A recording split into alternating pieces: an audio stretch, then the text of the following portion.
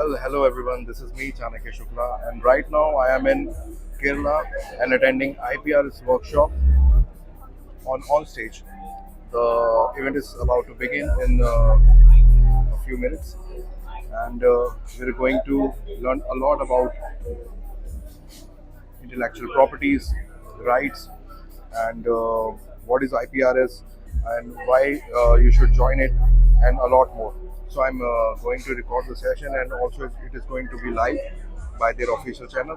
Go check it out, and I'll catch you guys later this evening. Okay, adios. Take care. Bye bye. Thank you everyone for joining us today. I'll just get up here. I want to see all of you. Okay, thank you for joining us. Kochi has really been a city of music and music lovers and music aspirants. So happy to see this room full of creators, budding artists, independent artists wanting to know more about how to make your music reach far and wide and earn more from your music.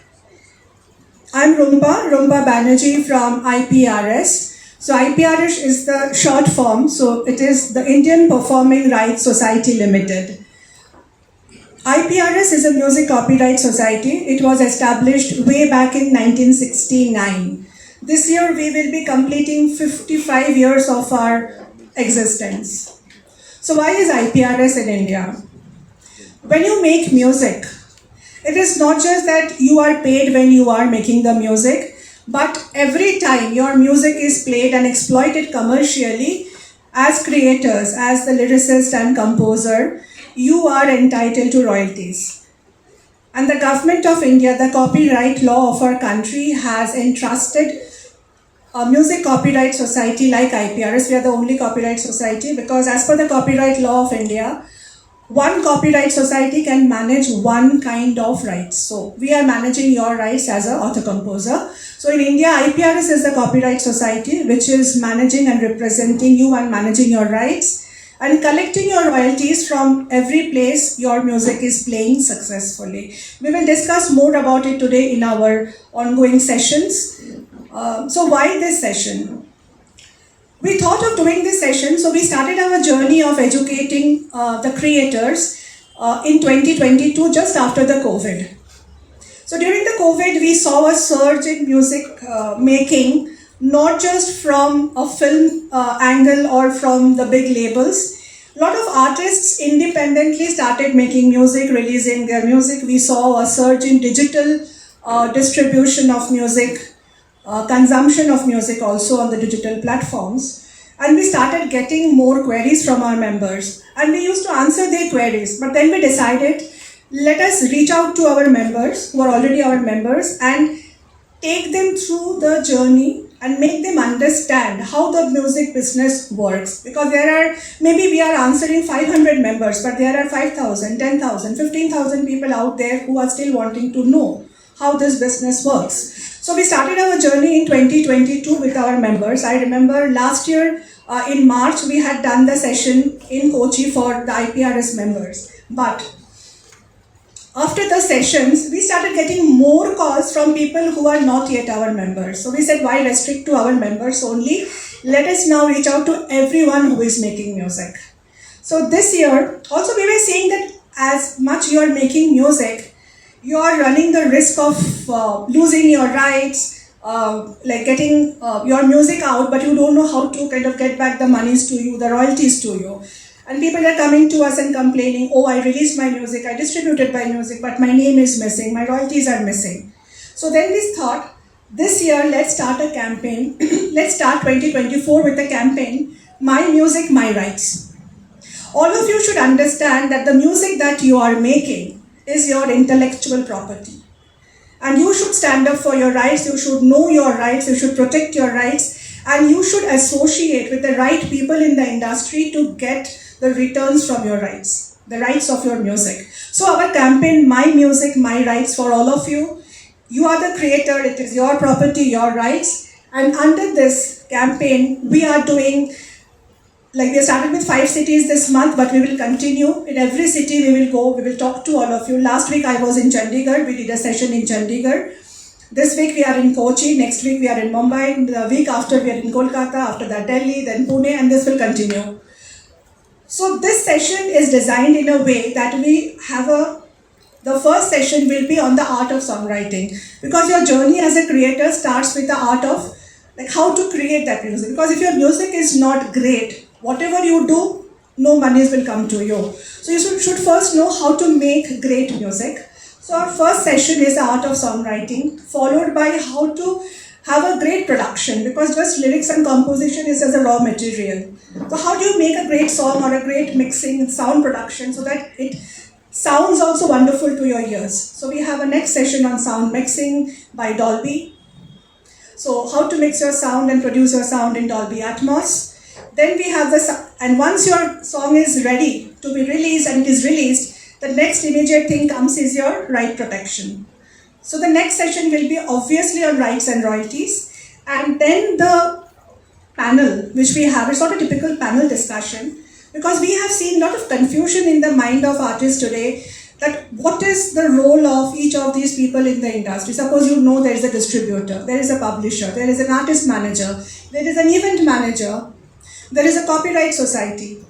So what is the exact role of each of these people? What you need to know before signing a deal or a contract with these people and ensure that they are delivering that to you. So in today's panel, we will be having all of them on the stage and give you absolute clarity on what you are supposed to expect from these people in the industry, and understand the distribution, publishing administration, artist manager, what he's supposed to do for you, all this clearly. So once you're out of this room today, you should be able to take your decisions in a more informed way. So without one more thing, I would like to thank Dolby. Dolby team is today with us also. We have Mr. Karan Grover and Amar Preet.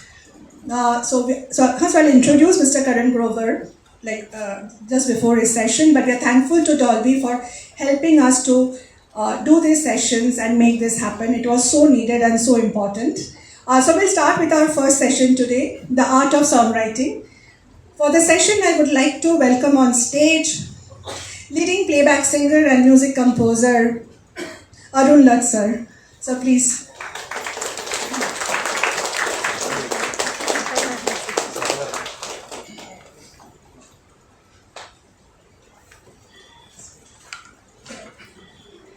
I will now welcome on stage popular music director and lead singer of band 1380, George Peter sir. So please.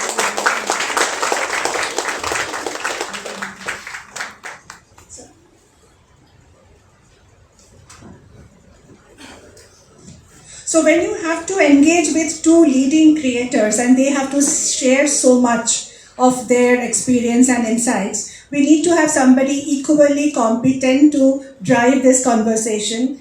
So today we have with us Shruti Shivadas, a leading singer and an aspiring songwriter herself.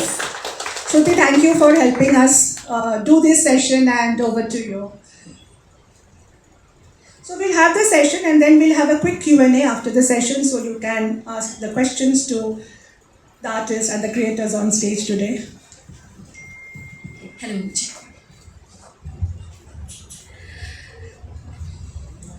Hi, good evening everyone.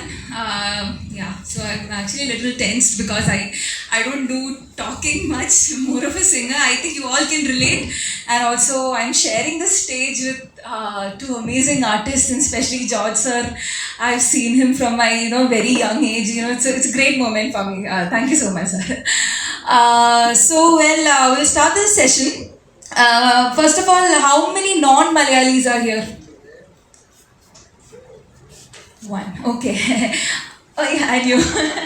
Okay, so because that was initially the challenge that we had to face. എന്നോട് പറഞ്ഞു ഇവിടെ കൂടുതലും non-Malayalis ഉണ്ടാവാൻ സാധ്യതയുണ്ടെന്ന്. So we'll make this a mixture of English and Malayalam. Yeah. So I'll give a short introduction about two NN artists on the stage. George Peter sir, I think നമ്മൾ 90s kidsന് ചുള്ളി ചെറിയ പെണ്ണി എന്നൊരു പാട്ട് കേട്ടാൽ we'll know it's George Peter sir's song. And he has a great, he's a very senior artist. He's a lead singer of 13 AD band, which is one of India's foremost rock bands, which is from 1992 to 97. And after 28 years, they're going to perform again on April 6th. So I think that's a huge moment for 13 AD band. And he was associating A.R. Rahman sir from 2002 to 2006 as singer, voice arranger. And he has also done the vocal arrangement for the song Rubaru, which was a national award winning song from the movie Rang De Basanti. And he's also as prestigious as his moment for indie artists. He has composed a lot of songs, and one of his most popular song is One, the Unity song, which has like 160 celebrities singing it in 17 languages. So that is also one of George Sir's songs. And 3,000 live concerts which is an approximate number of stages that George Sir has done. So that is something great. And he's also performed at the Hollywood Bowl in USA along with A.R. Rahman sir. So please welcome George Peter sir as one of our guests. And her next person, I think Swapna Morujaka. That song Madi to know Arun Elat എന്ന സിംഗറിനെ അറിയാൻ ആ song മതി.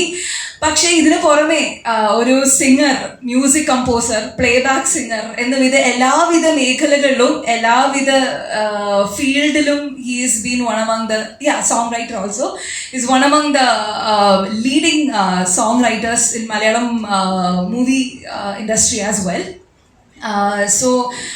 Welcome Arun Elat Cheta. Please give him. So actually എനിക്ക് എവിടുന്നാ തുടങ്ങേണ്ടതെന്ന് അറിയില്ല, കാരണം they're all both of these artists, they're both good in lot of fields. പക്ഷേ we have a set of questions for you people, and these are all based on songwriting. So I'll start with George sir. The song called One, the Unity song. Yeah, One, the Unity song. So adile 16 languages under. So can you explain that process of songwriting, especially when it comes to 16 different languages, and how did you conceive the song? Okay, now just before all that, I thank IPRS to have called me out here. And it's a privilege, and it's also a matter of honor to be on the stage, to represent something that all of us are aspiring to learn. Now being, with all those lovely words about me, I really like to thank Shruti again. And apart from all this, I see a couple of faces in the crowd. I really have to acknowledge a few people. If I have to be here on the stage, there's one person who's really been instrumental in that, who has actually guided me with my formative years of singing.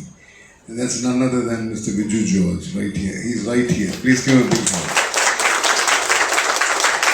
Viju was also VJ Travan, for that matter. That's his professional name. I know him as Viju. We started 30 years ago. And he was also lead singer of one of the great bands in India called Shiva from Calcutta. Now coming to the point of One, the Unity song. That was just an idea which started off, especially when we had the Mullaperiyar issue happening about 10 years ago.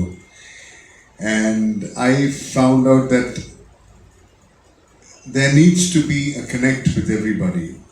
And our land, our country is so rich, and we are unity in diversity. And I thought, it's always good if we can connect with all the languages of India. I'm sure there are more than 17 languages, but whatever I could find. So coming to the point where Apu John Joseph, the son of the then water minister, Mr. P.J. Joseph sir, he is an old friend of mine. So I called him up and he said, Georgie, if you want to do it, I'm there to support you. And so we started off with that. So we started off very small. We just thought we'll just finish it off in a week's time. But then the ball started rolling. Literally, the snowball effect. It went on and on and on. To answer your question, how I got that done. Now, I don't know these 17 languages. All I know is I can understand Hindi, I can speak a little. Tamil, of course, I can understand and I can talk. Malayalam, of course, but that's about it. But then, how do you go for Rajasthani? How do you go for Manipuri? How do you go for Bengali? How do you go for all the other languages? You know, so what I did, Marathi and all. So what I did was, again, like I said, once the ball started rolling, it started gathering momentum.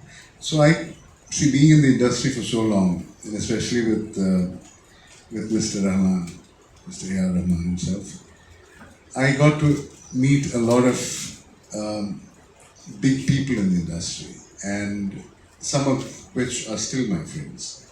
So I called them up and I said, see, I'm doing a project like this. This is on national integration. This is about singing for India. This is for our country. So if that's the case, how do we go about this? So they all just kind of pitched in. And I just see, when I say it's 17 different languages in one song, it's just one line. It's like, hum ek hai. That's it. It's the same thing. Hum ek hai sada ke liye. That's it. So it started off with Ghulam Mustafa Khan sir, who was actually the guru of Asha ji, Manna Day, A.R. Rahman, Shankar Mahadevan, Hari ji, you name it. He's, you know, apparently sir is no more, but so it started off with it, then our very own DASessions gave us rendition. Then it started rolling. So each and every person who came on board came in with their input.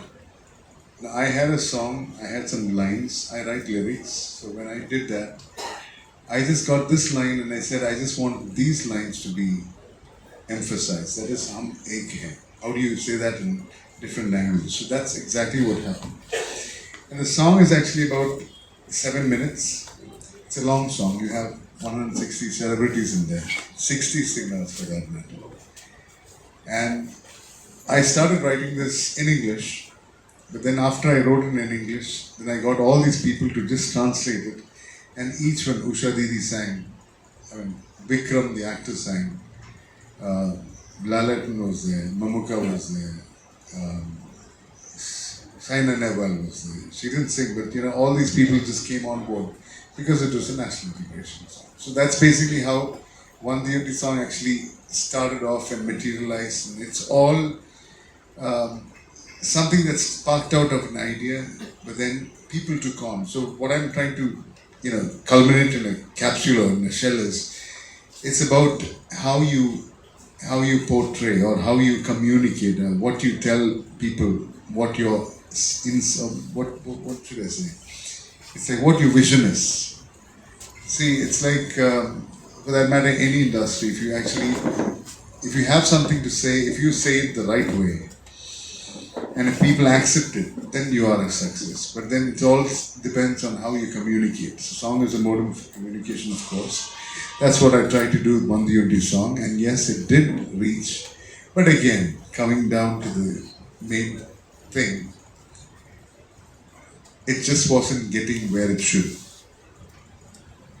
But it did well in its own way. That's so true, sir. I think everybody sitting here, they all have a vision, and it's the vision that comes outside as a song. Sir, can you sing few lines of the song, the Unity song, in any language? Like I think it's tough, but That's like totally.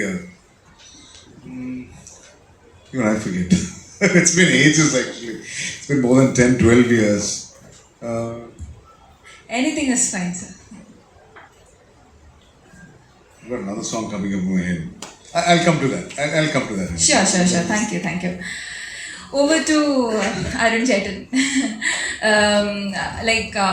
Definitely, coming to the list of songs, Darshana, Kannil Kannil, the song from Sitaramam. These songs are singer and lyricist ആണ് അരുൺ ചേട്ടൻ. But my favorite song personally is the 1 minute original that you did, Deshadanam. It's a wonderful song. എന്താ പറയുക, I think അത് റിലീസായ ദിവസം തന്നെ I think I've heard it like 10. The videos also ഭയങ്കര രസമാണ് ആ പാട്ട്. So like ആ സോങ് തന്നെയല്ല, ജനറലി even മൂവി സോങ്സ് ആണെങ്കിലും സോങ് റൈറ്റിംഗ് എന്ന process, how does it go for you? First of all, I would like to thank IPRS for having me here, and also I thank one and all who gathered here today, because it's such an important thing to know your rights as a creator. So I could understand that only after I started writing songs for Malayalam movies actually. Basically, mostly I write songs for movies right now. So, and one more thing, I would like to speak in Malayalam if it's possible, because it's the best way to express myself. I feel like that. So, can I do that? With your permission, yeah. So, എന്നെക്കുറിച്ച് എനിക്ക് ഇവിടെ ഇരിക്കുന്നവർക്ക് കുറച്ച് പേർക്കെങ്കിലും ഒരു ചോദ്യം ഉണ്ടാവും, ആരാണിതെന്നുള്ളത്. അപ്പം ഡെഫിനറ്റ്ലി എനിക്കൊരു ഇൻട്രൊഡക്ഷൻ തരേണ്ടതുണ്ട്. സോ ഞാൻ 2010 ബെസ്റ്റ് ആക്ടർ എന്നുള്ള മൂവിയിൽ സ്വപ്നം ഒരു ചാക്ക് എന്നുള്ള പാട്ട് പാടിയിട്ടാണ് സിനിമയിലേക്ക് വരുന്നത്. ബേസിക്കലി മ്യൂസിക് എൻ്റെ മനസ്സിൽ ചെറുപ്പം തൊട്ടേ ഉണ്ട്. കൂടാതെ ഞാൻ കാസർഗോഡ് ജില്ലയിൽ ജനിച്ചു വളർന്ന ഒരാളാണ്. തീർച്ചയായിട്ടും നമുക്കറിയാം, സിനിമകൾ കണ്ടു കഴിഞ്ഞാൽ മോശം ഓഫീസേഴ്സിന് ട്രാൻസ്ഫർ കൊടുക്കുന്ന ഒരു സ്ഥലമാണ് കാസർഗോഡ് ജില്ല. സോ അവിടുന്ന് ഡ്രീം അങ്ങനെ കാറ്റഗറൈസ് ചെയ്യപ്പെട്ട ഒരു സ്ഥലത്തു നിന്ന് സ്വപ്നം കാണുന്നതിനും ഒരു ലിമിറ്റ് ഉണ്ടെന്ന് എനിക്ക് തോന്നിയിട്ടുണ്ട്. അപ്പോൾ തീർച്ചയായിട്ടും മ്യൂസിക് വേണമെന്നുണ്ടായിരുന്നു. അതുകൊണ്ട് കൊച്ചിയിൽ വന്ന് പഠിക്കാൻ തീരുമാനിച്ചു. അങ്ങനെ MA college of engineering Kothamangalam അവിടെ ജോയിൻ ചെയ്തു. അവിടുന്ന് എഞ്ചിനീയറിംഗ് ചെയ്യുമ്പോൾ ആണ് ഞാൻ എന്താ പറയുക, ബിജുപാൽ സാർ നന്ദചേട്ടൻ ഇവിടെ ഇരിക്കുന്നുണ്ട്. ബിജുപാൽ സാറ് സ്വപ്നവേ ചാക്കുന്നുള്ള പാട്ട് പാടാൻ വേണ്ടിയിട്ട് വിളിക്കുന്നത്. അപ്പം ഡെഫിനറ്റ്ലി ഒരു ഗോൾഡൻ ഡെബ്യൂ ആണ് ഉണ്ടായിരുന്നത് ശരിക്കും. കാരണം ഒരുപാട് പേര് ട്രാക്കുകൾ പാടിയിട്ടും അല്ലെങ്കിൽ ഒരുപാട് പാട്ടുകൾ പാടിയിട്ടാണ് വർഷങ്ങൾ കഴിഞ്ഞിട്ട് ഒരു പാട്ട്, ഒരു നല്ല ഹിറ്റ് സോങ്, ആക്സെപ്റ്റഡ് സോങ് കിട്ടുന്നത്. അപ്പം എന്നെ സംബന്ധിച്ചിട്ടൊരു കേക്ക് വാക്ക് ആയിരുന്നു ശരിക്കും. അതിനുശേഷം ഞാൻ അറൗണ്ട് 50 മൂവീസ് ഞാൻ പാടി. അതിനിടയിൽ ഒരു ഗുഡ് ആക്സിഡന്റ് എന്നുള്ള രീതിയിൽ ഒരു ലിറിക്സ് റൈറ്ററായി. എനിക്ക് അങ്ങനെ പറയാൻ ഇപ്പോഴും ധൈര്യമില്ല, എങ്കിൽ കൂടി ഞാൻ പാട്ടുകൾ എഴുതുന്നുണ്ട് സിനിമയ്ക്ക് വേണ്ടിയിട്ട്, ഇൻഡിപെൻഡൻറ്റ് സോങ്സിന് വേണ്ടിയിട്ടും. പറഞ്ഞതുപോലെ ഞാൻ ഹോം എന്നുള്ള സിനിമയിലാണ് എഴുതി സ്റ്റാർട്ട് ചെയ്യുന്നത്. പിന്നെ എന്താ പറയുക, ഹൃദയം, ദർശന, അങ്ങനെ കുറച്ച് സോങ്ങുകൾ, സീതാരാമം, ഇപ്പോൾ റീസെൻ്റ്ലി ഹായ് നന്ന എന്നുള്ള സിനിമയിലെ പാട്ടുകൾ, മലയാളം പാട്ടുകൾ ഞാനാണ് എഴുതിയത്. അപ്പം എനിക്ക് തോന്നുന്നു ഇപ്പോൾ പാടുന്നതിൽ കൂടുതൽ സോങ്ങുകൾ എഴുതാണ് ചെയ്യുന്നത്. അപ്പം ഡെഫിനറ്റ്ലി ഇന്നിവിടെ നിങ്ങളടുത്ത് എൻ്റെ ചെറിയൊരു എക്സ്പീരിയൻസ് ഷെയർ ചെയ്യാൻ പറ്റുന്നതിൽ വലിയ സന്തോഷമുണ്ട്. ശ്രുതി പറഞ്ഞതുപോലെ സോങ് റൈറ്റിംഗ് പ്രോസസ്സിനെ കുറിച്ചിട്ട് ഒരു എക്സാമ്പിൾ വെച്ച് തന്നെ പറയുകയാണെങ്കിൽ, ദർശന എന്നുള്ള പാട്ട് ഞാൻ എഴുതുന്നത് ആദ്യം കേൾക്കുന്നത് ഒരു കാറിൽ വെച്ചിട്ടാണ്, ഹിഷാമിൻ്റെ കാറിൽ വെച്ചിട്ട്. അപ്പം ഫസ്റ്റ് കേൾക്കുമ്പോൾ തന്നെ ഒരു ചെറിയൊരു സ്പാർക്ക് ഉണ്ടായി എന്നുള്ളത് സത്യമാണ്. കാരണം ഒരു ഫ്രഷ് ട്യൂണാണ്. ഹിഷാമിൻ്റെ മനസ്സിലുള്ള സൗണ്ടിങ് എന്താണെന്നുള്ളത് ക്ലിയർ ആയിട്ട് കേൾക്കാൻ പറ്റുന്നുണ്ടായിരുന്നു. അതുപോലെ വിനീതേട്ടന് ആ സിനിമയിൽ ഈ പാട്ടുകളിൽ വരുന്ന സിറ്റുവേഷൻസ് അല്ലെങ്കിൽ വിഷ്വൽസ് എന്താണെന്നുള്ളതിനെ കുറിച്ചിട്ട് വ്യക്തമായിട്ടുള്ള ധാരണയുണ്ടായിരുന്നു. സോ അതൊക്കെ ഒരു അഡ്വാൻറ്റേജ് തന്നെയായിരുന്നു. പക്ഷെ എന്നെ സംബന്ധിച്ചിട്ട് വിനീതേട്ടൻ ഹിംസെൽഫ് ഈസ് എ റൈറ്റർ, അതിൻ്റെ ഒരു ഇൻഹിബിഷൻ എനിക്കുണ്ടായിരുന്നു. കാരണം നമ്മൾ എത്ര എഴുതിയാലാണ് ഇത് വർക്കൗട്ട് ആവാൻ പോകുന്നത്. പക്ഷെ ദർശനം നമ്മളിന്ന് കേൾക്കുന്ന ഒരു വേർഷൻ എന്ന് പറയുന്നത് ഫസ്റ്റ് ഡ്രാഫ്റ്റ് ആണ്. അപ്പം അത്രയും ഫ്രീഡം തരുന്ന ഒരാളുടെ കൂടെയാണ് വർക്ക് ചെയ്തത്. അതുകൊണ്ട് തന്നെ എനിക്ക് ആ സോങ് റൈറ്റിംഗ് പ്രോസസ്സ് ഈസി ആയിരുന്നു. കാരണം ഞാൻ കേൾക്കുമ്പോൾ തന്നെ ചെയ്യുന്നത് ഇനീഷ്യലി ഫസ്റ്റോ ഒരു പ്രാവശ്യം അല്ലെങ്കിൽ 2 പ്രാവശ്യം കേൾക്കുന്ന സമയത്ത് പാട്ടിൻ്റെ സിറ്റുവേഷനോ കാര്യങ്ങളോ ഒന്നും കേൾക്കാതെയാണ് കേൾക്കുന്നത്. അപ്പോൾ എന്ത് ടൈപ്പ് ഓഫ് സോങ് ആണെന്നുള്ളത് ഒരു ഐഡിയ ഉണ്ടാവും. നമുക്കിപ്പോൾ ഡമ്മി ട്രാക്ക് ആണെങ്കിൽ അതിന് ഒരു നെയിം തന്നെ ഉണ്ടാവും, ലവ് സോങ് 1 അല്ലെങ്കിൽ 24 നമ്മൾ എത്രാമത്തെ വേർഷനാന്നുള്ള സംഭവം ഉണ്ടാവും. അപ്പോൾ എന്ത് കൈൻഡ് ഓഫ് സോങ് ആണെന്നുള്ളത് നമുക്കറിയാം. പിന്നെ ഒരു 2-3 വട്ടം കേട്ടതിന് ശേഷം ആ ഫസ്റ്റ് ലിസണിങ്ങിന് ഉണ്ടാവുന്ന ഒരു തോട്ട് എന്ന് പറയുന്നത് വളരെ ഇമ്പോർട്ടൻ്റ് ആണെന്ന് തോന്നിയിട്ടുണ്ട്. അത് ഞാൻ നോട്ട് ചെയ്ത് വെക്കാറുണ്ട്. എല്ലാവരെയും പോലെ എനിക്ക് തോന്നുന്നു എല്ലാവരും ഇങ്ങനെ തന്നെ ആയിരിക്കും, ഫോണിലാണ് നോട്ട് ചെയ്ത് വെക്കുന്നത്. അപ്പോൾ അതിനുശേഷം സിറ്റുവേഷൻസോ അല്ലെങ്കിൽ എന്ത് ഐഡിയാസാണ് അത് ഇൻകോപ്പറേറ്റ് ചെയ്യേണ്ടതെന്നുള്ള കേട്ടിട്ട് പിന്നെയാണ് ആലോചിക്കുന്നത്. അതുപോലെ തന്നെ പലപ്പോഴും മ്യൂസിക് ഡയറക്ടേഴ്സ് ഡ്രമ്മി ട്രാക്സ് പാടുന്ന സമയത്ത് അവരറിയാതെ കുറേ വാക്കുകൾ അതിൽ വന്ന് വീഴാറുണ്ട്. ഇപ്പോൾ ഒരു എക്സാമ്പിൾ പറയുകയാണെങ്കിൽ ഞാനൊരു ഓഡിയോ പ്ലേ ചെയ്യാം, ജസ്റ്റ് ഒരു എക്സാമ്പിളിന് വേണ്ടി.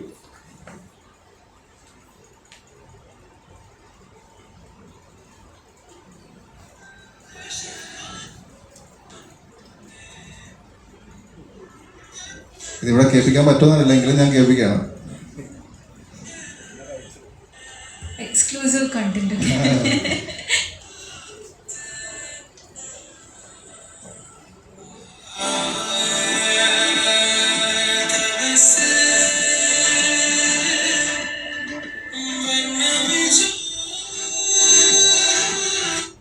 ഇത് ഹിഷാം ഡമ്മി പാടിയിട്ടുള്ള വേർഷനാണ്. അപ്പോൾ അതിൽ ശരിക്കും ഹിഷാം പാടുന്നത് ഗിബറിഷ് ആണ്. എങ്കിൽ കൂടി എനിക്കതൊരു 5 വർഷം കേൾക്കുമ്പോൾ കേട്ടുകൊണ്ടിരുന്നത് നഭസിൽ പൂർണ്ണ വിധു പോൽ വദനം എന്നാണ് കേട്ടുകൊണ്ടിരുന്നത്. അതിൽ ബേസിക്കലി ഹിഷാം പറയുന്നത് തപസേ വർണ്ണ വിജോ, അതിൽ അങ്ങനത്തെ വേർഡ്സ് ഉണ്ടോയെന്ന് വെച്ചാൽ എനിക്കറിയില്ല. പക്ഷെ നമ്മൾ പിന്നെയും പിന്നെയും കേൾക്കുമ്പോൾ നമ്മുടെ ഹെഡിൽ ആ ലിറിക്സ് ഇങ്ങനെ കേൾക്കുന്ന പോലെയാണ് തോന്നുന്നത്. അത് അൺനോയിങ്ലി മ്യൂസിക് ഡയറക്ടേഴ്സ് ഇട്ടുതരുന്ന ഒരു കാര്യമായിട്ട് തോന്നിയിട്ടുണ്ട്. പിന്നെ ഇങ്ങനെ കിട്ടുന്ന വേർഡുകൾ ഒരു ജിക്സോ പസിൽ പോലെ ബിറ്റ്സ് ആൻഡ് പീസസ് അടുക്കി വെക്കുക, അതിനെ വൃത്തിയാക്കുക. അതിൽ ഇപ്പം ഓരോ ലൈൻസിന് ഓരോ അർത്ഥങ്ങൾ വരുന്ന രീതിയിൽ എഴുതി കൂട്ടാതെ കുറച്ചും കൂടെ ഇപ്പം നമ്മൾ പണ്ടത്തെ പാട്ടുകളൊക്കെ കേട്ട് കഴിഞ്ഞാൽ അരികിൽ നീ ഉണ്ടായിരുന്നെങ്കിൽ എന്ന് ഞാൻ ഒരു മാത്രം വെറുതെ നനച്ചു. അതിൽ കംപ്ലീറ്റ് പാരഗ്രാഫ് എന്ന് പറയുന്നത് കൺവേ ചെയ്യുന്ന ഒറ്റ മീനിങ് ആണ്. അപ്പോൾ അങ്ങനെ ഒരു എന്താ പറയുക, ഒരു റൗണ്ടഡ് വേർഡ്സസ് ഉണ്ടാക്കാൻ ശ്രമിക്കാറുണ്ട്. അല്ലാതെ എനിക്ക് തോന്നുന്നില്ല ഇതിനൊരു പ്രത്യേകിച്ച് ഒരു സിസ്റ്റമാറ്റിക് ആയിട്ടുള്ള റൂൾസ് ആൻഡ് റെഗുലേഷൻസ് ഉണ്ടെന്നുള്ളത്. ആർട്ട് എന്ന് പറയുന്നത് ഹാർട്ടിൽ നിന്ന് വരുന്നതാണ്. അപ്പോൾ തോന്നുന്നത് എഴുതാമെന്നാണ്. എക്സാക്ട്ലി അത് തന്നെയാണ്. അതെ, it's actually very difficult four നമ്മൾ ആർട്ടിസ്റ്റിന് how did you make the song എന്നൊക്കെ ചോദിച്ചാൽ I think it's a very tough question, isn't it? It just comes, right? It just comes first. അടുത്തൊരു question. So what do you think believe the key elements that makes a song resonate with the listener? ഇപ്പം നമ്മളൊരു hook line എന്നൊക്കെ പറയില്ലേ, ആ hook line ഉണ്ടാക്കാൻ, അല്ലെങ്കിൽ അതുപോലെ ഇപ്പോൾ ഹുക്ക് ലൈൻ എന്ന് പറയുമ്പോൾ what comes in to your mind? ഈ ഹുക്ക് ലൈൻ ഇങ്ങനെ ആയിരിക്കണം, ഇങ്ങനെയാണെങ്കിൽ അത് it will resonate with the people. Do you have any tips on that?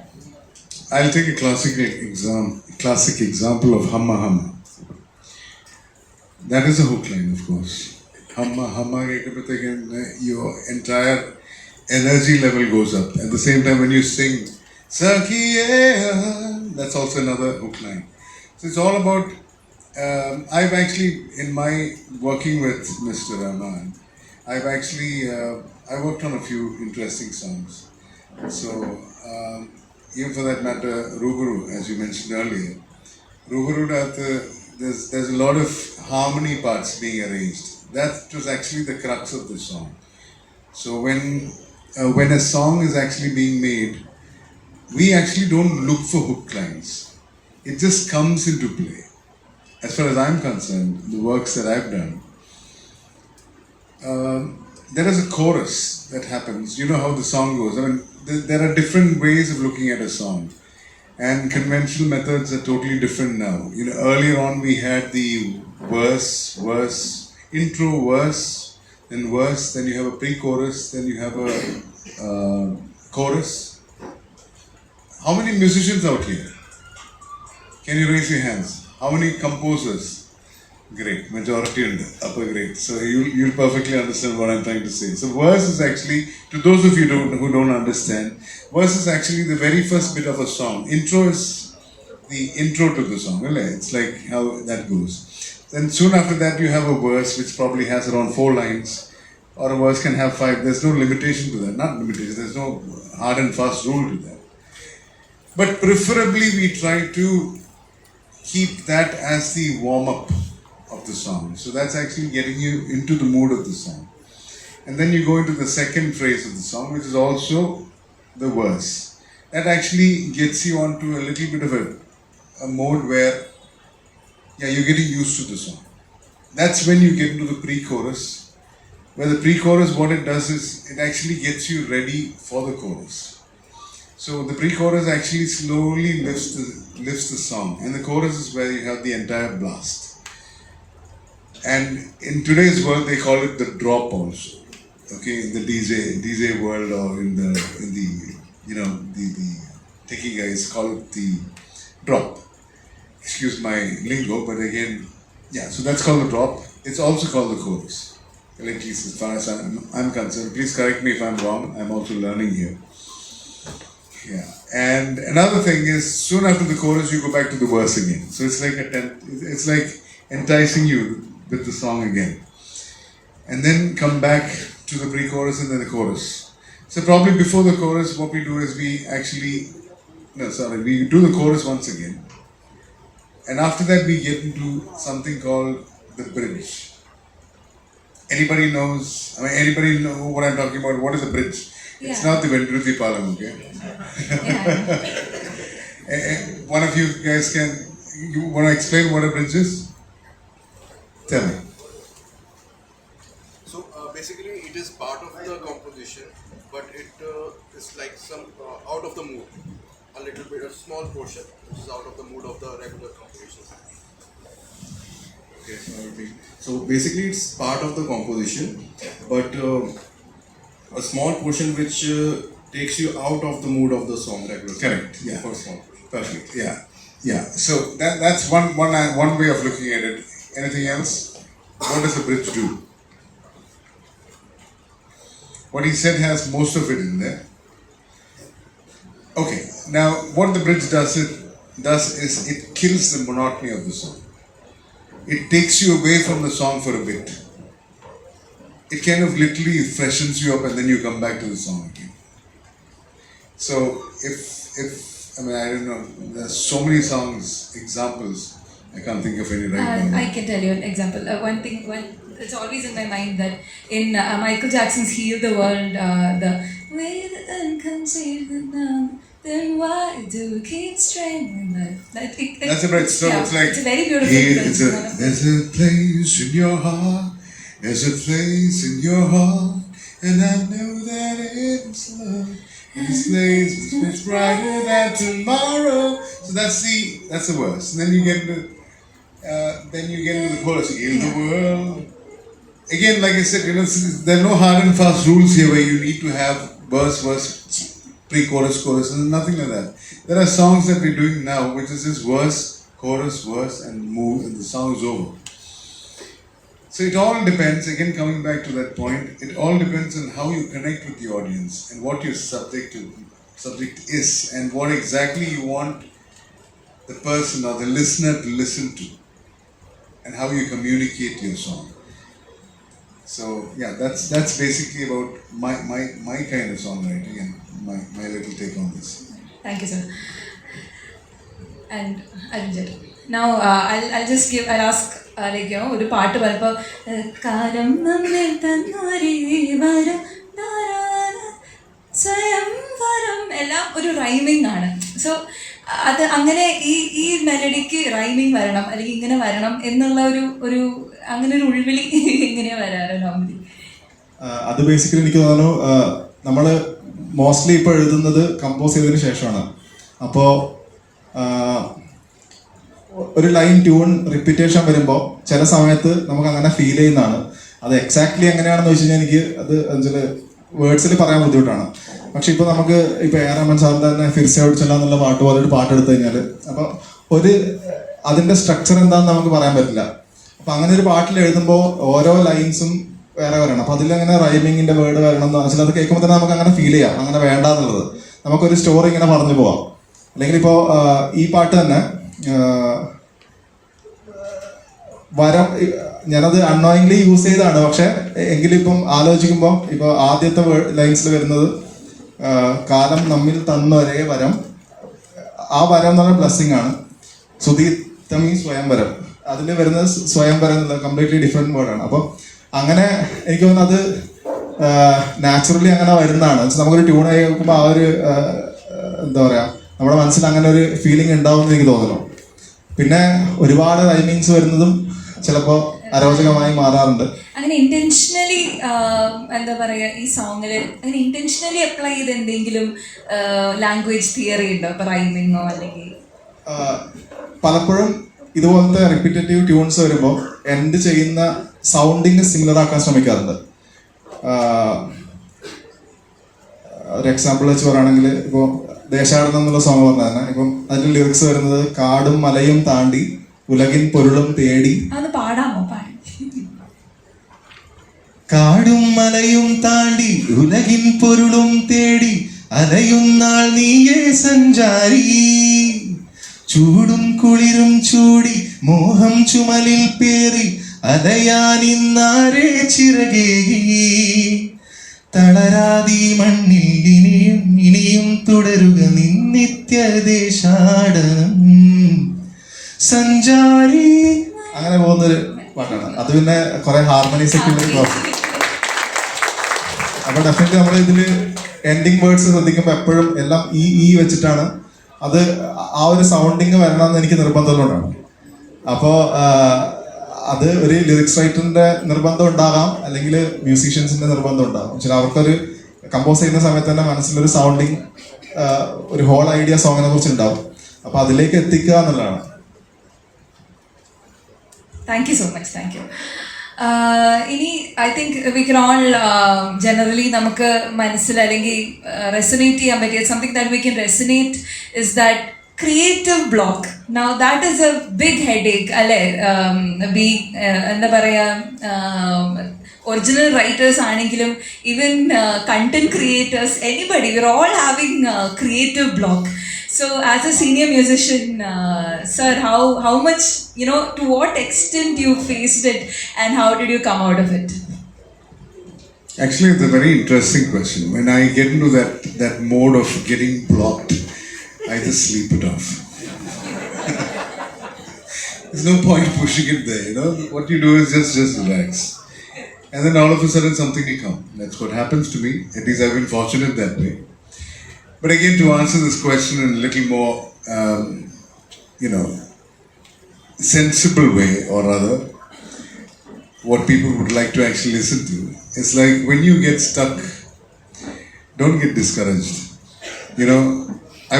I can tell you an instance where this is something to do with Sangeeta Mahayudham, which is one of the reality competitions that I was a part of. So there's this finals that's happened, and all of them wrote me off initially because George English alla pulli Malayalathiloന്നും ശരിയാവില്ല, because there was a talk going on. But that was okay for me. What I did was I took that as not a challenge, but that I took it up as a way by which I can improve. I took it as a creative criticism. So I think I should look into that seriously. If a person has a talk, if anyone's got to say that he's more into Western, he won't be able to handle it. I didn't take it as something that somebody said to hurt me. No, I looked at the other side of it. I said maybe I should improve there. So what I did was I did the same. So I did that for about 2-3 months. This is something called Sangeeta Mahayudham. I don't know how many of you have watched it. Yeah. So this thing actually went on a viral scene long time back. And apparently, finally, we got into the finals. My team got into the finals. And at that moment, coming to that point, where you arrange a medley of 14 minutes, you reach Chennai at the airport, your laptop falls down. And you realize there's nothing happened because it's switched on, it's all okay. But what I didn't realize was something was wrong with my hard disk. So I checked into the hotel, we're all getting ready. So we need to leave for the studio by about 6 o'clock in the evening. We've reached the hotel by 10. So the previous night, I literally didn't sleep and I finished everything. I literally mastered the track and all that. So it took about 16 hours to finish the entire thing. Because it was like, it was about 6 minutes, this whole song, and 14 different styles of music in one song. That was my medley. So when I did that, and when the hard disk crashed, I couldn't do anything else but start from the scratch. And I did just that. So what I want to answer that question is, don't give up. If you fall, it's because you're going to do better. You know, the number of times my session has quit on me, I lose my files. Sometimes I get a little absent-minded also. But now I'm a little careful on that front. But when it does, I look at it on the other side where I think that something better is going to come out. And it has always done that.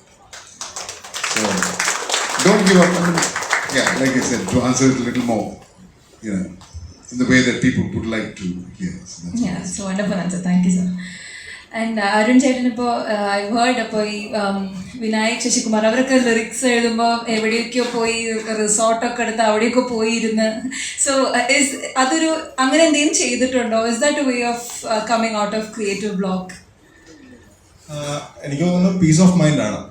ഇപ്പം എന്നെ സംബന്ധിച്ചിട്ട് നമുക്ക് വേറൊരു ആൾക്ക് വേണ്ടി ചെയ്യുന്ന വർക്കാണെങ്കിൽ definitely അതൊരു time ലൈനിലായിരിക്കും പോകുന്നത്. അപ്പം ഒരു 10 ദിവസം നമുക്ക് ഇനീഷ്യലി ഒരു പാട്ട് വർക്ക് ചെയ്യാൻ തരുന്നുണ്ടെങ്കിൽ നമ്മൾ ആദ്യത്തെ 8 ദിവസവും മറ്റു പല കാര്യങ്ങളായിരിക്കും ചെയ്യുന്നത്. ആക്ച്വലി നമ്മൾ ലാസ്റ്റ് മൊമെന്റ് തലേ ദിവസം പഠിക്കുന്ന പോലെ തന്നെയാണ് ബേസിക്കലി, ഞാൻ സത്യം തന്നെയാണ് പറയുന്നത്.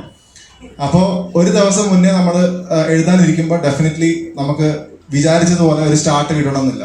അത് ആ സമയത്ത് എന്തായാലും നമ്മുടെ mind will be under pressure. അപ്പോൾ ആ ഒരു സമയത്ത് ഡെഫിനറ്റ്ലി ഈ ഒരു സംഭവം ഫേസ് ചെയ്യുന്ന ഒരു സംഭവം തന്നെയാണ്. ഇപ്പം നേരത്തെ ചോദിച്ച ചോദ്യം പോലെ തന്നെ AI യൂസേജ് പറയുന്നില്ലേ, ഇപ്പം നമ്മൾ എന്താ പറയുക, ഒരുപാട് കാര്യങ്ങൾ ഇപ്പം നമ്മൾ പഴയ ലെജൻഡ്സ് ആയിട്ടുള്ള ആൾക്കാർ എഴുതിയ കാര്യങ്ങൾ വായിക്കുന്നുണ്ട്. ലെജൻഡറി റൈറ്റേഴ്സ് എഴുതിയ പാട്ടുകൾ കേട്ടിട്ട് ഇൻസ്പയർഡ് ആവുന്നത്. ഞാൻ ജസ്റ്റ് ഒരു എക്സാമ്പിൾ പറയാം. ഇപ്പോൾ ONV സാറ് വാതിൽ പഴുതിലൂടെ മുന്നിൽ കുങ്കുമം വാരി വിതറും ത്രിസന്ധ്യ പോകുകയെന്ന് എഴുതിയിട്ടുണ്ട്. അദ്ദേഹത്തിന് ഈ വാതിൽ പഴുതിലൂടെ ലൈറ്റ് റൈസ് വരുന്നത് ഭയങ്കര ഇഷ്ടമായിരിക്കാം. കാരണം എനിക്ക് തോന്നിയിട്ടുള്ളത് മറ്റൊരു പാട്ടിൽ ഒരു മിന്നാമിനങ്ങിൻ്റെ നുറുങ്ങുവെട്ടം കിളിവാതിൽ പഴുതിലൂടെ ഒഴുകി വന്നു എന്ന് എഴുതിയിട്ടുണ്ട്. കുറേ കാലങ്ങൾ ഇങ്ങോട്ട് വന്നിട്ട് ഇപ്പോൾ റഫീഖ് അഹമ്മദ് സാർ അദ്ദേഹം ഏതു കരിരാവിലും ഒരു ചെറു കസവിഴ തുന്നും കിരണമേ ഈ ഹൃദയവാതിലിൻ പഴുതിലും ഒഴുകി വരുന്ന എഴുതും. അപ്പം അത് കണ്ടിട്ട് ഞാനും ഒരു പാട്ടില് വെയിൽ മുടിത്തുമ്പിലായി തുന്നും കസവിഴയം എന്ന് എഴുതിയിട്ടുണ്ട്. അപ്പോൾ ഇങ്ങനെയാണ് എനിക്ക് തോന്നുന്നു ഇപ്പോൾ പഴയ കാര്യങ്ങൾ നമ്മൾ ഇൻസ്പയർഡ് ആവുന്നതും മറ്റാൾക്കാരുടെ വർക്കിൽ നിന്ന് ഇൻസ്പയർഡ് ആവും. ഇപ്പോൾ ആർട്ടിസ്റ്റുകൾ എപ്പോഴും അങ്ങനെയാണെന്ന് എനിക്ക് തോന്നിയിട്ടുണ്ട്. നമ്മൾ ഒരു ബാക്കപ്പ് എന്നൊരു സംഭവം ഉണ്ടാക്കുന്നതിലും നമ്മൾ ഒരുപാട് കാര്യങ്ങൾ, സിറ്റുവേഷൻസ് അല്ലെങ്കിൽ കോൺവെർസേഷൻസ്, ഇതിൽ നിന്നൊക്കെയാണ് നമ്മൾ ഇൻസ്പയർഡ് ആവുന്നത്. അപ്പോൾ അതുപോലെ തന്നെ ഒരു ടൂൾ തന്നെയായിട്ടാണ് ഞാൻ AI കാണുന്നത്. കാരണം AI നിനക്ക് എന്താണ് വേണ്ടതെന്ന് ചോദിക്കുന്നുണ്ട്. അപ്പം നമ്മളൊരു പ്രോംപ്റ്റ് ചെയ്യുന്ന സംഭവമാണ് അവർ തരുന്നത്. അപ്പോൾ ഡെഫിനറ്റ്ലി നമുക്ക് ആ പ്രോംപ്റ്റ് ചെയ്യാനുള്ളൊരു ഇമാജിനേഷൻ സ്കില്ല് നമുക്ക് വേണം. അപ്പോൾ ഞാൻ പറഞ്ഞു വന്നത് ഇത്തരത്തിലുള്ള ടൂൾസ് നമുക്ക് ഈ ക്രിയേറ്റീവ് ബ്ലോക്സിന് ഒരു പരിധിവരെ ഉപയോഗിക്കാൻ പറ്റുന്ന സംഭവമാണ്. കാരണം നമുക്കൊരു റെഫറൻസ് എന്നുള്ള രീതിയിൽ നമുക്ക് ഐഡിയാസും കാര്യങ്ങളും നമുക്കതിൽ എടുക്കുന്നതിന് കുഴപ്പമില്ല എന്ന് എനിക്ക് തോന്നുന്നു. അപ്പോൾ ബേസിക്കലി എനിക്ക് ഒരുപാട് അങ്ങനെ ഫീൽ ചെയ്തിട്ടില്ല ഇതുവരെ. അപ്പോൾ അപ്പോൾ മെൻഷൻ ചെയ്ത പോലെ AI എന്ന് പറയുന്നത് ഇറ്റ്സ് ബിക്കമിങ് എ വില്ലൻ അല്ലേ? I don't know if it's A villain or നായകൻ, ഐ ഡോണ്ട് നോ. പക്ഷേ ഫിസിക്കൽ എക്സസൈസസ് കുറക്കാൻ വേണ്ടി നമ്മൾ വീട്ടിൽ മിക്സിയും കാര്യങ്ങളും യൂസ് ചെയ്യുന്നില്ല. ബേസിക്കലി അത്രയും സിമ്പിൾ ആയിട്ട് പറയല്ല, എങ്കിൽ കൂടി നമുക്കത് ഡെഫിനറ്റ്ലി വൈസായിട്ട് യൂസ് ചെയ്യുന്നുണ്ടെങ്കിൽ നല്ല സംഭവം. ബിക്കോസ് എനിക്ക് തന്നെ ഒരു എക്സ്പീരിയൻസ് റീസെന്റ് ജയ് ഗണേഷ് എന്ന് പറഞ്ഞ മൂവിയുടെ ഒരു English song, it was fully in AI. അപ്പോൾ ചില words if it doesn't fit in the meter, it was composed by Shankar Sharma sir. Immediately ഈ word please change this word to some other word and immediately വേറെ ലിറിക്ക് വരും. So George sir, do you have anything to say about AI, or how should we positively conceive it as an artist? I've had a little bit of an experience with AI. I was doing one of my songs called Apple of My Eye. Please check it out. It's called Apple of My Eye by George Peter. So when I was doing this song, apparently one of my friends is the sound engineer. He's working with Katara Studios, Qatar. When he came down, Ranjit Vishwanath. So he came down and he said, Chara, have you ever tried, by the way, Ranjit is Madhu Balakrishna's first cousin. So he told me that, Cheta, have you tried AI out? I said, no. Namakkunnu nokkiyalla. Can we just check it out? I said, okay, let's give it a shot. So he got onto Chat GPT or something like that, and he basically gave off this. He asked me, what are the lines you want to feed in? So I just said words like love, rushes, warmth, some random words. And I told him this is how I would like the chorus to sound like. A kind of more of a police kind of a style. Just not even 10 seconds, the entire lyrics with verse 1, verse 2, chorus, and everything, even the bridge, everything came up. And I said, wow, sounds interesting, or rather looks interesting. Can I flick this? He said, no, it's your property. I said, how can that be? Well, I said, let's get a little more info on this. Let's understand more. I don't want to get into trouble for all this. Because at the end of the day, it's not you. Yeah, it's not organic. Then we thought, how about chords to the song? He said, what's your comfortable range? I said, anything is fine. It's okay. So I said, what suits best for these lyrics? Chords. Everything on paper. I was like, everything's done. The next thing is, can I ask you to sing? I think people make it sing also now. So AI does a lot of work. As long as it doesn't become your puppy dog, It's good, it's great, and it's all about how you move ahead. Because today we have your mobile phones and we do everything with our phones. Tomorrow perhaps, AI can have a meal for us also. Hope so. Let's type in the ingredients and let the food get delivered at the doorstep. No. That's not what I said. I said AI can have a meal for us, and where do we go? That's right. That's something that you never know. Things can even go that way. Okay. Again to George sir, we all want a song to reach to a global level. Definitely, be it even if you're doing it in a regional. Now the song called Kachi Sera is a new Tamil song that released, and people all over the world. It's a Tamil song, and it's by a composer called Sai Abhyankar, and all over the world they are dancing to that song. So something is very catchy about the song. It could be the production or whatever. So when you were whenever you are composing a song or writing, I think you have a lineup of 40 songs coming up, or 40 or 16, I'm sorry. Well, it's set in the UK. Well, I have about 45 songs. 45 songs that I've actually composed. Yeah. It's all, new. Yeah, so when you're composing the songs, is there anything that you do particularly so that the song or a global level എത്തുമായിരിക്കും എന്ന് feel ചെയ്യുന്ന എന്തെങ്കിലും you've applied or okay, now that's a very good question, because if you're not getting bored, I'd like to explain something. When I write a song, I like to write on global issues. I don't want it to sound cliched, but that's how I wrote the Unity song. After which I wrote another song during COVID times, which is not released as yet. And again, that song has also got a lot of artists on it. But I have another song. Songs that I basically write have a cause attached to it. There's another song called Freedom, which is about women empowerment and to protect you women. There's another song called The Sign, which is about warfare and, it's about war. Then there's another song called Children of the World. There's another song called It's About Children. Then there's another song called Burn Cookies, which is about acid burn victims. So I basically write on themes like this.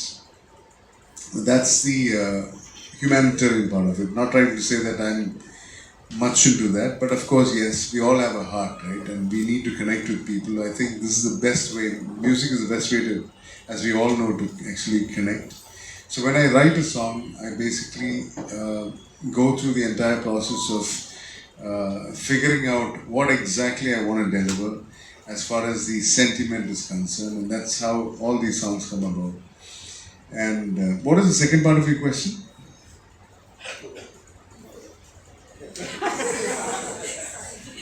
Yeah, so I'm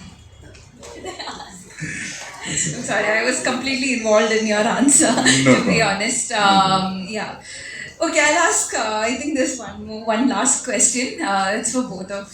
no, I mean, the question was about how do you make sure that the song will reach the global... You know, like, what do you add in the song? Yeah, so that okay, the now, song- coming to the fact that I wrote another song called Water. Um, that's about global issues on water. So, I would like to say that that song was mixed by Deepak P.A., who won the Grammy for Slumdog, along with Mr. Rahman. And it was mastered by Ruben Cohen, who was again another Grammy winner, who's done Oppenheimer and Mission Impossible. I say all these big names because even after all that, this is where I think, we need to connect to the global audience. I released this song about 6 months ago. It's only reached about 5,000, 6,000 views. There's a lot of effort that's gone into it, a lot of money that's gone into it. But then, at the end of it all, when it doesn't reach your target audience, you're just sitting in your seat. It has to reach. So I think this is where I think this meeting will probably benefit all of us. Where whatever we do, whatever I did, I can only talk about myself, whatever I've done, is to reach out to the public.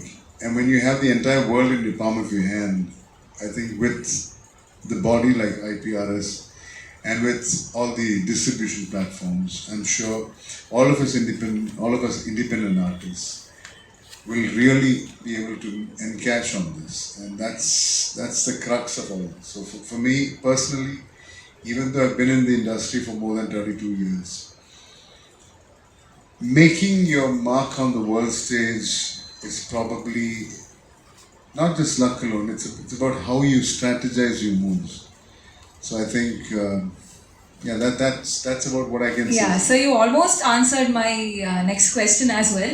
So I think all of them, this is our last question, and this is the main question that is there in all indie artists, the minds of indie artists, and that is, നമ്മുടെ ഇൻറ്റഗ്രിറ്റിനെയാണോ അതോ commercial അപ്പീലിനെയാണോ നമ്മൾ കൂടുതൽ that weightage ആർക്ക് പോകും? കാരണം sir like what you said, maybe if you created something that you like and you were saying it didn't reach like വിചാരിച്ചത്രയും numbers, it didn't hit. So sometimes have you felt like you've already answered, പക്ഷേ എന്നാലും as budding indie artist, would you advise them to respect their own integrity? ആ song ഉണ്ടാക്കുന്ന അവരിഷ്ടം പോലെ ഉണ്ടാക്കട്ടെ എന്നാണോ, അതോ അതൊരു commercial appeal അല്ല എത്രത്തോളം വേണം, എത്രത്തോളം കമേഴ്ഷ്യൽ അല്ലെങ്കിൽ ലേബിൾസിന് വേണ്ടി താഴ്ന്നു കൊടുക്കണം എന്നുള്ളത്? See, this is where the difference is. You are your own label. So we're not working for anybody else, but we're working for us. That's what I've understood. So I think that's where we need to just stand with us, stand with IPRS, stand with the distributors. At the end of the day, it's us. It's me, it's you. And it's our music. So that's about it. Yeah, Thank you.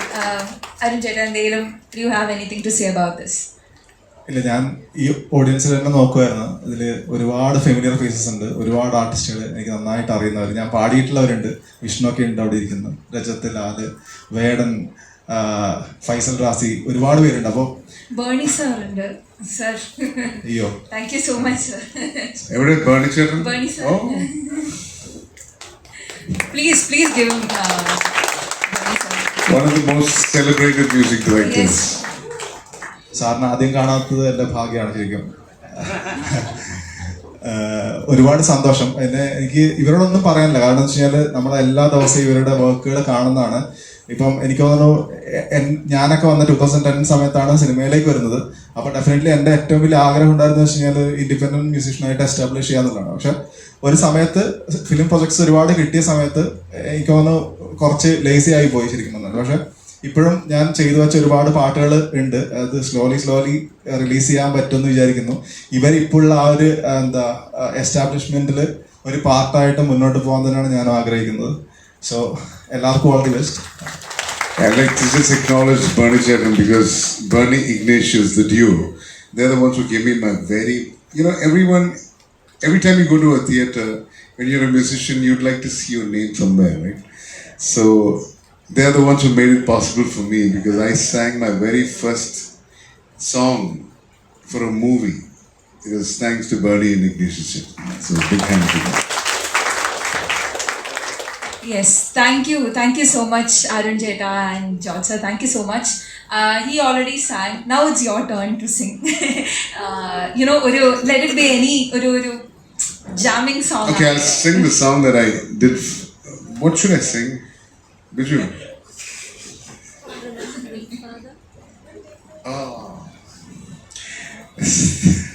There's a spooky song that I wrote for a movie called Great Father. And Sushin and I, we actually sat on this and he said, Chara, I need you to write something spooky. This is the scene, this is what it is. So again, like I said, I write lyrics as well. So I said, in that case, let's work it out this way. So this is what came out. I don't exactly remember all the lines, but all the voice arrangements were done. So I had falsettos happening, I had operatic singing happening, then I had bass line singing. So, and this is how the song goes, at least a few lines. Silence is louder than the blood that will flow tonight. I feel the fear. I forget the lines. Hold on, I can't give up like that, can I? Hold on. It's not right to just give it up. Wait. Give me 2 minutes, please. Can you? While I am wandering alone, would you stand with me, my love? I need you by my side, moving, I'm gently moving, and I am watching. I can hear the fear inside me. Come and catch me if you want me. My arms are open wide. Something like that. I mean, just if you. And then we get on to the falsetto. Moving, and gently moving. It's very eerie. And I am watching. I can hear. And then you get operatic.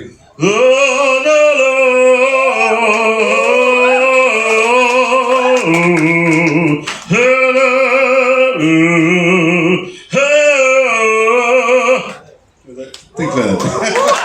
I think we need another session to learn about everything. But I need to actually give the. Can I have Mr. Biju on stage for a minute, please? You gotta listen to this guy. The power of his voice. This is the man who actually helped me sing and get all these lines out. A big hand for Biju. Just sing a line of yours. Malayalam? Okay. Yeshuwe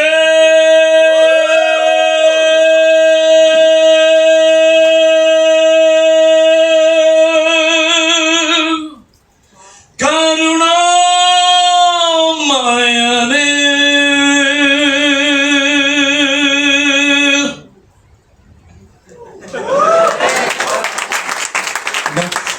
That's Biju travel. Biju for me. Anyway, thank you so much. നിങ്ങൾക്ക് എന്തെങ്കിലും questions ഉണ്ടെങ്കിൽ please take up the mic and ask the experts. Hi, my name is Jeremiah. So my question would be, having so many years of experience writing, what would you say are the don't do's when you're trying to write a song? See, the thing is, first and foremost, never ever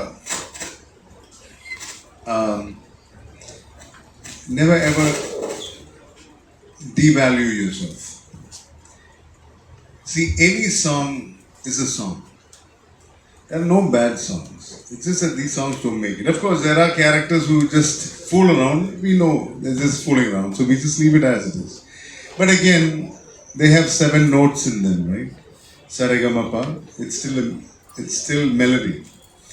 Now, if you feel that there's a song that you've written and you're not really happy about it, don't ever throw it away. Maybe that's a song that's going to become your hit later. Why I'm saying this is because I've had experiences like this in the past, where a song that we never thought would actually make it, made it really well. Because again, coming back to, see, I wouldn't want to quote this song, but this is an example, because I can very well say that when Mr. A.R. Rahman called me up, I was in Coimbatore at that time. And he said, George, where are you? I said, I'm here. He said, why did you come over? Need to finish one song. I said, okay, but no flights. So I drove down 10 hours and then I reached the studio. And AR's leaving for the UK. So he said, KJ Singh is on top. Why don't you just go and check this song out? And he said, just do something out of the world. So I went into the studio with KJ, just KJ Singh and me. We are actually going through the entire song when Hey Sala, abhi abhi, hua yakin, ye aage hai, mujhme kahin, rubaru roshni, hey! Da da da da. If you actually look at the song, the entire phrasing is the same. But I'm not talking about a bad song. I'm talking about a very exceptional song. It's a great song. It's how you look at it. So when KJ and I sat there, we decided we'll do a little bit of experimentation, where we actually worked on something called vocal brass, which we composed at that time. And that simple and plain song, which KJ and I really loved, because it had a lot of energy. The song had energy. So even though it was a plain song, we worked around it, and 2 days later, Bossman comes down, he gives me a pat on the back, he says, George, it's nice. That's the maximum he'll tell you. It's nice. But I'm glad, and I was really proud of the fact that I associated with that song, because that song went on to win the National Award for Naresh Iyer. So that's basically it. So you never know, what can happen to a song. So all these things, again, now coming. Can you share how many takes did you do with Naresh? Give the true answer. I'm sorry? How many takes did you have to do with Naresh for this? Give the Uh, true answer. No, I didn't do any takes with Naresh. That's the truth. I did takes on myself. You want to listen to what I actually did, so at least you'll know. You want to listen what this was all about. And you need to understand what I'm talking about, right? Can we play the track? Can we play the track anyway? So at least you'll get a feeling as to what we were doing and what we call the vocal brass. Meanwhile, we'll answer one more question. I think by the time they. Yeah. Any എന്തെങ്കിലും questions ഉണ്ടോ നിങ്ങളുടെ സൈഡിൽ നിന്ന്? You can ask the experts. Any more questions from audience? Yeah, there's one person.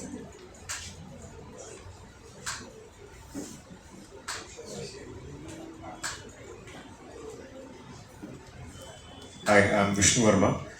So one of the questions that I want to ask is when you are making song or music, you might end up in a situation where you make a lot of tracks and then you leave it halfway, then you get excited for something else, and then you go behind that, and at the end of the day, you will have a lot of bootstraps with you, like some 10-15 unfinished track, and you wouldn't have a complete product. So how do we channelize our energy into one track? I mean, especially when we get lost. Thank you. Good question again, because this is what I do all the time. This happens to me all the time.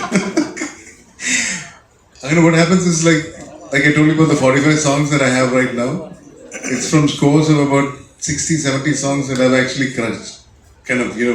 Boiled down to these 45. Now again,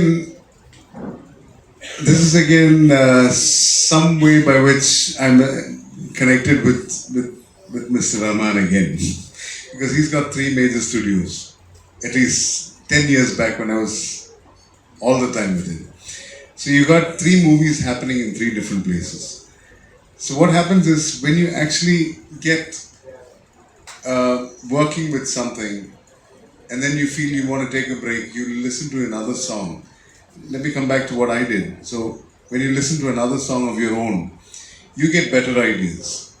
So I would never want to stop anywhere where I feel bored with the song. If I feel bored with the song, either I go sleep or I switch on another track of mine, where actually it takes me to a different level, because your sensibility actually works different when you listen to different styles of music of your own. So that's what I do. Basically listen to it, get off. I'll just answer it in one line, that you get to have more songs. Did it answer your question? Okay. Yeah, the songs. Okay, now, so that's how you make the best out of God's given talent to you, and being honored and being humble at the same time. To be able to work with a song, no matter how big or how small it is a song. So respect it. Sir, I think it was a beginning, and I think this vocal browsing has been used for a lot of songs since, after this song. So thank you, thanks to you also. And thank you so much. Thank you for being a wonderful audience. Thank you. Thank you very much. Thank you, George Peters, sir, and thank you, Arun Ladhe, sir. It was really wonderful, and we could have continued for hours, I think, right? But we have to, because there are other sessions. So maybe we will have one exclusive session on songwriting production, just on the creative aspect, because this gives us a lot of inspiration. So thank you for joining us today. We know how busy both of you are, but thank you so much for coming down.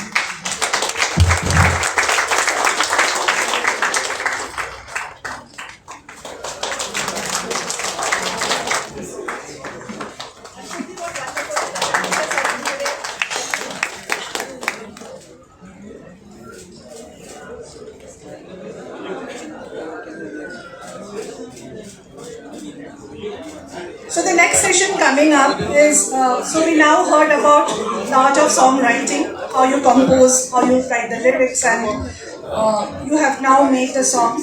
Now the next task in hand is to produce it. You already got a glimpse of how the production can change the entire flavor of the song. So today we have with us Mr. Karan Grover, Senior Director, India, Southeast Asia and Africa, Dolby Labs, to take us through the process of sound mixing in Immerse. So over to you, sir. Thank you, Rumpa. This city has a lot of nostalgia for me. 28 years back, my first job was in this city.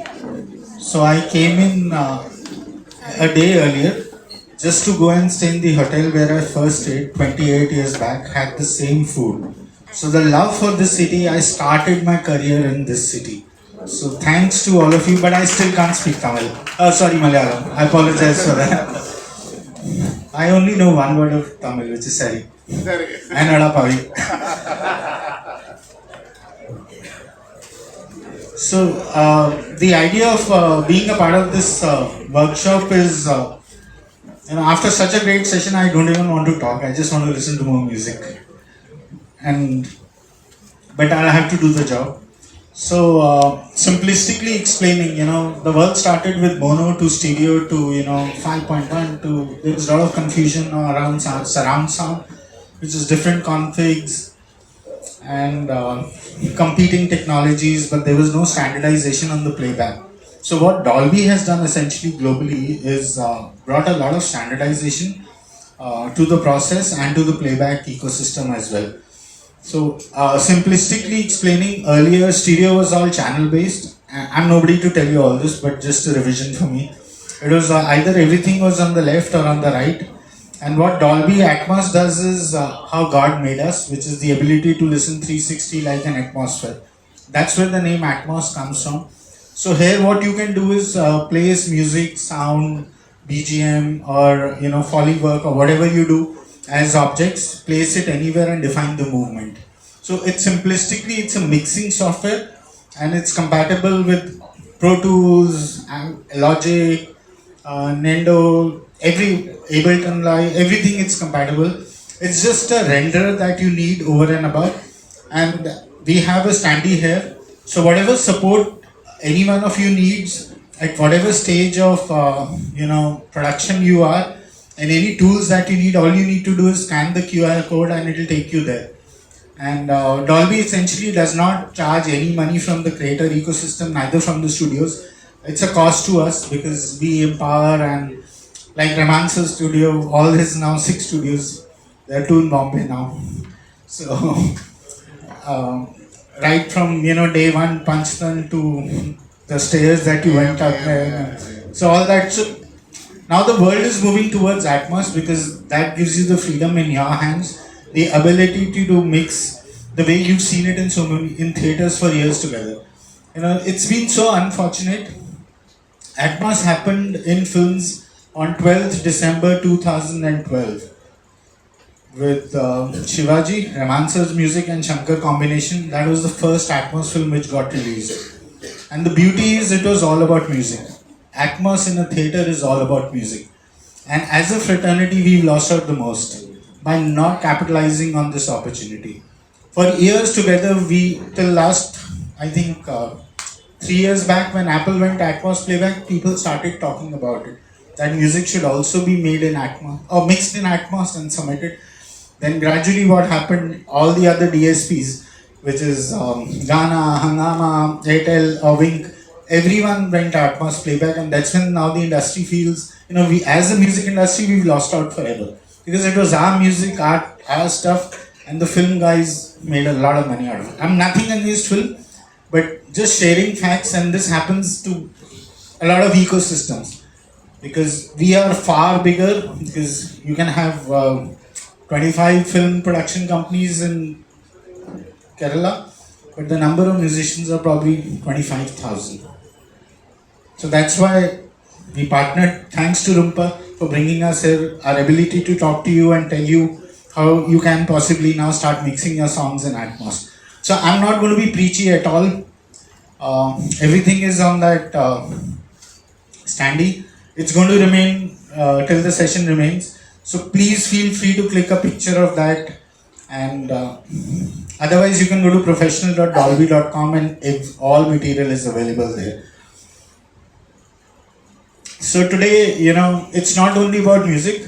The industry realized scripted narratives in podcasts because it gives you the ability to dream when someone's talking about the picture. Your picture versus my picture is a little different for every podcast. And if you do that in Atmos, it gives you the ability to dream much more. It's far easier to convey a story through sound, through Foley, and being able to mix it in that 360 space, or what we call as immersive audio. So a lot of podcast services have also gone Atmos playback off late.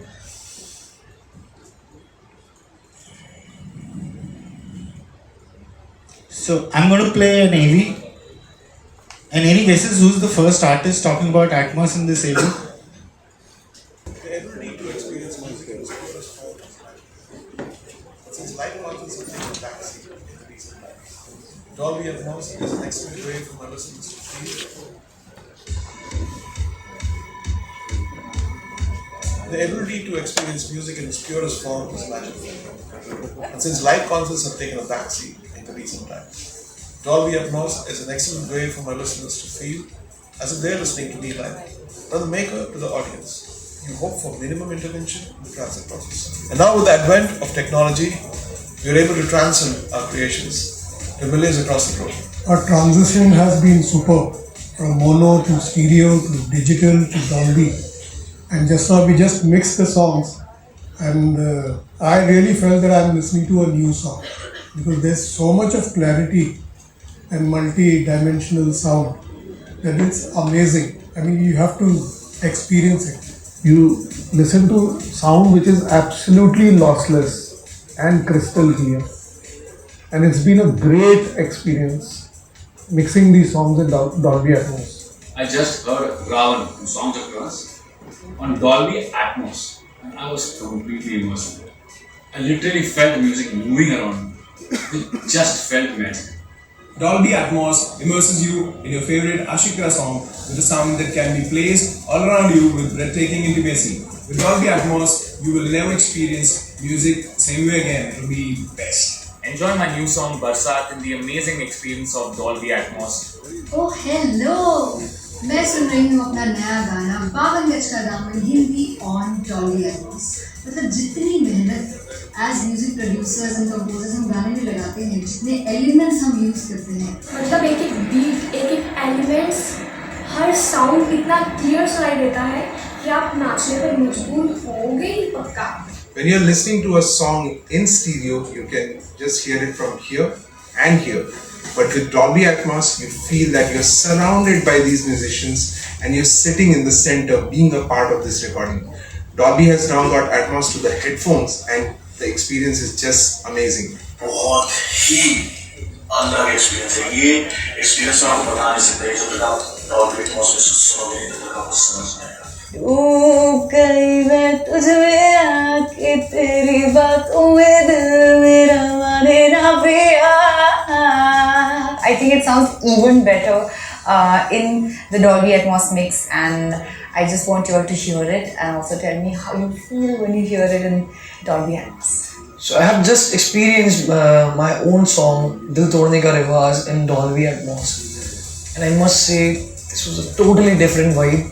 The sound was surrounding and I can hear every bit of every instrument. Listening to my music in Dolby Atmos has been almost like a life-changing experience for me. The separation, the ambience, the clarity. Once you've heard music in Dolby Atmos, it's going to be very, very difficult for you to go back to listen to music in stereo. Dolby Atmos. जिस तरह खूबसूरत नाम, उससे तरह का quality work, मजा आ गया. The coolest part about the format of Dolby Atmos is I felt each and every part that I had created for it so deeply, so connected.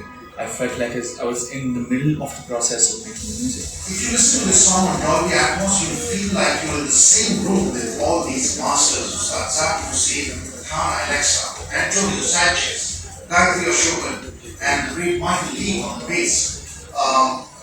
We've been sharing this with each other and now we want to share it with you. Moving from stereo to Dolby is a revolutionary step, and we're really excited to be part of this movement. We've always tried making songs which has a good sonic design and sounds beautiful on different systems and platforms. We plan on releasing more Atmos-enabled tracks so that our listeners are able to enjoy the same experience as ours. My new album, The Way That Lovers Do, is out now. Listen to it on Dolby Atmos for a special and incredible listening experience. Atmos just creates a spatial environment around you and it's amazing. Go check it out now.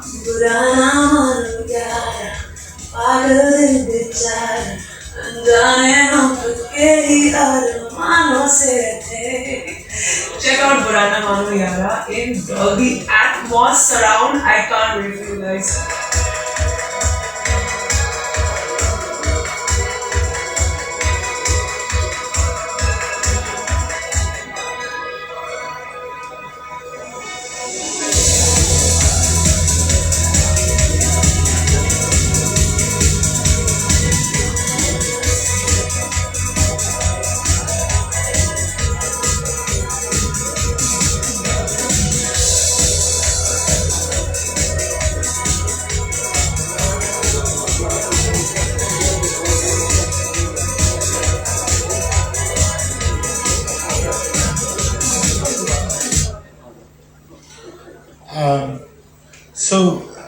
It's not restricted to music labels or large companies. Anybody who has a laptop, and I'm sure God has given you great ears, that's all you need to be able to mix it. It's a very simple software, and there's so many tutorials available on YouTube, and because there's no money. And as an artist, all of us, I'm also an artist in some way, and we learn the ability to learn. We are really blessed, and we can learn much faster than a lot of people. So the challenge is on all of us to get that going, because the ecosystem is growing. Today, even a 5,000 rupee phone of Samsung and Xiaomi, our Atmos playback, Apple started the journey with iPhone 8. And televisions today, everyone, whether it's whichever television you buy, even if it's 32 inches today, Atmos playback.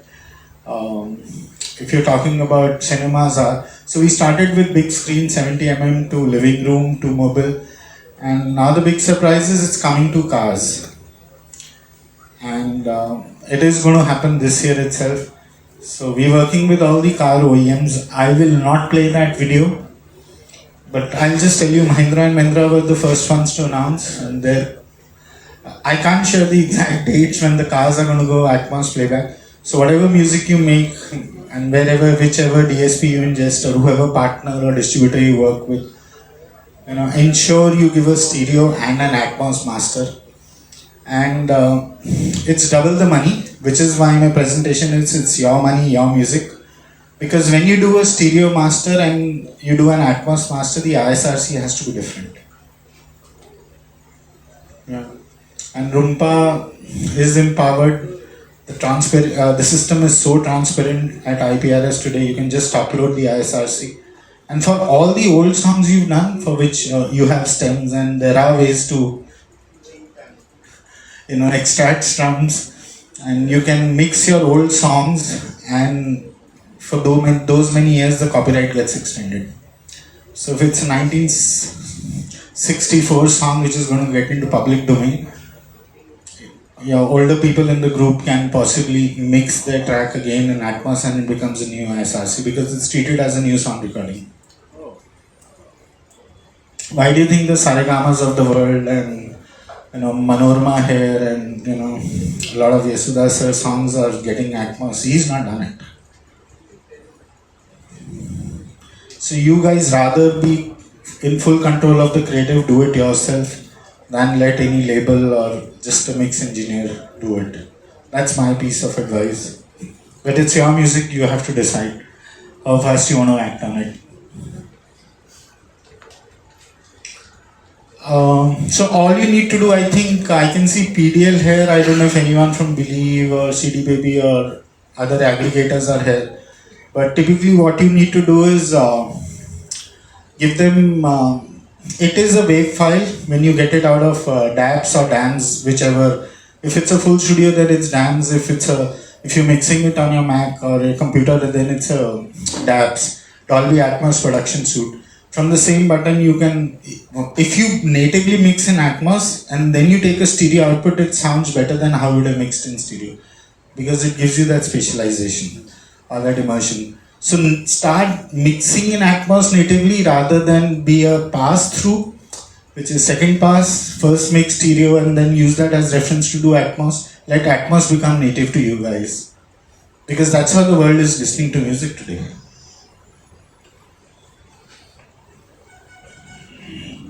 So I think I, out of excitement, covered this slide earlier. It's a new ISRC, so your copyright for all the old songs, you can mix them in Atmos or add layers to it. We have experts in the room who understand layering, and you could easily do that. And for the mix engineer community, we have rewards from Dolby. So depending on the number of songs you mix, we reward those people. And we have a club, so like KJ, PA, Deepak, all the names that are thrown in, they are the stalwarts. So I don't have the testimonials, but they've won all these plaques. Because then that becomes a currency for them. If you've mixed 50 tracks, then I charge X for a song. So like you guys get concerts on your YouTube views. Mix engineers have now started using what we call as MME, which is Music Mix Engineers Honors Club, as the currency today. So please do claim. It's available on mme.dolby. Yeah, so it's available on our website and you can register there, submit your songs and you get this plaque from Dolby. So that's all I had for the day. Any questions? I'm happy to take as many questions.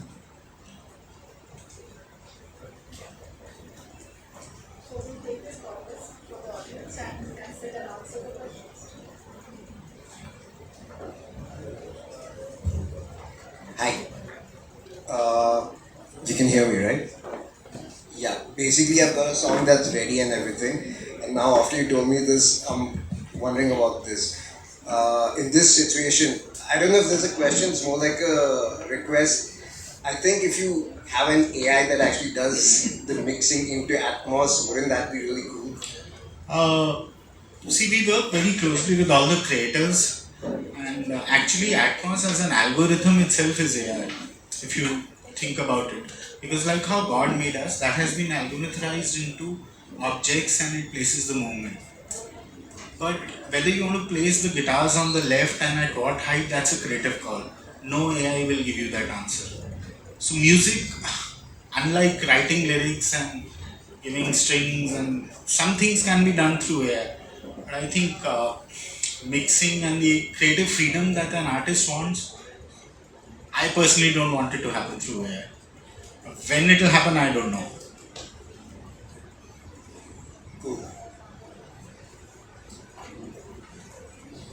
Any more questions? There you go. Talking of Atmos for live concerts, is that a possibility?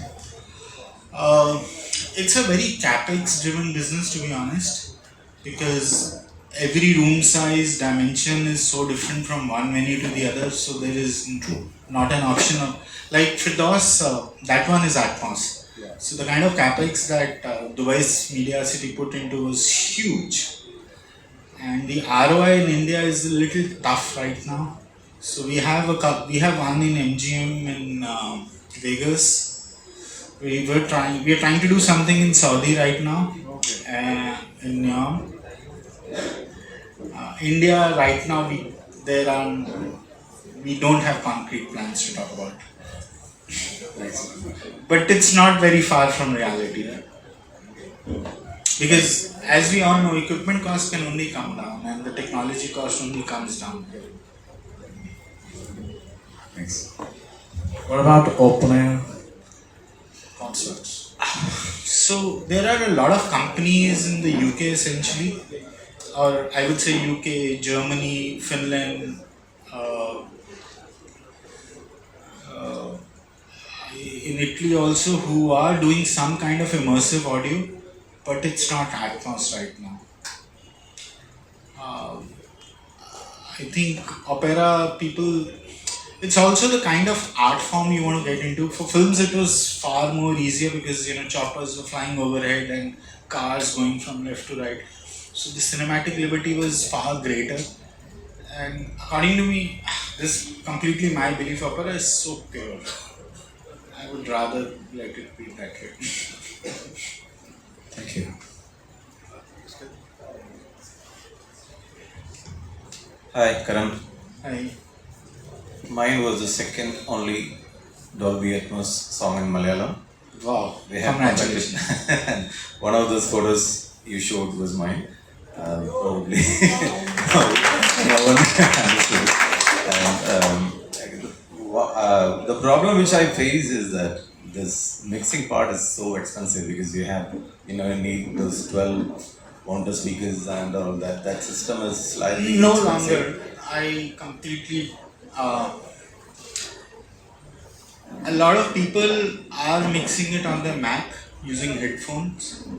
Okay, so for example, all the tunings that he pointed out, including PA Deepak, he doesn't have an Atmos setup. He's still doing it. Today he's in Karnal doing some songs for Saga Music, and his studio doesn't travel with him, so he's mixing it on his Mac. Okay, I have a Mac with this thing. But have you got a standardization, or do you have any approval process? Or I'll be repetitive. It's creative freedom. Dolby will never tell you how to mix your songs. It's a creative process. What gives you that satisfaction and you feel, now I got it, that's the point. If you are happy with what you do, you'll make the world happy. Fine. So I use Logic X for production, and so it's two technical questions I have. So while mixing it, Logic gives you two presets. One is Dolby Atmos and another. It gives you an ADM B wave and a wave. The final product of the audio file is. It's an ADM B wave. Yeah. Wave. Yeah. Correct. EDM, yeah. Yeah, so I found a difference, and Apple has given one of its own surround. Both have different characters. So that is one. So that is the actual Dolby Atmos software which I'm using, or I have to. So what Apple does is they have so their parts. It's a little technical, so bear with me. There are parts of this process. There is you put it as objects, and then there is a bit of virtualization. So Apple virtualization versus Google virtualization is a little different, which is why Apple has given that additional plugin of being able to do binaural there and then and listen to it. So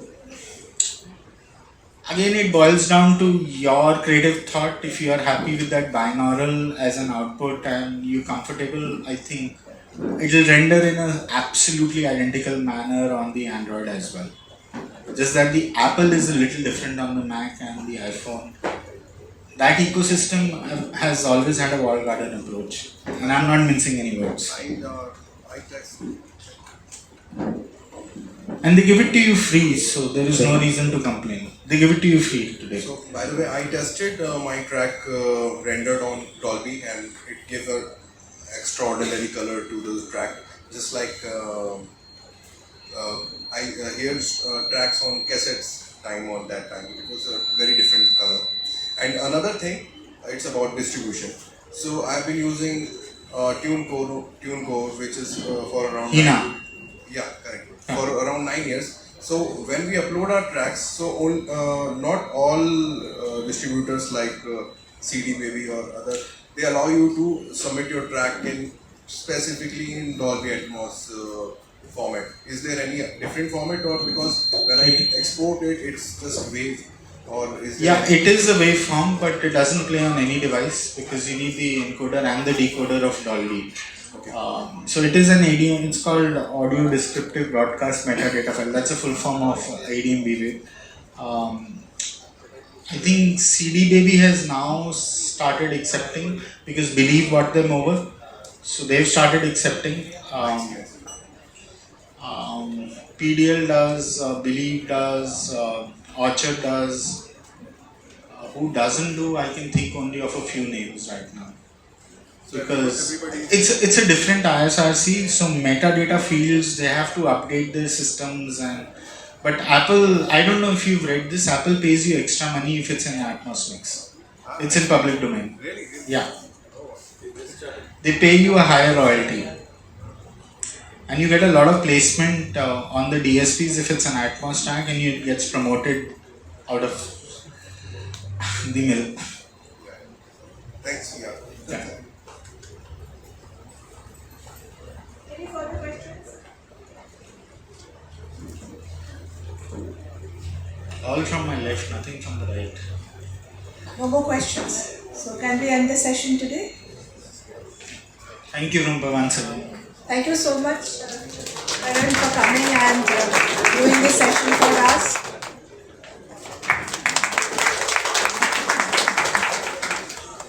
The topic of copyright. The topic of copyright is very vast, and the copyright comes with the music publishing side of the business, which is pertaining to all the creators in this room.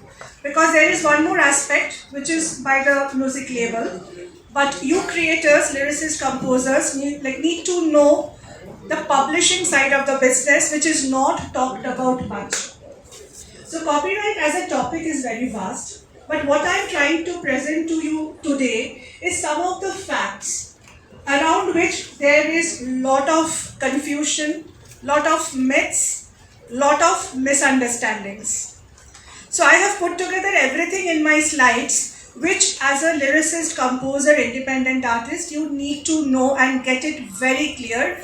Otherwise, you will be missing something when it comes to the monetization of your works. So we hear this word copyright, but exactly what is copyright and when does copyright start?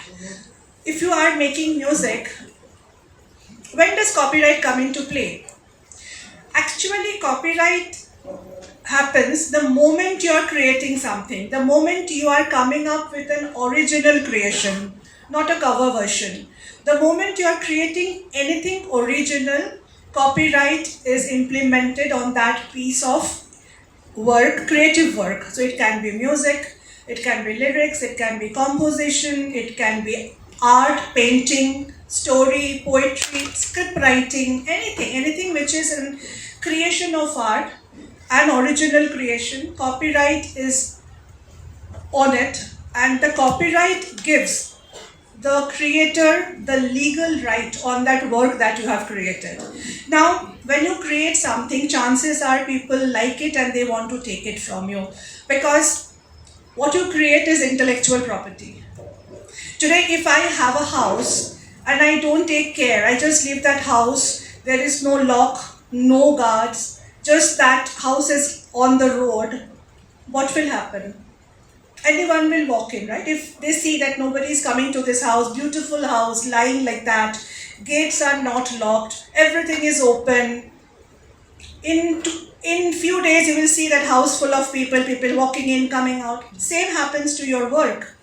So, the moment you are creating an original creation, it's your intellectual property. And intellectual property is copyrighted.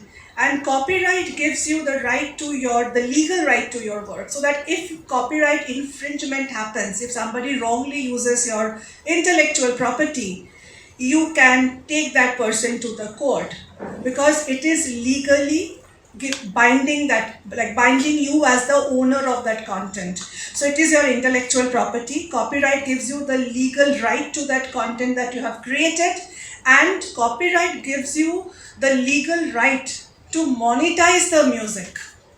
Tomorrow, if I like your music, suppose I'm making a movie and I like your piece of song, I want to use it, I have to pay you. I just cannot go and take it and put it in my movie.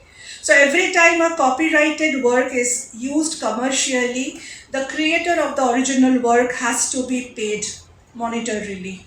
That is what copyright gives you. It gives the ownership right of your original creation.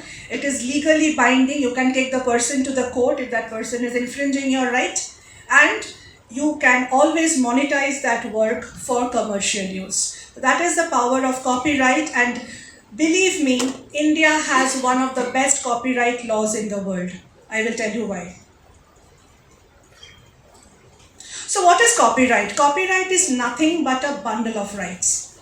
So these are the rights which a copyright encompasses. So what is that? Recording right or re-recording. You have written a lyrics, you have done the composition. Nobody can just go and record it without your permission. So anytime the recording of the lyrics and the composition is happening, your copyright is getting exploited and you will be paid for that. Second is reproduction. So what is reproduction? Earlier days, reproduction used to happen in the form of multiple copies being made on CDs, cassettes. That is reproduction of your work. So earlier, whenever your CD and cassettes used to be sold in the market, you were entitled to royalties. So whenever your song is reproduced, now today it is reproduced on different platforms, copied on different mediums, on the cloud of different streaming platforms, distributors, cloud, everywhere. So every time your song is getting reproduced, and the reproduction of your song also generates royalties for you, and your copyright is getting exploited here. Third is sale and distribution. So now this thing is happening very much with the independent artists. You have made a music, you have gone to a distributor, so not the ones who are very well known. Now there are a lot of people coming up saying, I'm a distributor. They're coming and taking the song from you, releasing it on different streaming platforms. Tomorrow you're going and seeing that your names are missing. So that person promising you to distribute the song has actually taken away your rights. And what you have not done, a lot of people are making this mistake. They believe I am getting an opportunity to work. This person is free of cost distributing my music, giving me an opportunity to work. That is a big thing for me. They are not doing the proper contracts. So they have nothing to go and fight back. So they have lost the right of their own creation in the disguise of distribution. So whenever your song is distributed, I think people who are working with established distributors are getting royalties, right? So that is how your copyright is getting exploited through distribution, and you're getting royalties for that. So distribution rights, selling rights is also under the bundle of rights where your copyright is protected. Third is public performance. Whenever your song is publicly performed in concerts, events, anywhere, any venue, corporate houses, malls, pubs, restaurants, anywhere, radio, TV, these are all public performance happening. When one to many, when your song is being like consumed on mass media, one to many consumption is happening, that is called public performance. And wherever public performance is happening, a person has to take a license, and that license money will go back to you as a creator, as royalties. So no public performance of music should happen without a license and you getting paid for the public performance.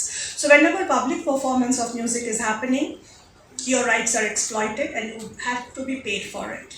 Nowadays, I don't know whether you are already encountering this or not. A lot of artists coming to us are saying, I went to a radio station, they said, yes, I will promote your music, but just sign that I don't need royalties. I will not claim royalties. And they are going to this extent of saying, you cannot join IPRS. Today there are 700 plus radio stations, only 2-3 are paying IPRS, rest are not paying IPRS, and they are contesting the right of the author-composer. They are saying, I am already paying for the sound recording to the label. So I am paying for the song. So why do I need to again pay IPRS and the author-composer? I am already paying the label owners, why do I need to pay IPRS? But as per the copyright law of our country, every time the song plays, you need to pay the label, but you need to also pay IPRS for the author-composer. Author-composer's right to royalty is inalienable. That means this radio station who is telling you, sign, I will not take royalty, I will not join IPRS, all these documents are null and void in the court of law. Today, if you go to the court and present this, they will just throw it away, saying that what they have made you sign is completely unethical, illegal. Your right to royalty is inalienable. Even you cannot sign off your royalty rights. Today, a lot of author-composers might out of love say, I don't need my royalty, let my royalty be taken by my son, even my son. No. Your royalty will only go to you till the day you're alive. And post that, it will go to your legal heir, whomever you have made your legal heir, 60 years post your demise. But nobody can take away your royalty right. Because I am seeing a lot of artists are now signing contracts. Just keep it in mind, your royalty rights nobody can take away. Any medium, wherever you are, your music is playing and you're registered to IPRS, those royalties are bound to come back to you. So, your royalty rights are protected, and wherever all these things are happening, you are entitled to royalty. Adaptation. Today, a lot of remixes are happening. Multi-language production is happening. Like Tamil song in Telugu, Telugu song in Hindi, Hindi song in Bengali, Gujarati. So every time your song is recreated or remixed, the original creator is also entitled to royalty. So when you submit the metadata, you have to also mention the name of the original creators. I know all of you have recently heard about that incident where Masakali was recreated. Now there is a moral right where as an original creator, you are free to express your displeasure that my song, the way it has been remixed, I don't like. But that is your moral right to express your displeasure, but nobody can take away your authorship. That means your right to royalty, the person who is remaking the song has to also put your name as the original creator. And if they are not doing it, please take it up. It is again illegal. So the royalty is equally split between the new creator and the original creator. I'll come to that in the later slides. And the last one is the synchronization, which is a jackpot for any creator. But synchronization, there is no formula, there is no kind of a success formula for it. anytime your song might be suddenly picked up by someone and you might start earning in crores. So what is synchronization is that your song is now being placed into some other video. Suppose a movie is happening, somebody takes your song and uses that song in the video. Now today, say like Mani Ratnam sir, he makes a movie and he suddenly chooses one of your recent independent song from an independent album and he uses that. So that is called synchronization of your music, and that's a separate deal that you can do one-on-one with the producer or with the advertiser. In advertising, we use a lot of these popular songs. So that's a sync deal that you do, and that's a negotiation. How well your manager or your publisher can negotiate for you will get you those monies with which you can buy anything. So synchronization right is the last right in the bundle of rights under copyright. So all these rights together are the copyright entailed to a piece of musical creation.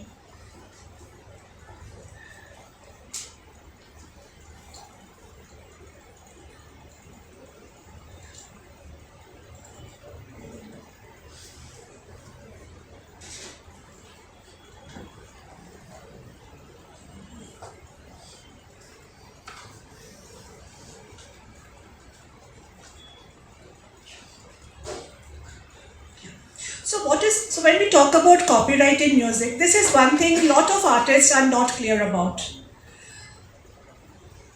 This music industry is very interesting, and the song that you are creating is also like it's very precious, very kind of, it has scope to earn so much for you.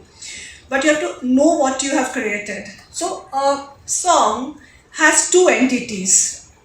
If you see here, that is sound recording. So sound recording is the song that you have released. For example, say Sambar. So Sambar is the sound recording which you are having. It is the full dish. It is the recipe or the final thing, product. That is the sound recording. But there is also one more thing associated with the song, that is the lyrics and the composition. So you have the pulses, the dal, you have the vegetables. So those together make the sambar, right? So when you are making a song, so there are two distinct pillars or two distinct things that you are creating. One is the sound recording, which is the final product you have produced in the studio, you have released it. That is the master rights. That is the master. But you also have the underlying works, which is the lyrics and the composition. And both of them can be exploited separately, and both of them will give you two sources of revenue or royalties or monies. So anyone paying you only for sound recording is depriving you of paying you for lyrics and composition. For every song playing, royalties get made for sound recording, which is the master.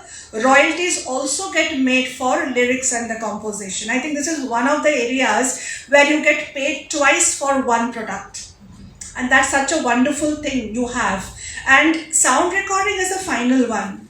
But the potential, the power of lyrics and composition is immense. And if you can rightly utilize that, it can kind of give you fortunes. And in our panel discussion, you will hear how music publishing works and how it gets you more revenue for the songs that you are making. But be very clear, this thing whenever I've spoken to artists, I've seen they are absolutely unclear about this aspect of the music industry, that when they have made a song, there are two aspects, the master, the sound recording. So as I told you, radio is paying for the sound recording, but they are denying paying for the lyrics and the composition, which is as per the Copyright Law 2012 amendment is illegal. So they have to pay for sound recording, they have to separately pay for the lyrics and the composition.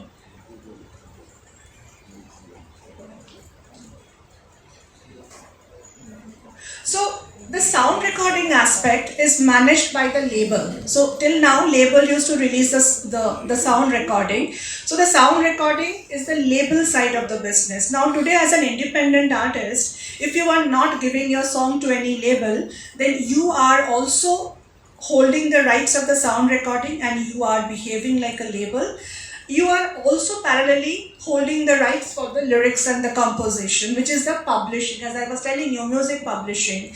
Music publishing is like gold mine, diamond mine. A person can do anything with the lyrics and composition, because see, when you have a sound recording, it is the final thing. This Rubaru song that we heard, that's the final, right?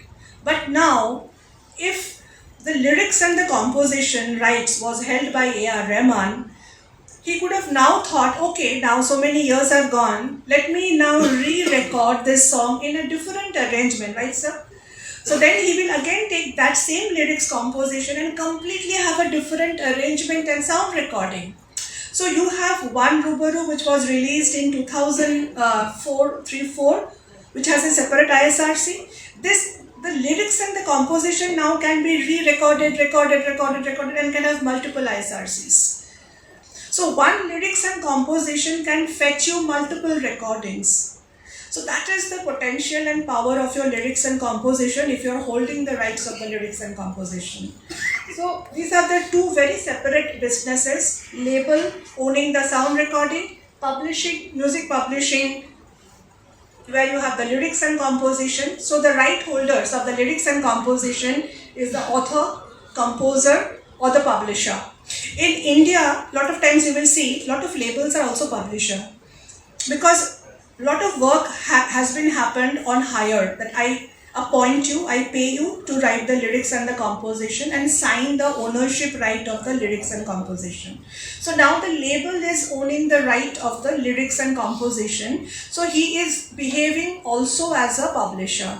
So publisher here is a person who is owning the lyrics and the composition and is giving you opportunities to monetize it further. He can make multiple recordings, he can make remixes. Now today when we see a lot of new old songs like Jhumka Kirare and all these songs are being remade into the new films. So Saregama was holding the rights of the lyrics and the composition जब 1960s में हुआ था. Now they are again coming back and recreating the song, remaking the song, because they are owning the lyrics and the composition. So they are free to do that. But the best part is that maybe that song was not being heard much. Now when it is remade, the lyricist and the composer, they will get royalties for the remake version also. So it is opening new revenue sources for the original creators also. But today a lot of independent artists, they are saying no. Whoever has an entrepreneurial bent of mind, also knows the business side of the music, they are saying no, I will not sign off my ownership right of lyrics and composition to any label. I will hold on to the ownership rights and I will do whatever I want to do with my lyrics and the composition. But that is up to you completely. When you work with a label, you sign off your ownership rights. They manage the business side of the music. And that's a huge marketing, everything, promotion. But if you think you have that entrepreneurial bent of mind, you want to have your own channel or label, hold on to your ownership rights of your lyrics and composition and then do wonders with it. So just understand there are two specific pillars of the music business: label, sound recording, publishing, lyrics and composition. So don't get mixed up with this. Those are individual rights.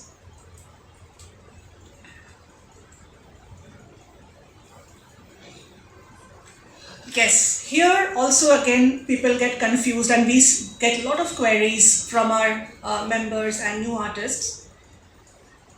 What the distributor does. Today we have PDL in the room and PDL is one of the leading distributors in India and they are doing a lot of work around how to give back more to the creators.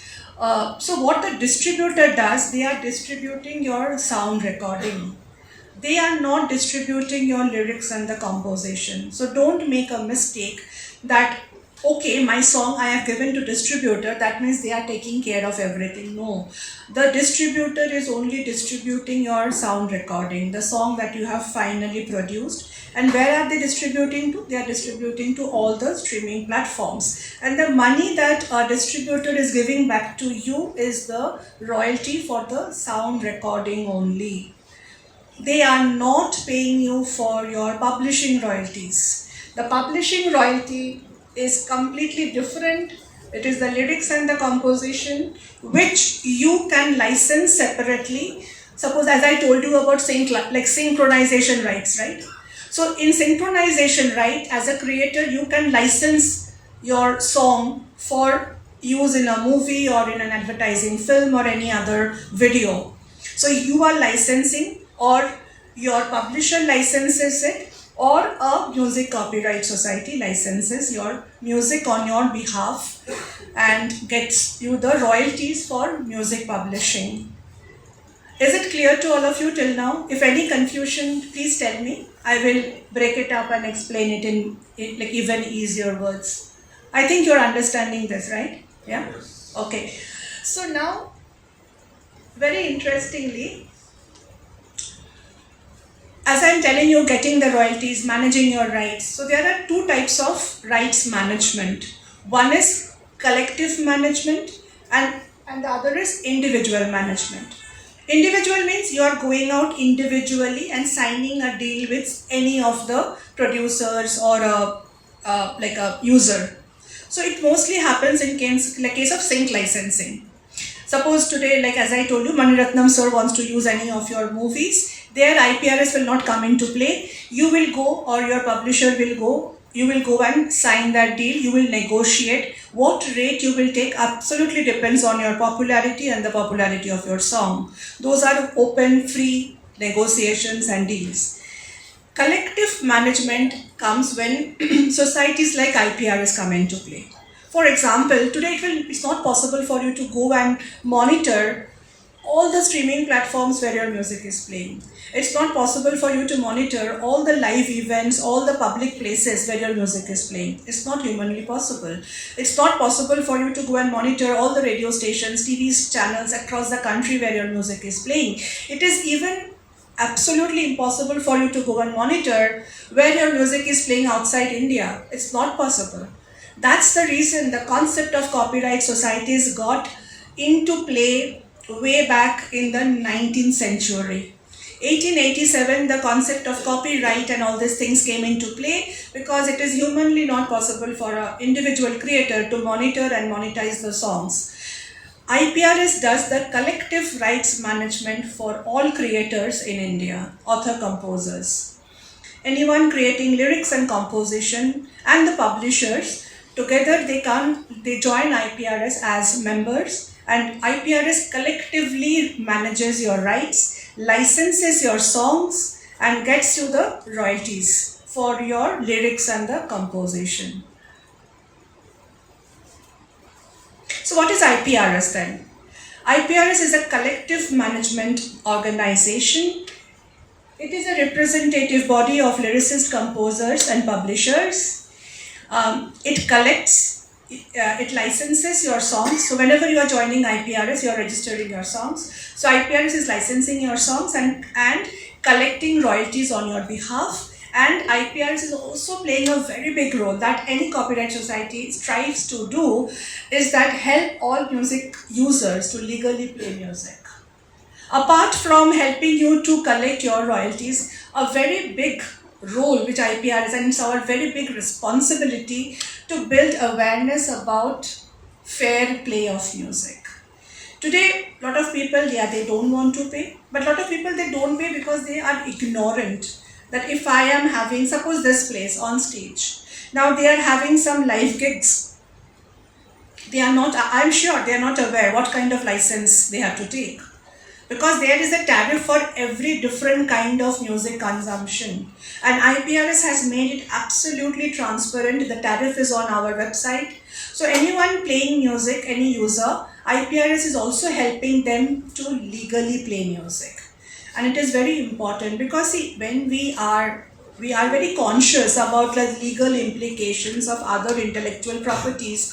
I don't go walking to somebody else's house. I don't start staying randomly in somebody else's apartment. I don't use somebody else's car. I don't do anything. I don't just go and grab anything. That's kind of what? That's kind of you are a thief if you are grabbing and using. But then why is this mindset not for music? When you are grabbing and using somebody else's music, you are a thief. And that is what we want to tell everyone. Legally play music, and IPRS is here to help you legally play music, and the system process is very transparent, and it's not that it's a flat rate. Basis your business, it's a very, we have worked out this rate which will not burn your pockets. Because end of the day, this money is going back to the people who have created music.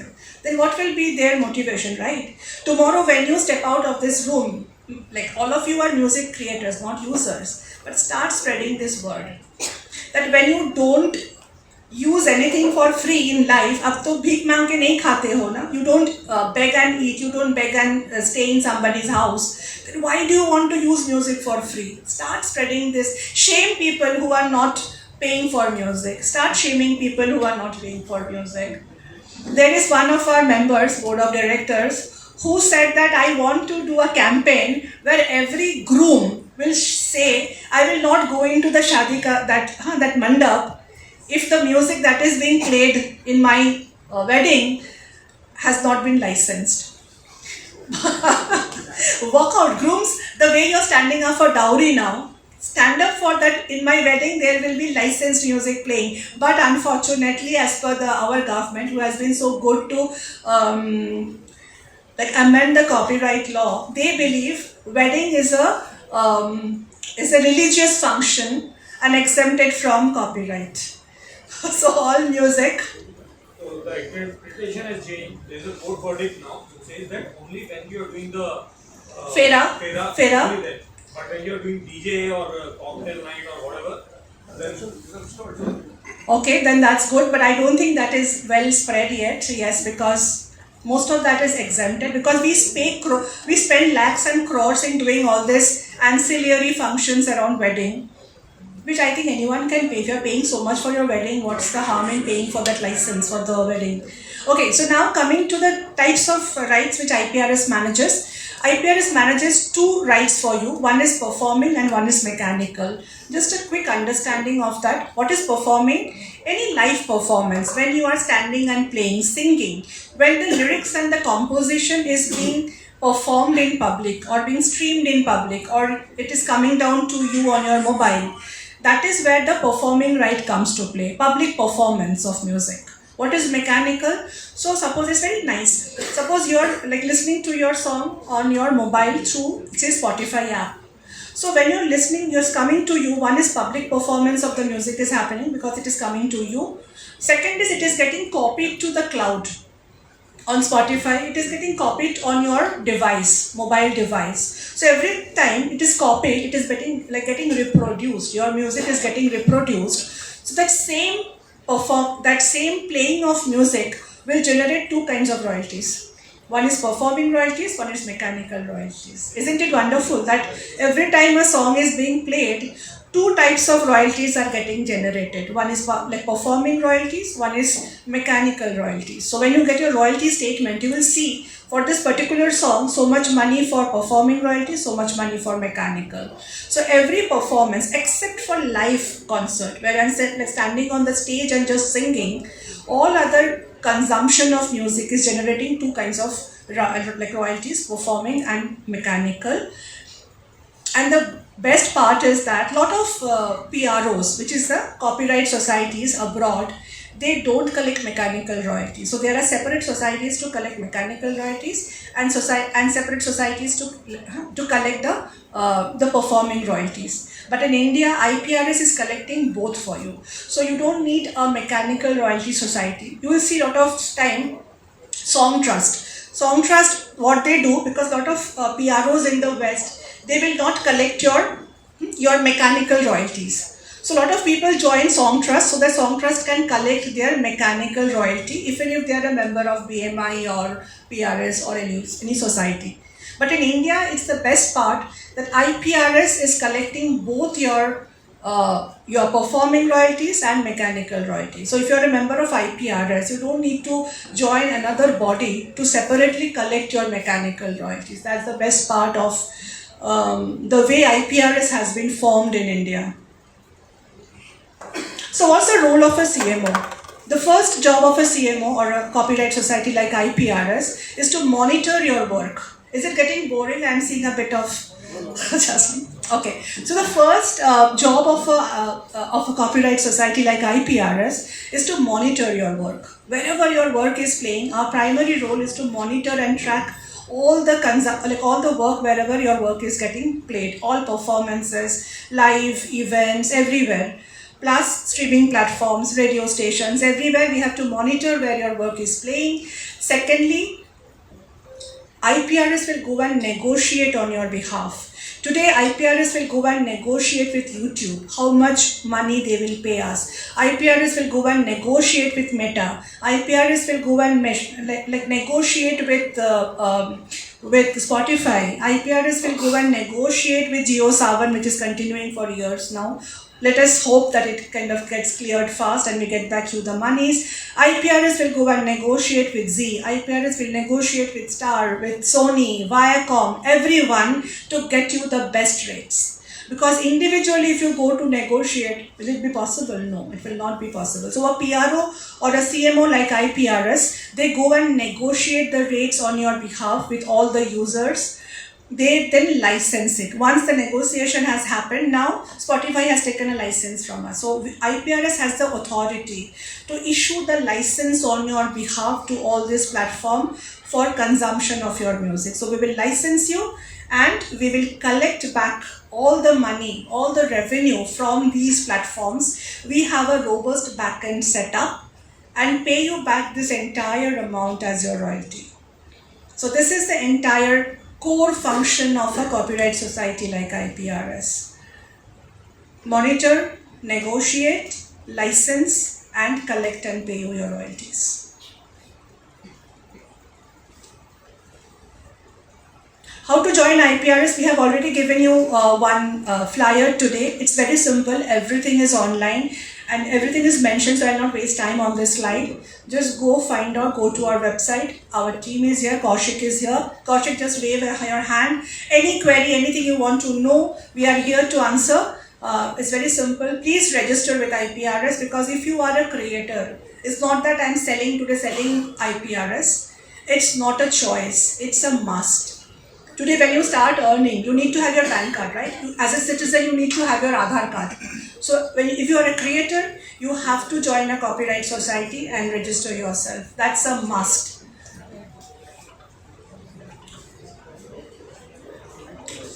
So what are the benefits of a copyright society?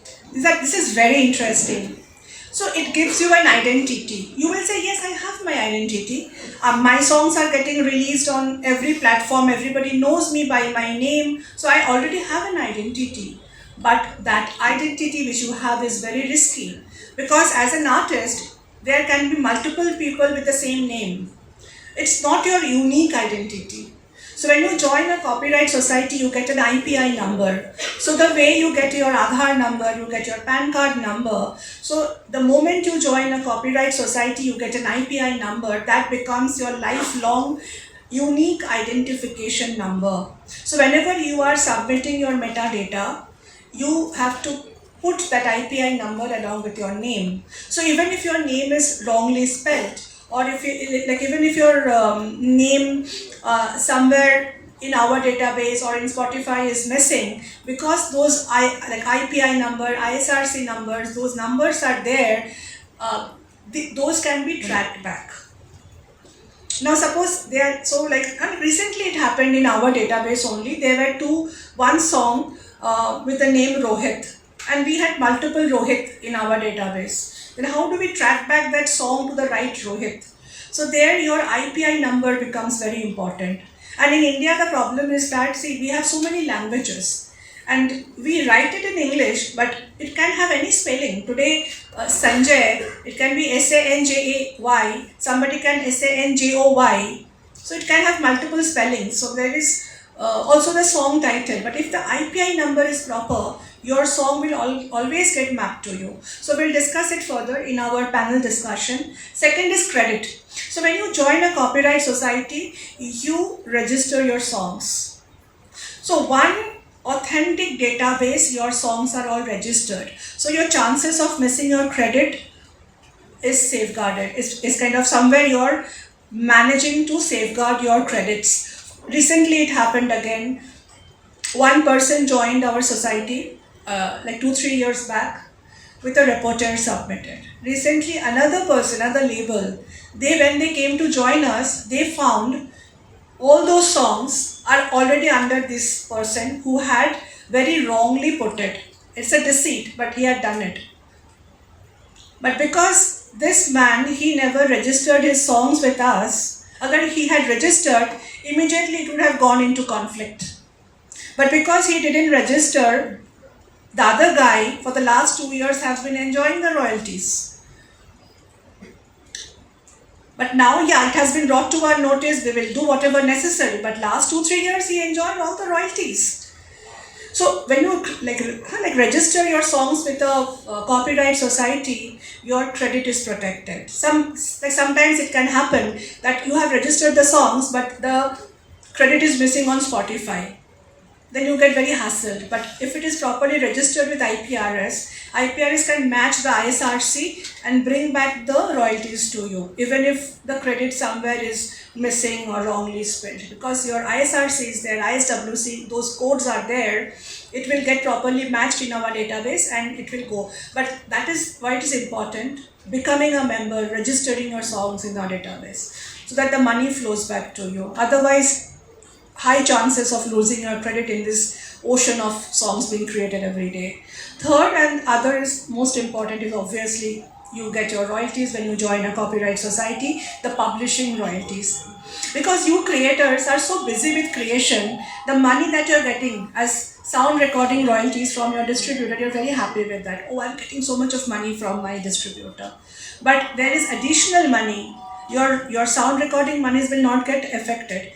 This is additional, another set of monies that will come to you as your publishing royalties. So when you join a copyright society, if your song is doing well and you're getting monies from your distributor, you should be also getting paid for the publishing royalties from IPRS. So as I said, when you become a member of IPRS, you register your songs. The first thing you need to do is register your songs with IPRS. We will go and further license those songs with all the users who are licensed with IPRS. They will pay us the license fee that we will collect and pay you back as your royalties. So it looks very simple, but there is a huge machinery working in the back end, a number of teams working in the back end to make this happen. So your role is just to join IPRS and get your songs registered with proper metadata. Just do that. The rest, the back-end machinery will be doing. Licensing, collecting, then matching, distributing, and giving back your monies to you. And the best part of IPRS is like our democracy. IPRS is not run by any private body. IPRS is not run by individuals like us. IPRS is your society. It's a non-profit organization, not for profit. So our board of directors are all our members. All policies and decisions are taken by the members. Those who are already our member know it. We send it every year. We have an AGM. So any policy change, any new things we want to introduce, we have to run it past through all our members. Once they vote it, only then it gets implemented. So we are just executors. We are not taking any decision, any policy changes. It is your society. You are running it. You are part of it, and you have every right to tell us what you expect from the society. It is yours, for the member, by the member, and of the member, like the Indian democratic system. So how the distribution happens quickly? Distribution is not that I become a member of IPRS, I start getting royalties. Distribution is reciprocal to how popular your song is. As many views your song is getting on YouTube, as many ads are running on your song, the money getting generated, the royalty, we are just going monitoring, claiming and getting back those monies to you. But you have to ensure that your songs are popular on these platforms, your song is reaching out to as many people possible, and it is being kind of listened, heard multiple times. More popularity of the song, more royalties get generated. Frequency is usually once in a quarter, but now we are distributing more frequently, and we have reciprocal agreements with foreign societies. So as I told that how do you monitor your music playing outside India? We have reciprocal agreements with societies. So there are 228 copyright societies in 152 countries. So we have reciprocal agreements with the foreign societies, and through them we collect back those money and pay it to you. But you are free to join. If for foreign societies, you are free to join. You can define the territory. You can join IPRS for India and you can choose where you want to join. But if you have a very active society in your own country, it always makes sense to join the society of your country and keep registering your works and be active as a member with IPRS. So the royalty split, how the royalty is split, because there are multiple parties to a song. So if there is 100 rupees collected on a song, 50 will go to the publisher. In India, a lot of labels, they are the publisher. 25% will go to the lyricist and 25% will go to the composer. Now if it is a band, then you have to decide.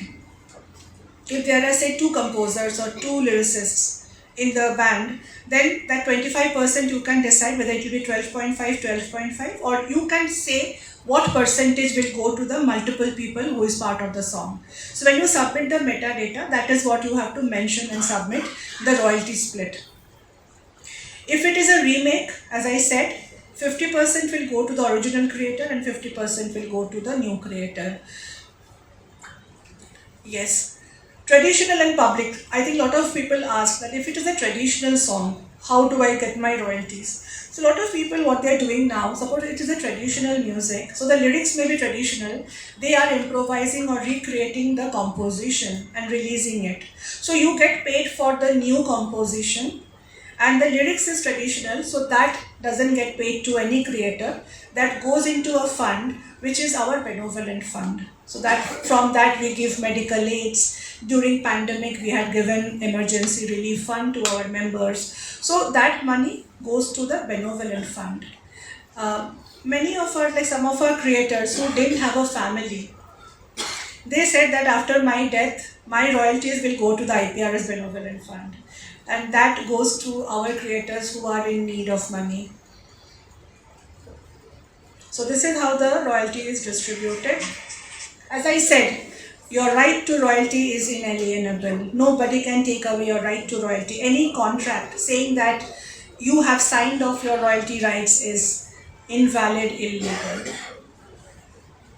So how the revenues, so I get a lot of questions that how is my revenue made on Spotify? How is my revenue made on YouTube?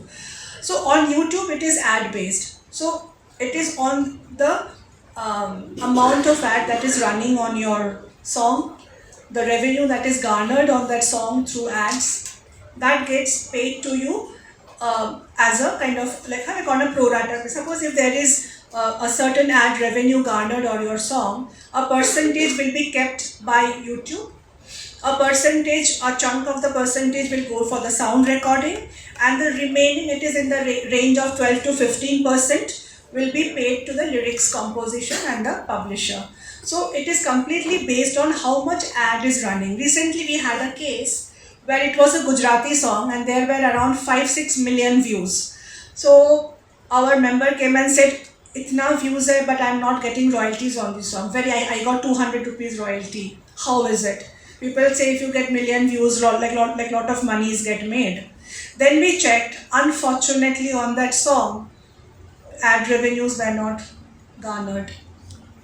So it is important that your song is popular, that ads play on it. I don't know, there is no formula for that, but we checked in the CMS, which is the content management system of YouTube. 5 million views, but no ads played, very limited ads played, so no revenue made. So there is no formula that so much views, so much money.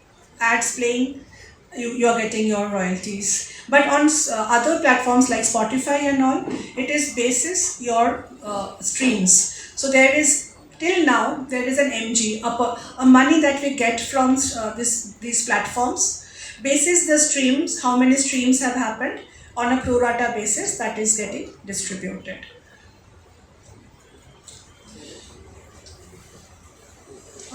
One very important thing, all of you are creators, but like majority of you are very careless about, is your metadata. If you want your monies to come back to you, you cannot be careless about your metadata. You spend months creating your song, but leave the submission of the metadata on anyone. And you also don't go and check after the release whether your credits and everything is properly mentioned or not. Either have a machinery where you have people taking care of your metadata on whom you can absolutely rely, or you take interest in managing your metadata. Register your songs. People release their music, songs, for months they don't register the song. So what happens? You are putting all your might, marketing monies, push, promotion, PR at the time of the release, and then you are not registering the songs with IPRS, even if you are a member, then IPRS is not claiming the song for you. Then what happens? You are missing on that peak time when your song is at its peak. Yes, we can go and do post-claim, but that is a very time-consuming a thing, and you might have lost a lot of royalties in the bargain. So take care of your metadata, register your song, see every information is properly captured in the metadata, and you have submitted to all the parties involved in the value chain. Distributors, lot of time you give it to distributors, it has gone to the platform. Go back and check, because see, at the distributor's end also, their executive is uploading the metadata. They are doing it as a regular job, but it is your baby. Just see the naming of your baby is proper. Otherwise, anybody else will come and take away your baby from you. That is the importance of metadata. Please be careful. Decide on the royalty splits. Once the royalties start going out, then you should not come back and say, oh my God, I am getting less, he is getting more. All the royalty splits have to be decided during the submission of the metadata. And yes, as I said, after release, please take some time, go to the platforms and check. If it is not there, go and talk to your distributor. Tell them that why my credit is missing. I don't know why a lot of artists, I have seen 80% of the artists I have spoken to, they say, I don't know whom to talk to. I am going and telling them they are not listening to me. What, yeah? Because see, you have paid them to do that job for you. They have taken that responsibility to do that job for you. You cannot be shy about your own rights, your own content, your own data. Till the time you are not satisfied, just chew their brain. Nay, it's not there. You have to get my credits right. It's your thing. And in today's world, there is no physical evidence of your work. Everything is your metadata. If it is wrong, you will lose the rights forever. Even if you cry, shout, whatever you do, nothing will help you. So guys, please, we can do, if you are interested, we do training sessions on regular basis. Join our online training sessions on metadata. It is extremely important. Today in the panel also we will discuss how the metadata is managed and who helps you to manage the metadata. Music licensing, as I already told you, music licensing, IPRS does, multiple platforms, multiple tariffs are there. Go to our website if you're interested as an independent artist, because now a lot of times you also do gigs. You also do your own concerts. So go to our website and understand what are the rates, what are the tariffs, so that you can rightly license and monetize the music. Some interesting facts. There was a recent report released by FICCI 2 weeks back, and some interesting facts have come up. I thought of sharing because this room is full of new age creators.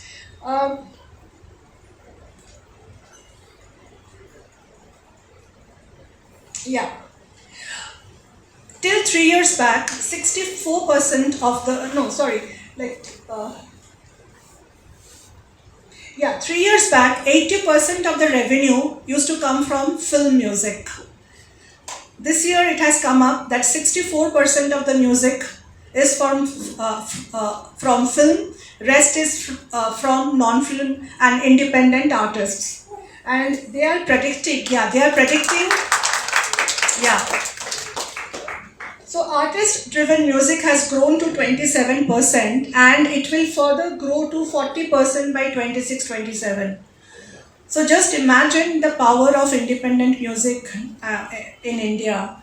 So if you are doing independent music, non-film music, focus on it, be on it. It's the future. The other genres are devotional and folk songs. Folk song is one area where it is kind of a lot of experimenting and things can happen. And India is a treasure trove of folk music. So see how you can promote the folk music of your land, collaborate with the folk artist. This is one area where IPRS wants to work and we will be happy to collaborate with you. How you can also take along the folk artists of your states.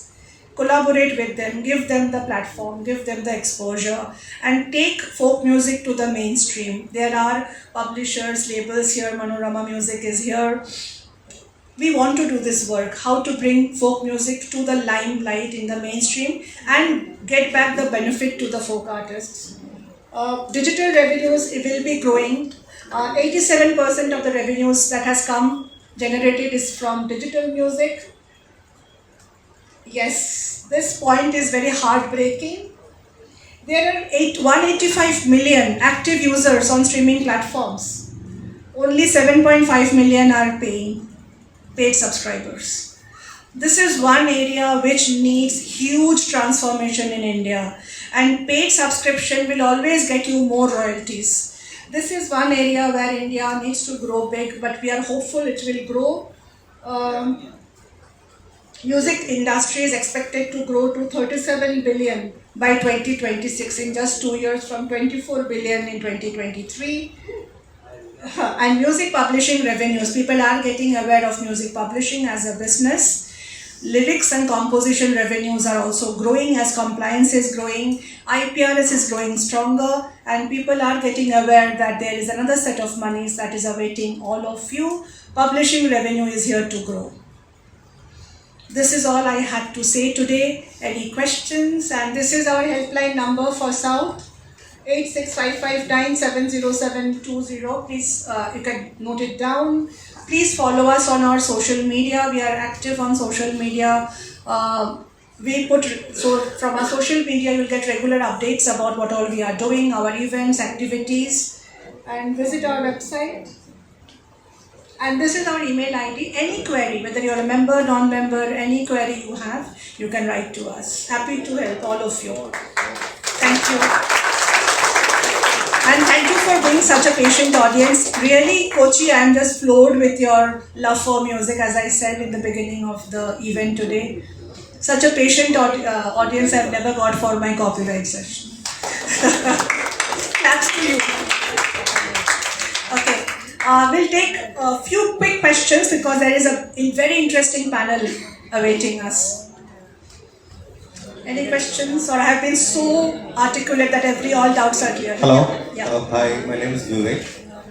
My question is, how do you pay the independent artists? How does IPRS pay? Like you collect it on behalf of the artists from different venues or different organizations. So how do you pay it back to the independent? What is the ratio of the calculation? Because you'll be collecting on behalf of bigger artists as well as smaller indie artists. So how is the ratio of payment going to happen for the artists? And how often do you pay? Yeah, see, there is no demarcation as a small artist or a big artist.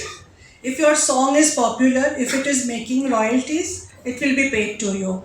So IPRS doesn't differentiate, oh, you're a small artist, you're a new artist, and he's a big artist, he's a popular artist, he's an age-old artist. No, we just monitor the song. We monitor the song. If your song is popular, it will get paid to you. Recently, there is one song which has gone viral, Just Chor Aaya Karke. That song, no one knew him. But now this one song has gone viral and we are kind of reaching out to him. We are enrolling him as our member because we found that monies are being made on that song. We will collect those monies and pay back to Just. So it's not about you will get a differential treatment if you are a new artist. It all matters how popular your song is. Because see, it's an obligation on IPRS as a copyright body to collect the money if it is being made and pay back to any creator in any part of the country. Today we are running around everywhere. Why? Because we are seeing so much of monies and music being played, money is being made. But a lot of people are yet not members of IPRS. We are calling them and saying, hey, we are seeing money is being made on your song. Please join, let us pay you the money. I don't know any other business does that. Please join us so that we can pay you the money. So it's not anything about big artist or small artist. Just your song should be big. Yes. Any other question? I hope I could answer your question. Yeah. Check. I think I have two questions.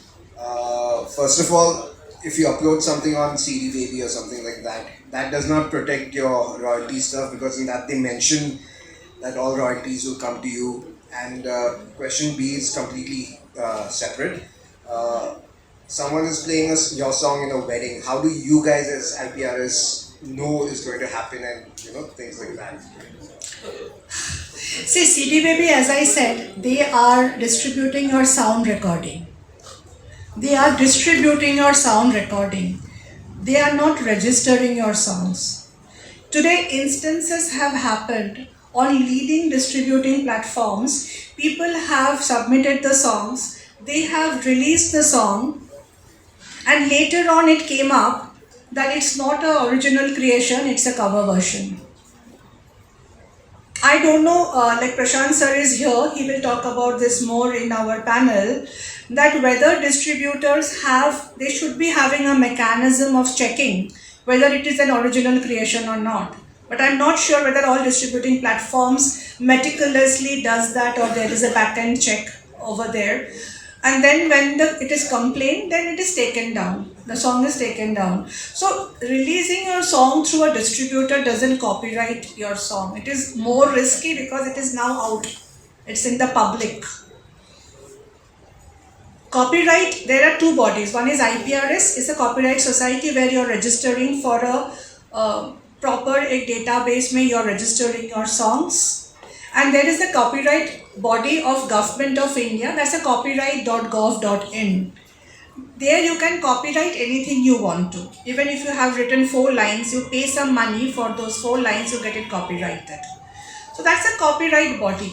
But for a musical work, because you cannot go and copyright each and everything you're doing with a copyright board, Government of India, because that's expensive also. Because when you are a member of IPRS, you just pay a one-time joining fee of 1200 rupees.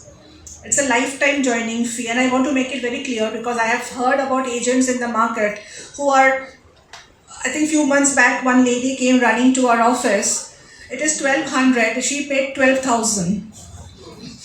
Agents in the market, they are just doing anything. 1200 one-time joining fee for author-composer, 2200 for a publisher.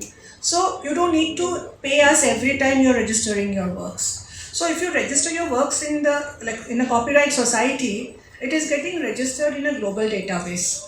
So your credits, your metadata is properly secured there. If there is any conflict, you can pull the data from IPRS and produce it saying that, hey, I had released and registered my songs way back in this year. It is my song, my content. Coming to your next question, wedding. As I told you, wedding is a religious function till now. Yes. So see, for big events, we get to, so we have a public performance team. Today we have Mr. Shivu Mon from the public performance team here. So our team is all across the market in all states and all cities. So all the big concerts, we have a tracking system, we get to know, our team will reach out and license them. We also have tie-ups. We do a contract with all the 5-star hotels where all these events usually happen, banquets and all.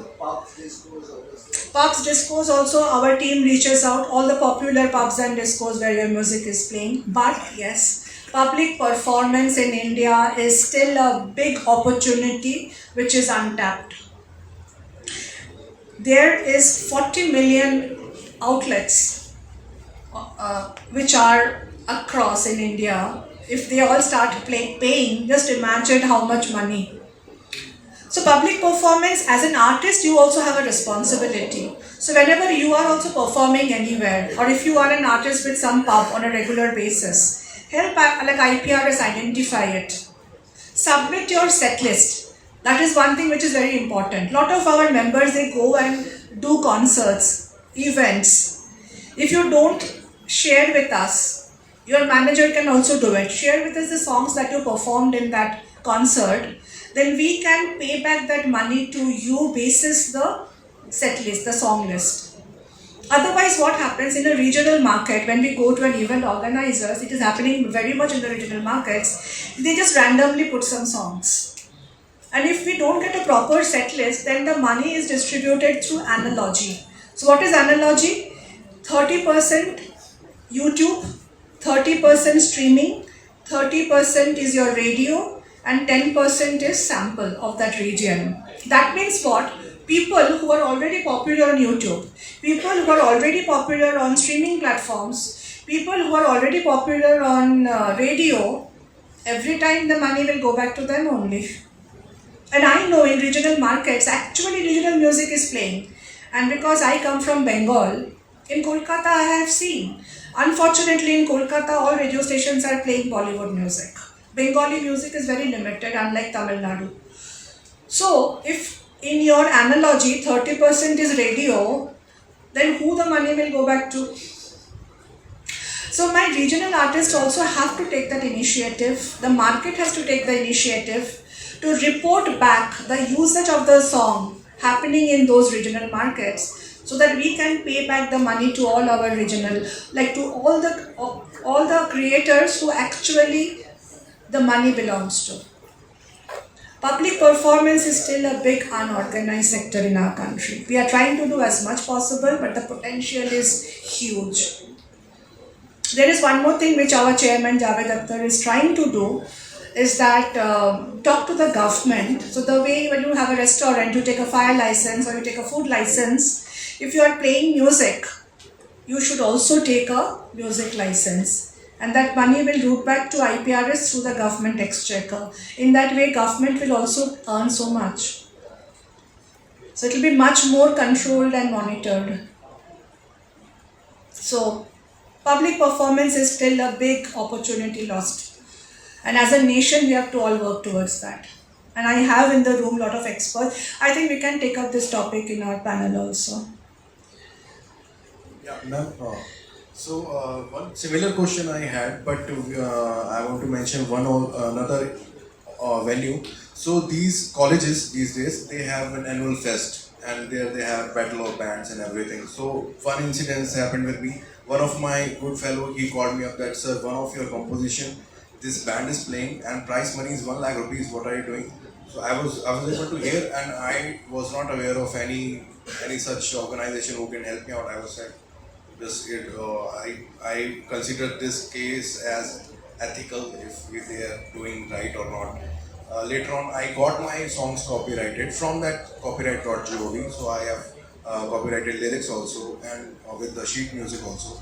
But what to do with all that papers? Now everybody knows that these are my songs, but maybe somebody is singing that in some small club. Who is going to monitor that? So that is my question.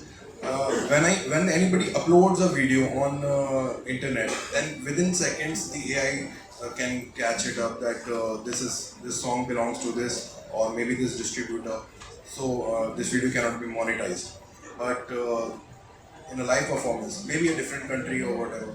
So how that we are going to do with the technology, or people with good ears standing out there in the venues, and we'll be employing them. So how is this is a little concern I have, because even in College Fest, huge amount of money is invested, and the main attraction of the event is mostly the battle of bands. So, and nowadays Hindi battle of bands is also happening. So that is one of my... Yeah, so India is a very funny country. As I told you, wedding was is exempted. Prashant sir has given us some hope that the ancillary functions are now coming under copyright. there is one more term called fair use of music. So what is fair use is that for certain reasons, for certain areas, you can use copyright music without licensing or paying any money. Research education is one such. For example, now today we played this music here when we were demonstrating your session. So we didn't have to license it because it is for education, but it's a fair education thing. Now when a college is doing a festival, our team reaches out. Education Institute, we are like helping our students to detox or whatever. Education purpose, Education Institute, we are. So I think that awareness needs to be built. I'm not saying no one is paying, who are conscious are paying, but I think this awareness has to be built that you have to demarcate between what is entertainment and what is education. Education Institute, if fest is happening, it is not education, it is entertainment. But now people, see, the best part here is that people push it to the court. And in India, you know court cases.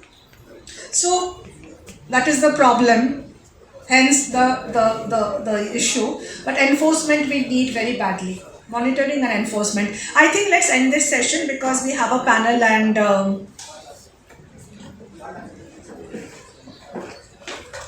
do all of you have hurry to go back home because the next session will be a 45 minutes, 1 hour session. We'll take a quick 10 minutes break and please come back. The panel is really interesting and we have got speakers coming down from Mumbai to do this panel for you. Okay, quick. Hello? Yeah. Yeah, my name is Georgie. The question is about if the IPRS is collaborating with any international kind of organization so that this can be done on a global level. No, what exactly you mean? Collaboration with what kind of bodies? Like international other copyright organizations? Yes, I said now that we have reciprocal agreements with foreign societies so that we can bring back the money to you from the music being consumed outside Indian territory. Okay, so as also the composer, would they be able to track all this, the royalties and the divisions and all through an app or? No, there is no app currently, but we are working on an app. Now you can track your royalty payouts, like on the royalty statement that you get. Okay, thank you. So in the royalty statement, it is clearly mentioned. Okay, so why this session, this panel? So we heard about a lot of aspects of the music industry, but one thing which we noticed at IPRS is that yes, today you are open to a lot of information and you are also collaborating with a lot of parties or business houses in the industry, say a distributor or an artist manager, talent manager, booking agent, promoters, publishing. But somewhere artists are not clear about exactly whose role is what. Also, when we went to a lot of music conferences, we heard about everything in those conferences, but nobody has defined that, ye iska role hai, ye iska role hai. So we thought of doing an experiment. The first session was in Chandigarh, that let us bring all the stakeholders on one stage. Instead of having individual sessions, let us bring all the stakeholders on one stage and get it clarified from them. That today distributor, what is the role of a distributor exactly? So as an artist, what are you expected to get from them, what are they expected to do for you? Music publishing, so who manages music publishing? There is one more entity called publishing administrator. So what's the role of a publishing administrator? Live events, talent manager. So let everyone on this stage clear their roles. So tomorrow when you are appointing someone as your distributor, you know exactly what that person is supposed to do and you don't come out with a kind of a heartburn. Oh, I went to CD Baby or I went to Believe, I went to PDL. But they said they will do this, but they never did this. Or they were supposed to do this, they did not do this. So today we have the stage full of all the key people or the key entities, I will say rather, of the music industry with whom you have to engage if you are an artist today. So glad to have Mr. Prashant Dogra, CEO of PDL. Sir has come down all the way from Mumbai. And sir, we want to have this giant term called distribution cleared by you today. And please help people understand what PDL is. Because I think in this part of the country, most of them are not aware what PDL does and how PDL functions as a distributing platform. Second, we have with us Mr. Vignesh Gurulal.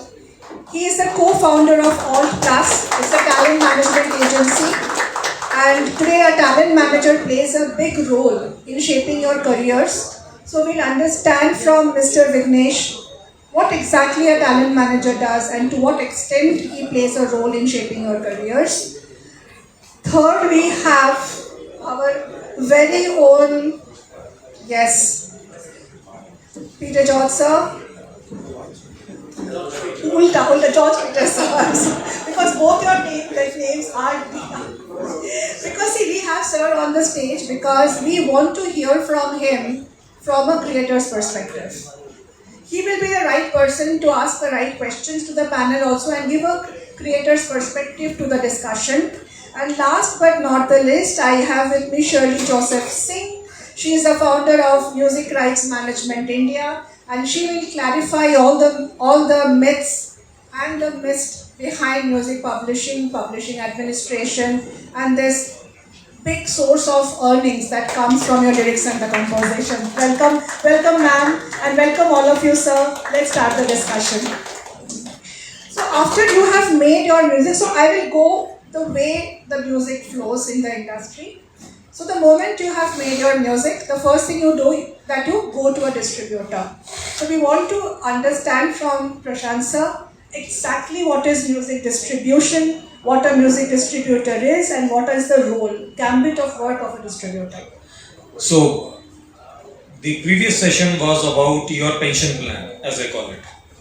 Right? You'll stop creating someday, but you'll still keep earning. That's what publishing is all about.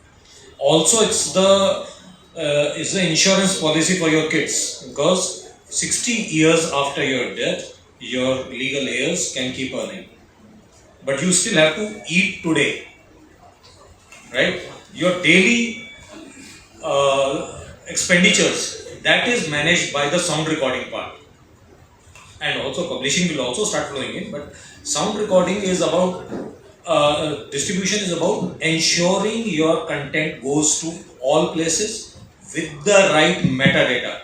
Metadata is important for publishing also, and we at PDL also do a lot of care on the quality of metadata. At times, many of my labels complain, labels who are PDL members, that why are you questioning so much? We will have to question. For example, if my name is spelled, and I am a singer, if my name is spelled incorrectly, you will not earn from IPRS. Right? So metadata is very important, and then the distributor, after distributing to all platforms, one thing that you people have to ensure is that your distributor should be marketing your songs. Marketing in what sense? There are hundreds of playlists that all of these platforms have. Right? Are your songs going to the relevant playlists? So I was just mentioning to Sir, Bombay Jayashree, legend. Wink, Savan and Spotify didn't have a playlist on her name. Jairam, I think Jairam is a Malayalam language exponent, right? His playlist was not there. Madhu Balkrishnan, yes. His playlist was not there. So, as a distributor, PDL ensures that we create playlists, or if the playlist is already there, a relevant playlist. For example, if you do a rain song, so you'll have monsoon songs in all languages. So, your songs have to be put on the right playlist, and the rotation has to increase. Because as the number of streams increase, not only will you earn more from sound recording element, you'll also earn more from the publishing part. So ensuring your number of streams increase is very important. It's just not about uploading on a server and then forgetting about it. So like IPRS, PDL is also a society. We are not a government instituted society, but we behave like a society. We are a not-for-profit.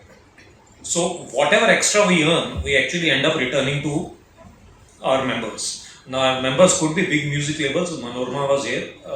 There are esteemed partners there. But it could also be smaller entities. So, for example, if any one of you has a decent body of work, what as a creator you need to, the question that you need to answer in your mind, you want to keep creating and give the IP to somebody else? That is also a good business model, by the way, nothing wrong in it. Or else you want to keep some IP with yourself and start monetizing it well, much better than anyone else could do. So that's where distribution comes in, and your distributor has to ensure that your songs are placed in all the relevant playlists. That's what you should question your distribution for. It's not only about just uploading the songs. So one thing we see when we kind of go to a distributor, so they have like different pay brackets. That if you take this is the service you will get. If you take this, then additional services you get. So if you can just talk a bit about that. So see, an artist will need all kinds of facilities and promotion. But if it is behind a pay bracket and kind of there are different categories of services, how is it, and does PDL have such pay brackets? So PDL doesn't have any brackets as such. We don't charge even a single paisa for you to come on board.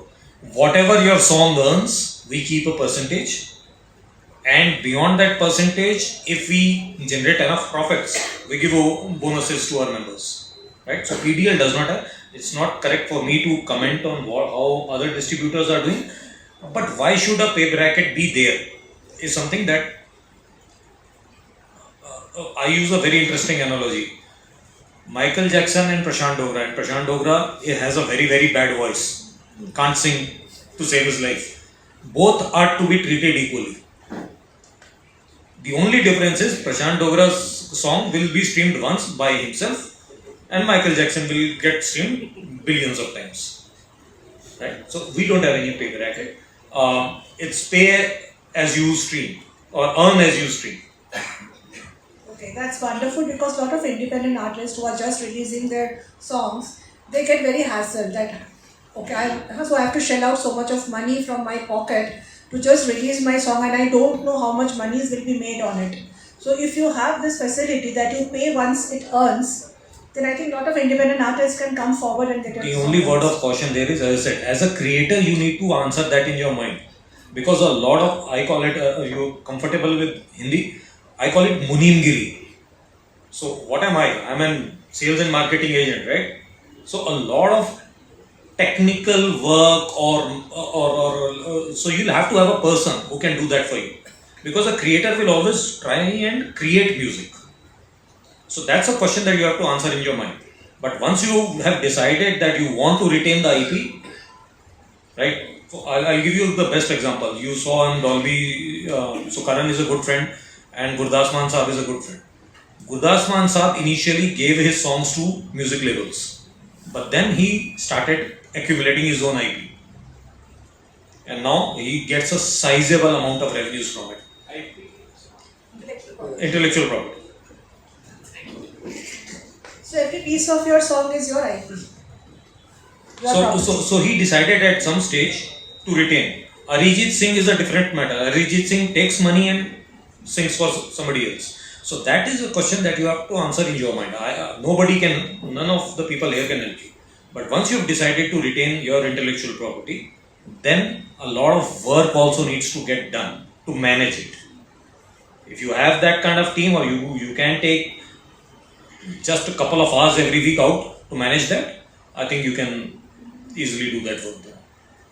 Also, what are the data or information which an artist must give a distributor when they're coming on board with him? So the good news is PDL will very soon launch a service where you don't have to give metadata twice, once to a distributor and once to IPRS. So we will do a server to server integration. You will just need to submit data once. There are only 3 fields or 4 fields more that are needed for IPRS.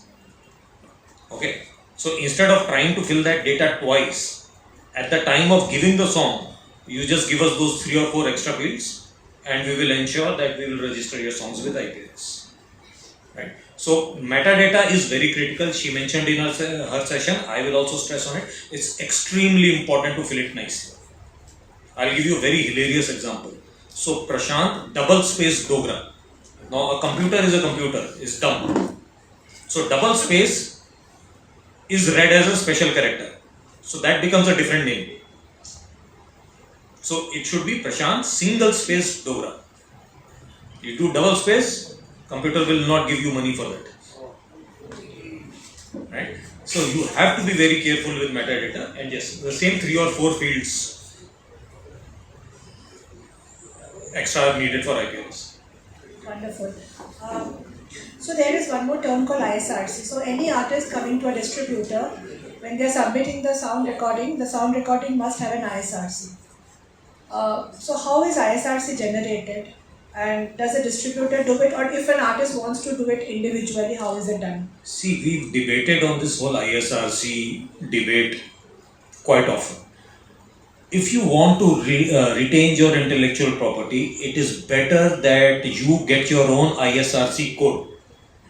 And there's a association called Indian Music Industry which distributes it on behalf of an international body called IFPI. IMI is an Indian version of it. So better to get an ISRC code of your own. If your distributor is putting their ISRC, that is your identifier.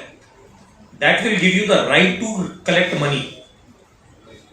Right? As a composer, as a lyricist, you will need that IPI number. But for the sound recording, ISRC is critical. So if your distributor is generating that, that means he'll collect from many places but may not share with you.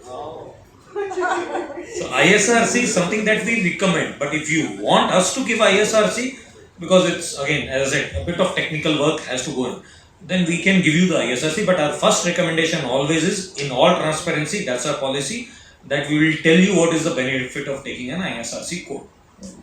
And we'll help you with create the ISRC or get the ISRC code for that. So as I understand, it is something like you're ordering something expensive and telling that delivery to somebody, your neighbor's house, I will go and collect it later. So ISRC also comes free, by the way, no money is charged. So have your own ISRCs, please, because I know majority of creators today, when they go to a distributor, they just tell the distributor to get the ISRC, do the metadata work and submit. Or if you are working with a label, established label, then they will have their ISRC code. So then that part is separate. But still your publishing work is separate from what you are doing for the label. So if I am T-Series, so you've given a song to me, but your publishing is still separate. So that will keep flowing with you. That's your pension plan, as So I'll come to Shirley ma'am later to understand how to generate her ISRC, because she is also a publishing administrator and she helps artists do all this data work, back-end work. So I will understand in details how to get the ISRC. I want to understand from Peter George sir that usually when it comes to distribution, what are the kind of mistakes artists make, and you had also made, and the myths that are around distribution?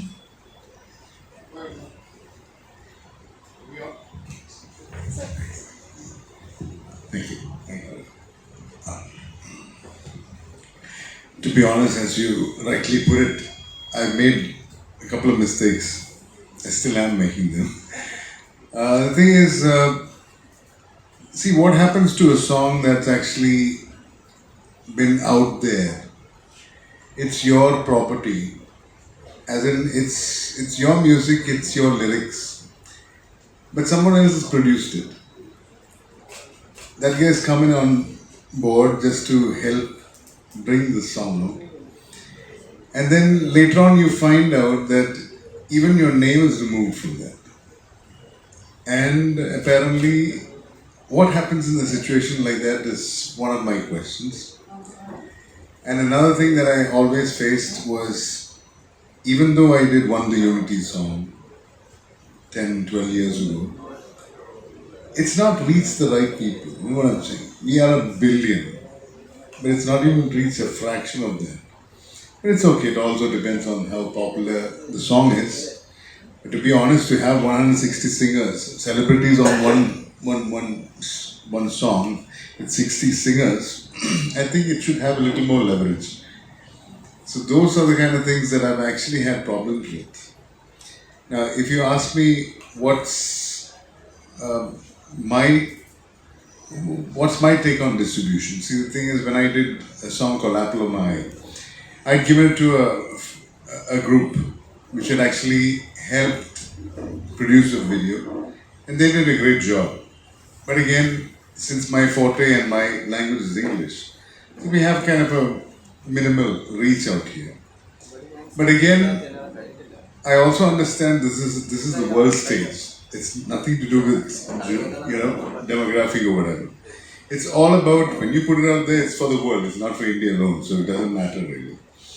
But when, again, coming back to it all boils down to the fact that it's out of probably ignorance, and it's out of all these little, see, even I'm getting educated, right, sitting right here. So all these little things, even as you said, Mr. Dogra, all these things we just realizing now, the kind of mistakes that we made. And I think this is a jewel of a presentation that we have here.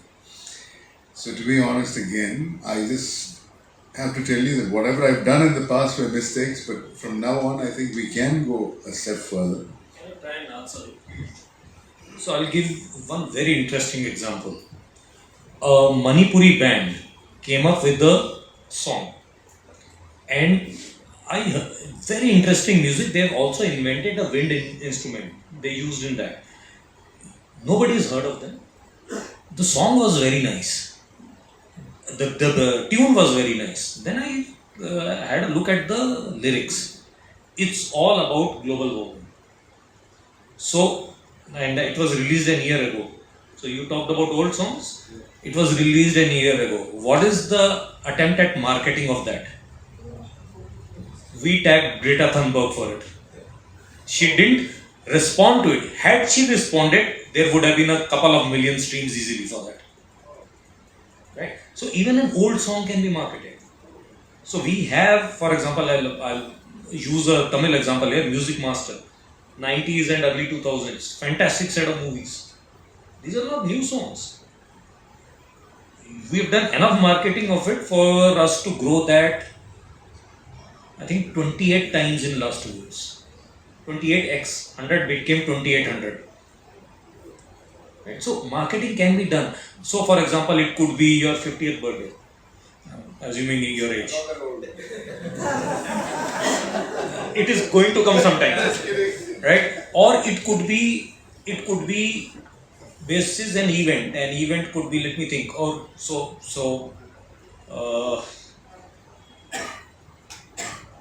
for lack of anything, if it is related to Onam. So an Onam is an event for your song to be marketed to any of these platforms. Right? I'll give you a very interesting example in Hindi. Khai ke pan Banaras wala. And we used to buy cassettes. It used to hurt. Each song used to cost 8 or 9 rupees. When a cigarette was 50 paisa. Right? I have that song in 4 cassettes. Kishore Kumar in Fun Mood, Kishore Kumar Greatest Hits, Amitabh Greatest Hits, Amitabh and Kishore Hits. Right? The same song can be played into 4 different playlists. That is where marketing is about. So it's not about, even your old songs can be done. That's a breather, at least. You can play it for the next Independence Day. We have so many people there. No, actually it's a great idea. It's a great idea. So why don't we help me out on it? Yeah. Wonderful. So this stage is also kind of germinating a lot of possibilities. Thank you for that. Achha, one thing which I have seen and experienced while talking to all the members and artists, I don't know, I think it is true because these distributors are corporates and creators are creators. Some shyness. Openly going and discussing that, hey, please do some research, let's come and do the research ourselves or marketing. So I think it doesn't happen much. Am I right? Firstly, you feel intimidated. Secondly, you don't know whom to reach out to. So how can we change this environment, and does PDL have opened doors to everyone. Because the way you said you market and research and find, so as Peter George sir said, that it could have reached out to, because this is not the market is somewhere else. I have heard distributors just doing the same thing for every piece of song. That kind of research, because marketing is research, finding your right target audience. Does that happen? So I gave you an example of you do that, yes. Climate change. Yeah, yes, So yes. that idea came from one of my team members. So can both of my team members stand up, please? So there is the tall girl there. She is a Tamilian. She works on the Tamil playlist, but also knows Malayalam. And for Riju, he is a Malayali, but he also knows Tamil. So you need people like those to do that. And if these people don't respond, ours is an open culture. And I think most of the distributors, for that matter, have an open culture. It's not as if, but that shyness, you have to come out of it. Ask your questions. For example, in her presentation also she said, you have to stand up for your rights. If somebody remove your name, catch hold of it. See.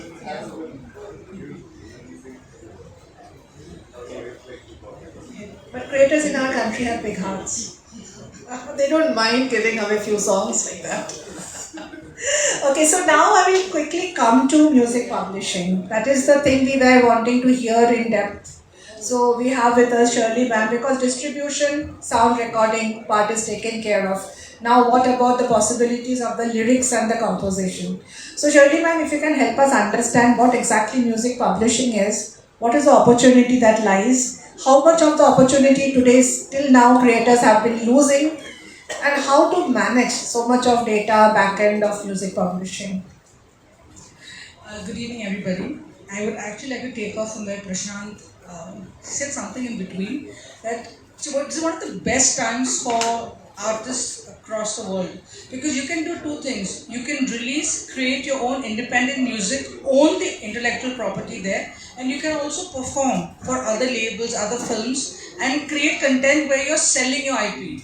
In both the cases, you will earn publishing royalty as an artist. So now, how do I ensure I get all my royalty when I sing a song in a Mammootty film? Vis-a-vis, how do I earn all my royalty when I've registered my song for distribution with Prashant? So now when you're distributing with Prashant, there's a separate code for publishing, which is for the underlying work, which is called an ISWC. So where a publisher or a publisher's job is a lot more than a publishing administrator. Managing of metadata is a job of what you would call a publishing administrator, who is the back end of any big publishing house. A T-Series, a Saregama, all will have a publishing administrator whose job is to register all the work accurately in the society, for which you need an ISRC and you need an ISWC. Now if the ISRC comes to you, ideally, like he said, the best thing is every independent artist should go and buy 100, 200, 5,000 ISRCs and keep it with them. So every time you register your song, you have a sequence of ISRCs which belong to you, and it helps greatly in the mapping of world of music. So if your ISRC is messed up and your ISWC is messed up, that is the only thing that will take care of this double Prashant space wala problem. If your ISRC is correct, then they don't look at the double Prashant problem. So the first thing in independent artists, we need to understand that we have a responsibility to ensure that we are responsible for a publishing administration, or we find somebody in our office, or you find a person who does that job for you. Like you can all file your accounts, but you will still go to a CA to file your returns. Why? Then you know somebody who's doing it knows it 100%. So that is the first part of being a publishing administrator or publishing. In publishing, one of the biggest jobs of the person is to go out and actually get you more collaborations, get you more works, get you more things where your product can be visible. So now in this space of things, to answer George's question, see the reason, like he made some songs which he gave it out to labels earlier. In those cases, he gave the IP out to somebody. So on those songs, he will still get money on the royalty, but you won't own that copyright. But you can still own copy on the new songs that you make and you release to Prashant. But you need to make sure that your metadata that you give Prashant is accurate. Means you have an ISRC, you give him ISWC, you put in author, composer, publisher, all these details. So when you give that detail, then Prashant will make sure you get all the money from your sound recording, and Rumpa will make sure you get all your money from your underlying works. So as an independent artist, this is the best time for you, where you have an opportunity to distribute. I'm sure Prashant software also has a back end where he will allow, where you can see where you're making money from, which are the different platforms, how much money you're earning, which song is making how much money. So there's a lot of transparency which is available today to an artist, which was never available. But the initiative has to come from the artist to say, either I am taking responsibility to register my metadata, or I'm hiring a competent person to do it.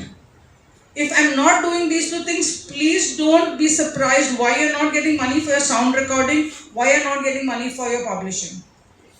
Today, if you are taking away, this particular job was done earlier by Manorama, for example, but then he's got a whole setup to manage all this. So now you're saying, I want to own the IP, but I want to do any work for it. That can't work. So if Manorama is making that profit on the thing, he's got a team managing all this IP related work. You were mentioning about ISRC and something like 5,000. See, ISRC is basically a code that is given to a song.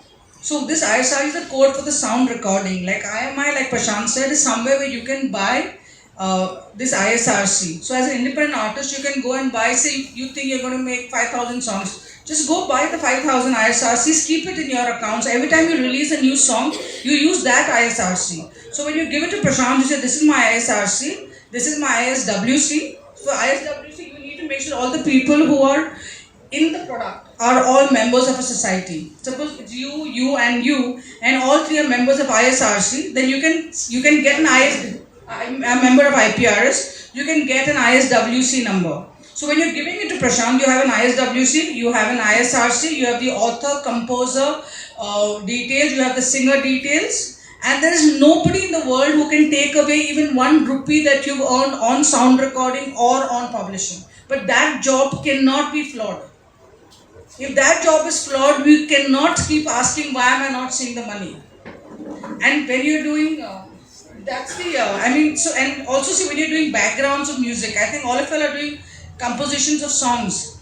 So the metadata is still very easy. When you're doing backgrounds, you actually have to give details of the full 2 hours of music. Each piece of music who's performing, so they have a little more complex job of making a cue sheet. But when you make a cue sheet and when you submit this properly, every time your song is used on a reel on Instagram, every time your song is used on a YouTube Shorts, every time your song is visible in some party where it's playing at the back, you will get that money from Instagram and Facebook. But we are not doing the work. We are not doing the work, we are not giving it to anyone to do the work, and we say, oh, I'm not making any money. Because the monies per unit is not much. Like there was another person who got 10 million streams on YouTube, and in 10 million streams, all he received as royalty was $123. That's 15,000 rupees on 10 million streams. So the money is not much, but the idea is to collect all the monies from Facebook, Instagram, Spotify, Apple, everywhere. And link this with the ISRC, ISWC is linked with what you were asking regarding public performance. See, the reason why public performance money is collected to a large extent by IPRS, but the money we are not able to distribute back to the artist, because when somebody is taking the license, they don't give the set list. Now the reason, so as a licensing body, as long as we are getting the money, his job is he's got a target, he's got to make so much license money. So he will say, okay, chalo, you give me the license today, take the set list tomorrow. So nor does the artist or anybody in the artist team pursuing the person to say, is my set list support submitted to IPRS? For a license, if you pay 100 rupees, 50 rupees goes back to the artist of the songs, and 50 rupees goes to the publisher of the songs. If you're an independent publisher, all the money comes to you. And if you're an independent publisher and you release your music through PDL, so you own all the rights. So full 100 rupees come back to you. But so these are little things we need to be aware. We need to make sure that we do these 2 things. Give a set list every time we know a public performance is happening, so that these names go into the system, they get linked for revenue. I got 25,000 rupee license from this pub over here for this event, and this 25,000 rupees I played these 30 songs. Possibly what the event guy says, like if I give you these 30 songs, normally in the end the artist may sing some independent songs of his own. Okay, 80% you got right. So if you make sure that you have first point where public performance revenue, to make sure it comes back to you, you have to ensure that your event manager makes sure the set list is given to IPRS. And the best way to make sure it's visible to you on the IPRS website. You can inform IPRS. On IPRS, I did this show on the 24th of March at this location. I, as an artist, am sending you the set list. Please contact my manager or the event organization for the license. So when you also proactively send this information to IPRS, it helps them to go out and collect the money and give it back to you. That's how today public performance is collecting a lot of money, but it's not being translated back to you for all these multiple reasons. But so solution is, once we take a responsibility, we've done a show, we send it to IPRS. I did the show and I sang these 10 songs that are mine, 10 songs that belongs to 10 other composers. Fair enough, let those composers get their money, you get your money. Because anytime you do a set list, you will be doing some covers. So you say these are 10 covers, these are 10 originals, and this is what I did. Then IPRS, if they've not got the money, they will go back there, they will get the money and you will get the money back. That's the first thing regarding public performance. And regarding money from whether you use CD Baby, you asked about CD Baby, or you use PDL. If you are not, CD Baby has two formats of payment. They have one is CD Baby Basic and CD Baby Pro. CD Baby Pro is the one that is supposed to do publishing administration. So they are supposed to then register your song with the royalty collecting body, whichever they are associated with. I think CD Baby is associated with SOCAN, so they register the music there.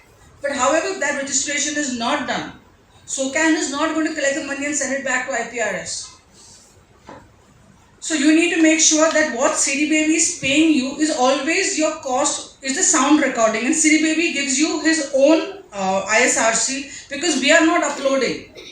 So if you take the initiative, you upload your ISRC, you do all those things exactly like you do for PDL, you will get the full money on your sound recording. But to get the balance 20%, which is for your underlying works, you will have to go and register the same data with IPRS. And there is no shortcut to it. If anybody else who's registering it, it's your 20 rupees. You have to get it. If you have to take the initiative and the responsibility to make sure that it is registered correctly. It's like you're renting a home. You will make sure that every little thing on that is correct. You will say, no, you rent my home for me and I will get what doesn't work. And if you're spending so much, you spend a month on doing a song, either you give it another extra day to do all this metadata. But if it's not, no worries, you have to hire a publishing administrator. And the second I really want to say, which is most important, is please don't take this heavy on you, okay, oh, we are not doing this as Mallu composers or anything like that. I'm married to a composer, both my kids are into music. It is not how your brains are wired. You know? So it's not something which, like I have my, pardon? Just quick question, can you cancel an ISRC? See, if I made it to CD Baby and then now I want to make my own, is it possible to cancel it? See, when you do that, when you take the song back from CD Baby, you also make sure that you collect the metadata, you get the ISRC.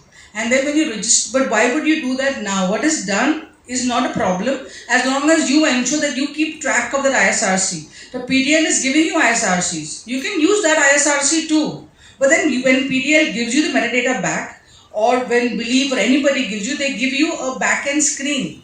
All the information is available to you. But you have to take the ISRC, ISWC, all they have given you. You have to take metadata and go register with the society. Or make sure your publishing administrator does it. You know, and really, like, this is not something which we as artists need to feel, oh my God, you know, it's like this new facet of the music business and how am I going to manage. It's not like that. It's just before 2012, before the law changed, we as Indian composers couldn't hold our rights.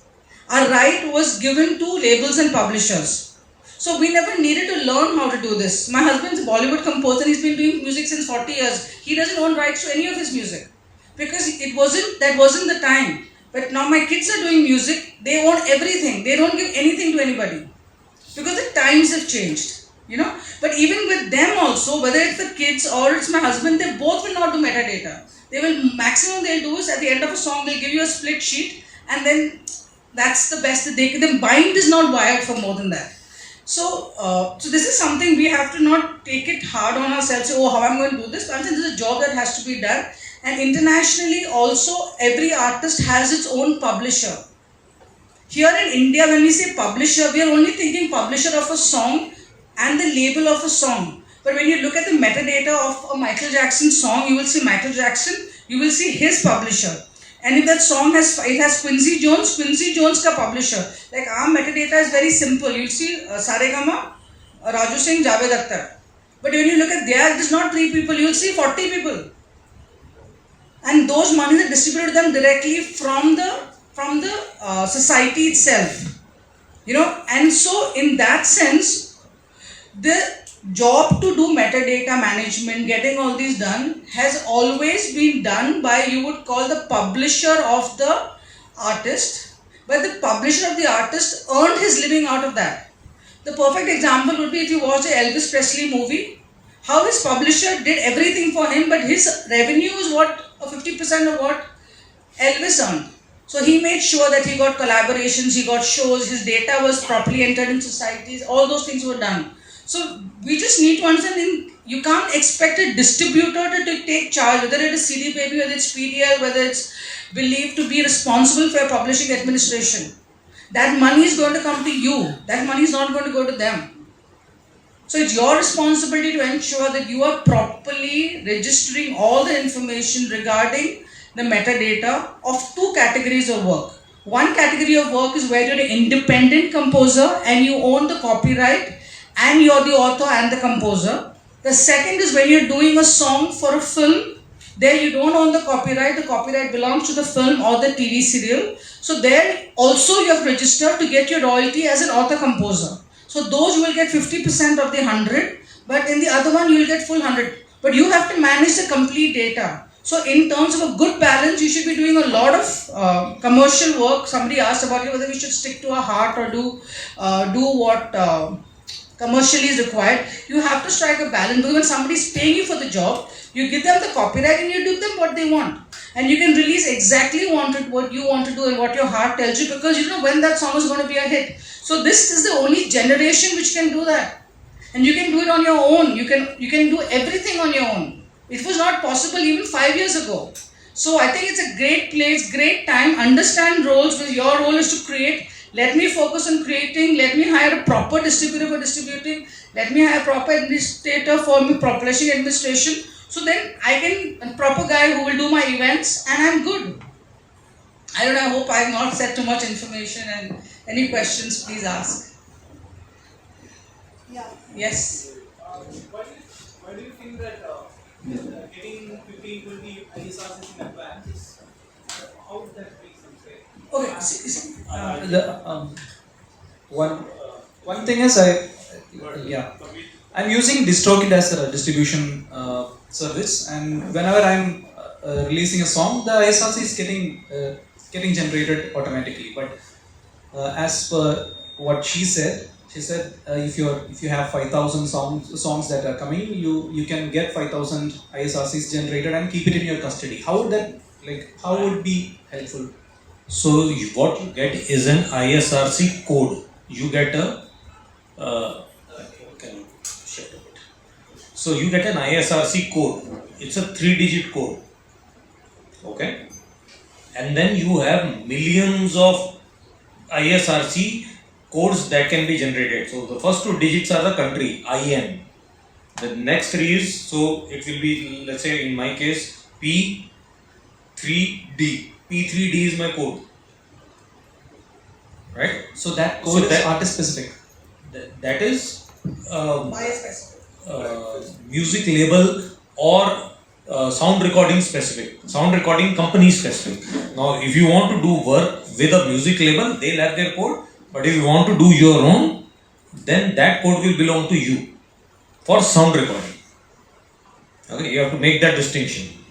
It is only for sound recording, it is not for your underlying works. So you take that code, so this is now 5 digits, ISRC code is 12 digits, the next 7 is up to you. Okay, let me put it in perspective. It's like you have a surname, you hold on to your surname. So this first 3 names are your surname, and then you can have as many children, as many generations can go on. It doesn't matter. But you know, in the scheme of things in the big world, this all belongs to this family.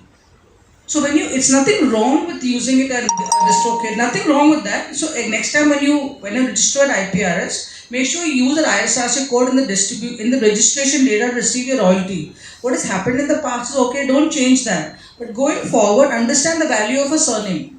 It is just a surname because now all of you as independent artists are going to be independent labels.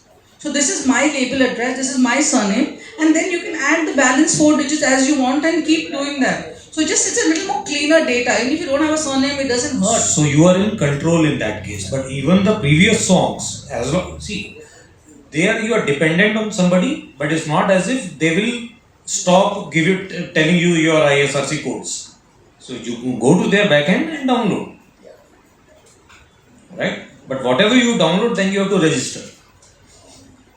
Distribution, when I mentioned about distribution, it is about what percentage are they cutting for you and how are they promoting. That's about popularizing your sound recording. Right? See, what I've heard this first time with Prashant, what makes PDL different, I think, on hearing him on this platform, is that he makes an effort to promote your music through playlists, which I don't think any other distributor is doing. I know in Kerala, we use a lot of DistroKid for most of our distribution. DistroKid is very popular in Bombay, in Kerala. So, nothing wrong with DistroKid. But DistroKid does not put any effort into promoting your music. DistroKid doesn't have those 2 people sitting there. So you have a song released, please call her up, chase her. How many playlists has she put my song in? How many playlists have you put my song in? The more you chase her, she's going to see her, oh my god, I have to put this guy's name into 4 playlists, he's going to kill me. So next time when I go to Spotify, I see that song in 4 playlists, and if your song is good, it moves.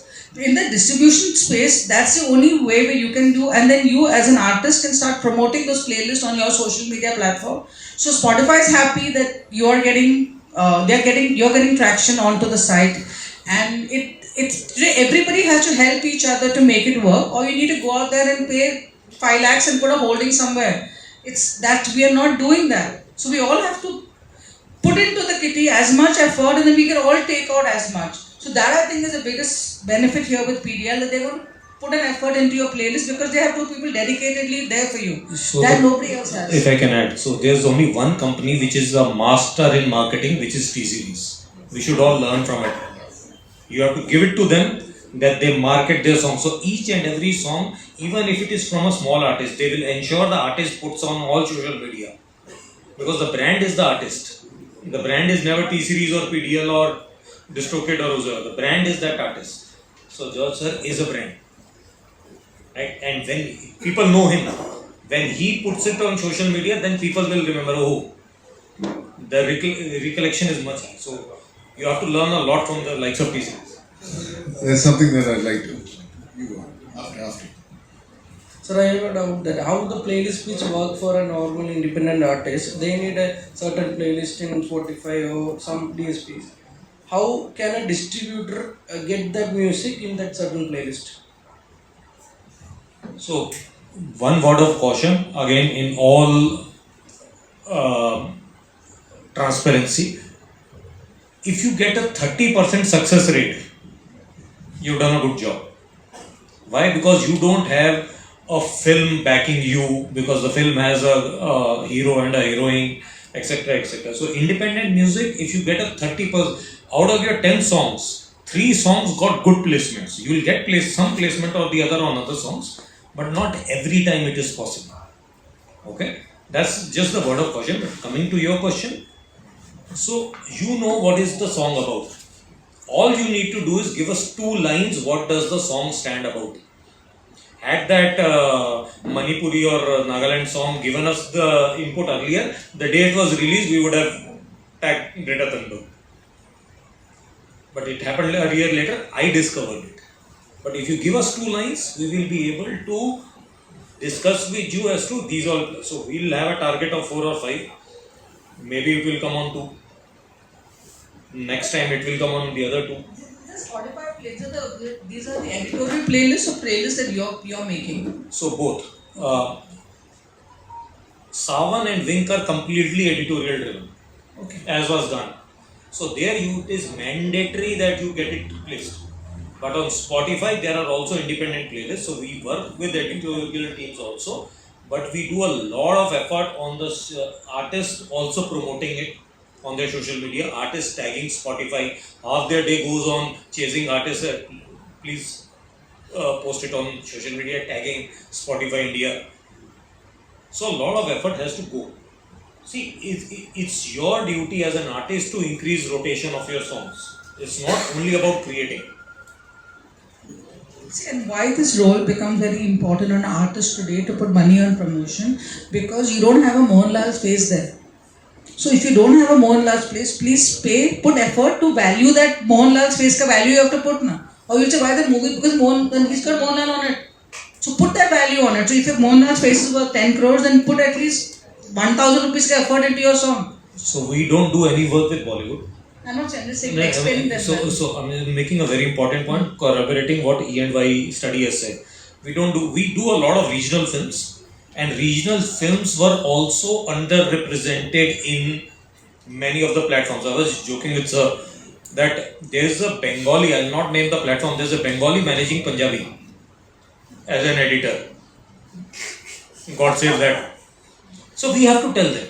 We have to keep telling them that this is, and you will have to play your part in educating not only those DSPs but also the larger public, because there are enough people who will follow your kind of music. So you'll have to write those 2 lines, help us identify which playlist, and then if we get half of it, we have done good. This is not from a publishing administration perspective, more from a marketing perspective. See, all the like Spotify, Apple, Wink, all of them on the artist account, they encourage you to make playlists. So when you make your playlist, which I said 2 of your hit songs on monsoons and the 2 hit songs of Mohanlal, this is your playlist. Then you promote that playlist. Suppose your playlist may be the biggest thing on monsoons for the particular season. Brilliant point. So, sir, have you registered on Spotify for artists? I rest my case. Yeah, that's why I said a lot of mistakes here. So Spotify for artists is for that artist.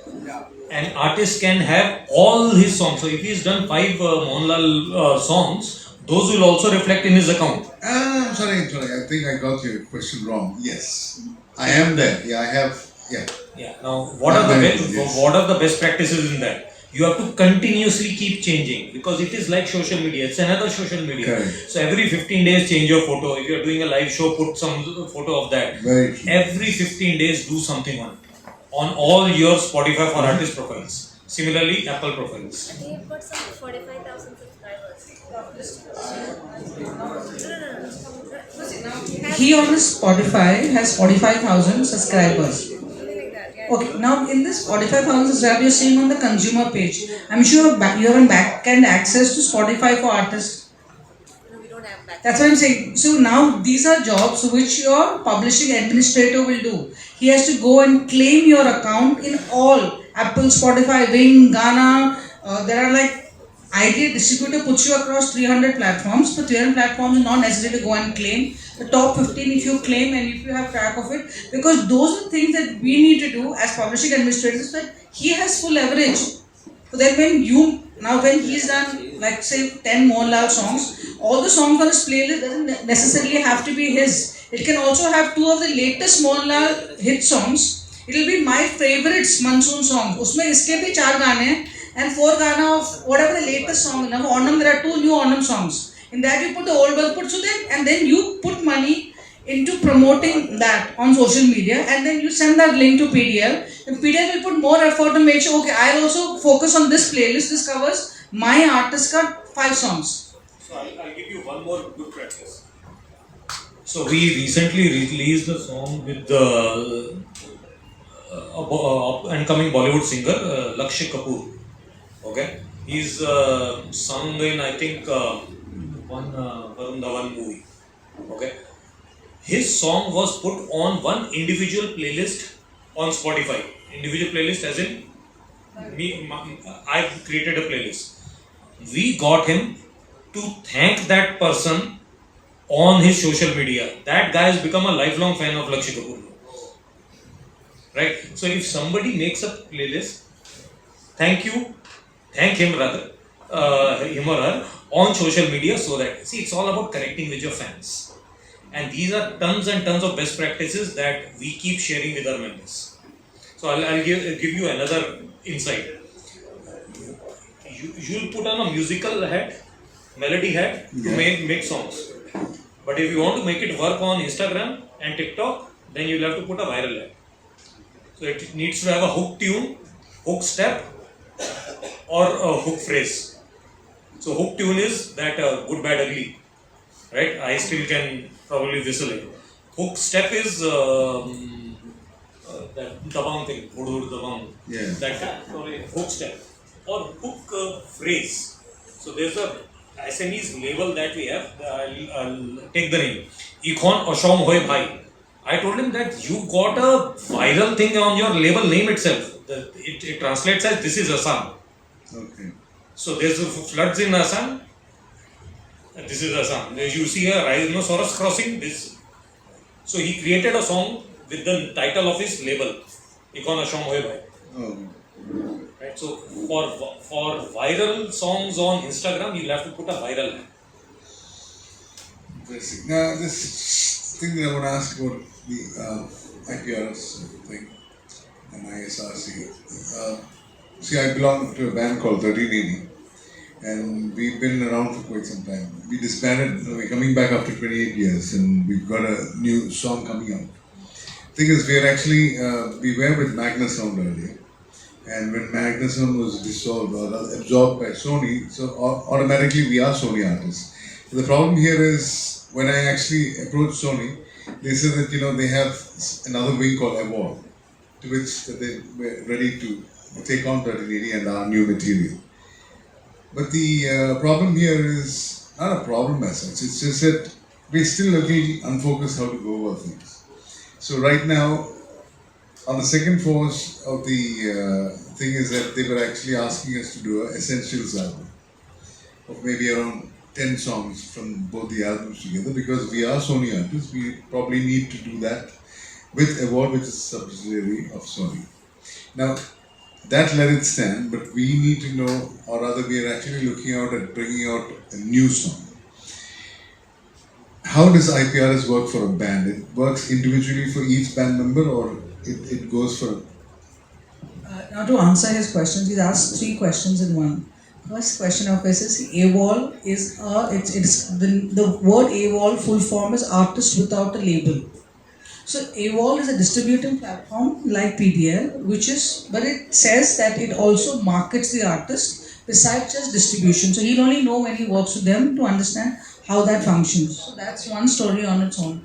Now the second thing is, whether if you're one person in a band or you're 30 people band member, for IPRS all 30 have to register the song, their membership individually, and if 30 people are in that band and they've composed that song, if 29 are registered and registered their work, 29 will get the royalty. The one who's not registered, his money will be left back at IPRS. Nobody else can take it. What if the 29 say that the 30th guy is not actually a part of it, then what happens exactly? If you've given in the original metadata, you have given these 39 people's, when you made the metadata. No, you see at some point of time, this particular song, if it has, you all have given it some, either you've given that information to the distributor or you've given that distribution to the label. That's how it's come into the IPRS database that these 30 people own the song. So at one point you have from your split sheet that you all have worked on the song for a 1 month, and your split sheet says that you made the guitar, you did the drums, you did the harmony, you did this. So 30 of us are sharing this in this proportion. Internationally, you can give different proportions, but in India, if you're 30 people, it will be equally divided among 30 people, the 25% of the 100. Because here you are doing lyrics in a band situation, lyrics and composition come together. So it's not like one person and if that is that way, then the lyricist can still get 25 and the composer will get the balance 25. The balance composition where there are 6 people, all will get it individually. So this distribution is based on how you have initially registered it. So in a song, you can actually, let's say 1380, I think can be loud enough.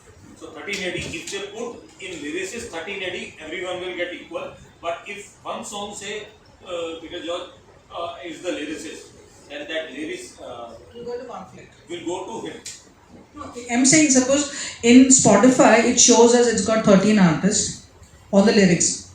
But on IPRS he's gone registered it as one artist. Then it will go into conflict. That's one of the reasons why it's very, very important that what you register with a PDL. So technically the band has to, all of them have to come together and register. You see, if they don't, whoever doesn't register, he won't get the money, balance will get. If a band has 6 people, 5 become members, 5 will get money, the 6th one won't get. His money will stay with IPRs, it won't affect your revenue. Suppose one person becomes a member and the balance 5 don't, the one who's become a member gets the money. Unless because your credits are always going to have all 5 now. But so if one becomes a member, one can't take the balance 4 money.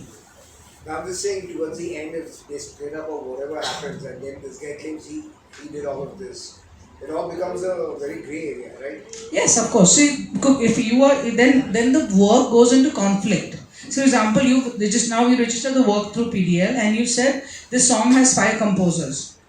Okay, and this 5 composers is how it is showing through PDL metadata on Spotify, Apple, everywhere. But you go to IPRS and you register the song only in your and his name. Then minute the song, even when Spotify pays the money, it's not going to go to you all, the work will go into conflict because it is not matching. So ideally there, if the ISRC, ISWC is created, if ISWC is created, then all the people who have worked on the song have to be members of a society for an ISWC. So then, even in that case, even if the data is wrongly entered in IPRS, it won't matter because ISRC, ISWC will map everything that way. You can't one day decide that today we both made the song and tomorrow divorce it. Not an option. You're stuck. Then nothing changes after that. I'll probably answer this in a slightly different way. The best example on this is Beatles. They did their agreements within the band so watertight that even today they are generating hundreds of millions of rupees in publishing royalties, but it all cleanly flows into their respective accounts. So your band should have a very watertight contract as to this person owns this much, this person owns this much, and it can be for each different song. So at times, John Lennon could get 100% of royalties for one particular song, but Paul McCartney could get 50% in the other. So it can be a song-wise also. It has to be. It would ideally be in a band situation, it would be song-wise because you would contribute differently for different songs. Like in so many songs, Paul McCartney has full composition. There's a very interesting thought that actually came over the last few minutes. I actually wanted to share this. This might help quite a lot of us musicians, music directors, as well as associates and technicians, where a lot of songs by prominent music directors have been assisted by a lot of technicians. And what happens to them? And suppose a song becomes a viral hit, and there are few people behind the production of that song. What happens to the rest of the music director, of course, owns the rights or whatever, and it's his property. But there are other people in there who've actually contributed to the success of the song. It's terrible. What happens to them? Do they also benefit in time? If you feel somebody's contributed to your song, your wife, your dog, anybody, put it in the song on the first day. You say, this is all I want to give the money to, and it will go to them.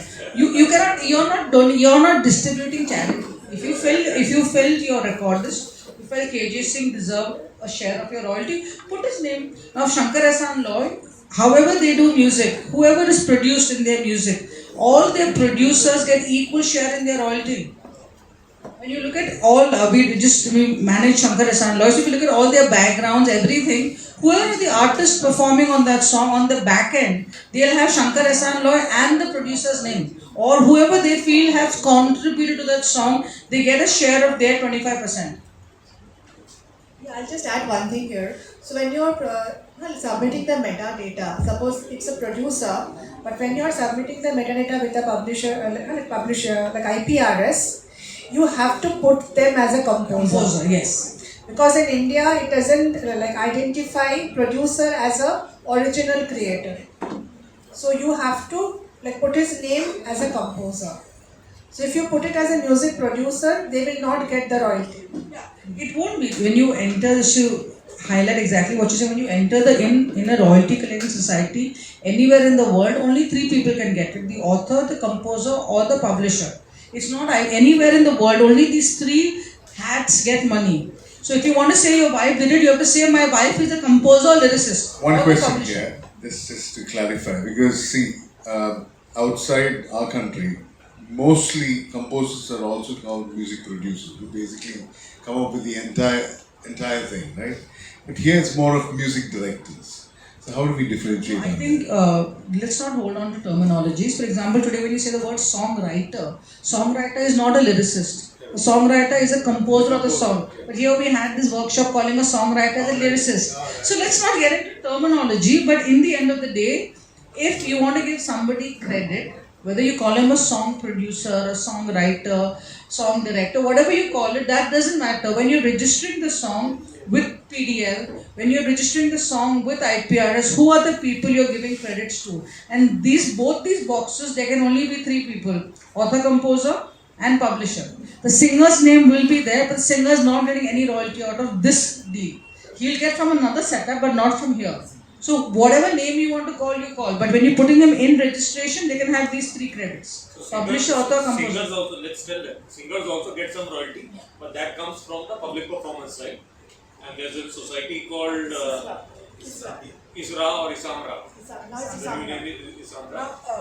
Just to add on to what he's saying. Earlier it used to be ISRA, now there's ISAMRA. ISAMRA is singers and musicians. So ideally speaking, this production royalty, this producer royalty, is to be collected from neighboring rights. See, when a song is produced, you basically create revenue from two sources. One is the source is from performance royalty. I'm not talking label. I'm talking about the creative content. One is performance royalty, which is IPRS and all the international societies, 230. And the other one that you get is through neighboring rights. Neighboring rights means this song has come about because the song was originally created. The song wasn't created. How would Sonu Nigam come into the play? How would Sony Music come into the play as a label? So there is the neighboring rights collected by the label and by the performer. In India, the performer is generally considered to be the singer, but it can also be a Zakir Hussain playing the tabla. Even he is a performer. Anyone that's a lead, because you're doing an instrumental album and you're a keyboard player, then you're the performer in that song. Then there you would get royalty from ISAMRA, but as the performer. So, but see, these are things, see, it seems a little new to us, and it's really, really a lot of hard work on Rumpa's. Full credit to her for taking the effort, going city to city in our country and doing this. And really, it's so much of effort. Like, we are coming once from Bombay, twice, and I'm only coming here because I'm a Malayali and I know I'm working with a lot of the film side of people for publishing administration. So I'm like, okay, we did. That's why I'm here. But she's been doing it consistently. But these are things internationally is happening for 100 years. So all these terms are very normal. We are doing it since 2012. From 2012, by the time IPRS got on board, Javed Saab got controlled, it became 2017. Yeah. So after 2017, 17, 18, 19, 20, in 6 years we've done a lot. But now a little more responsible behavior to understand that since I don't have Mohanlal's face to promote my song, how much money am I going to put on Mohanlal's face as my effort to promote my song? And do a balance of Bollywood songs and a balance of independent artists is a second suggestion to build your brand. And the third thing, if somebody is covering your music, encourage bands to live because they are performing for you for free and doing your marketing. So every time somebody is like a college band is doing, pay them, go and tell college bands, plays my song. Because that is the only way you are going to become popular. Don't make it difficult for them. Internationally, people pay you to make covers. Because that's every time a cover is made, the original composer makes money. So you, as much as it's possible, see today you're not spending money, you're not going and putting ads in the Times of India. Na? So think, okay, I at Times of India ad would have costed me 10,000 rupees. I'm letting this kid play for free. It's my 10,000 I'm paying for the advertising. Start thinking advertising. So don't clamp everybody down. If a cover is being made, let it play. Because somewhere in the game of things you will make money. But to make money you have to first become popular, no? Basically, I think that. Can I ask one? Can you be more precise on this ISWC? I know what ISRC is. Where to acquire it? Okay. See, ISWC actually, as an independent, ISWC is given to you by CISAC. There is a way of doing it. So it's not something I think you have to hire a publishing administrator to do it if you want to do it. But only thing you need to pay is when you're getting an ISWC for a song, all the people involved in that song need to be a member of a society. So if I suppose you create a song and you three are all members of IPRS, we'll help you get the ISWC. So can I take this question? Yeah.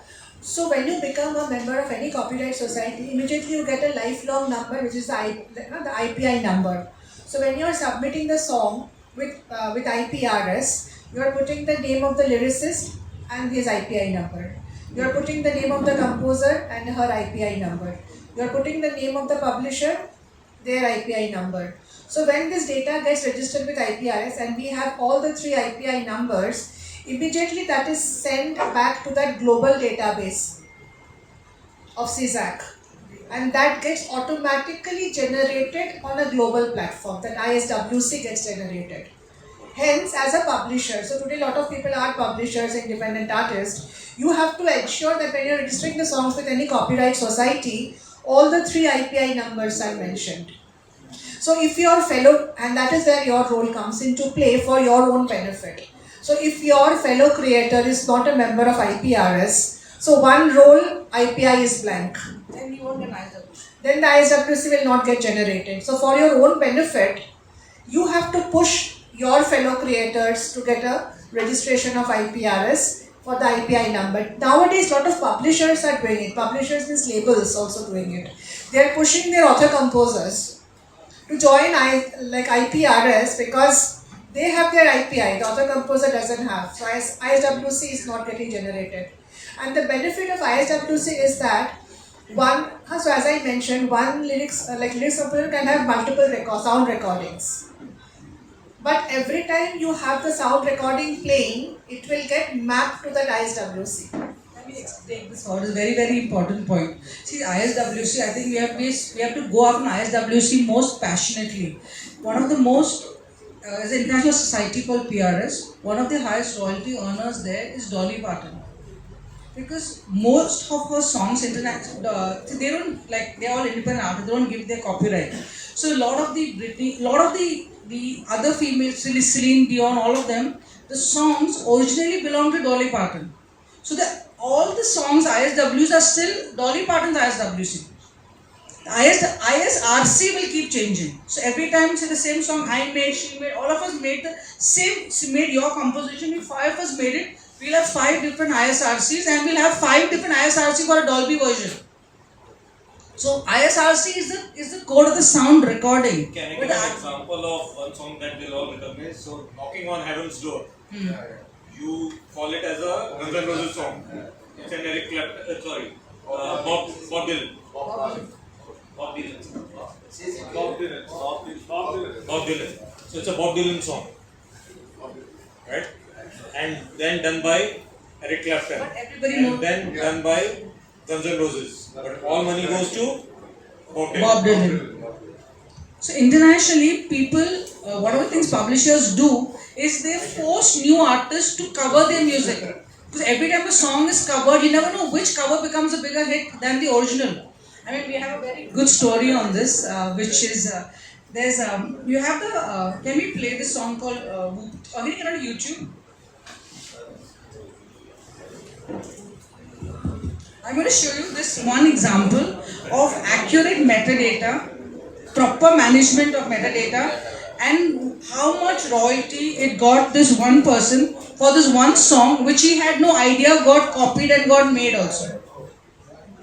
I just show you this. You will love this. In the meantime, can I quickly ask? Yes, yes. This IPI number, where do you get that from? When you join IPRS, Everybody in your team should be an IPRS member, should have an IPI number. So when you register the song with him through your ISRC, with your surname, let's call ISRC surname. With your surname, you registered at PDL, then with that your surname PDL, you go to IPRS with IPI and ISRC, register the song there. They will give you the ISWC.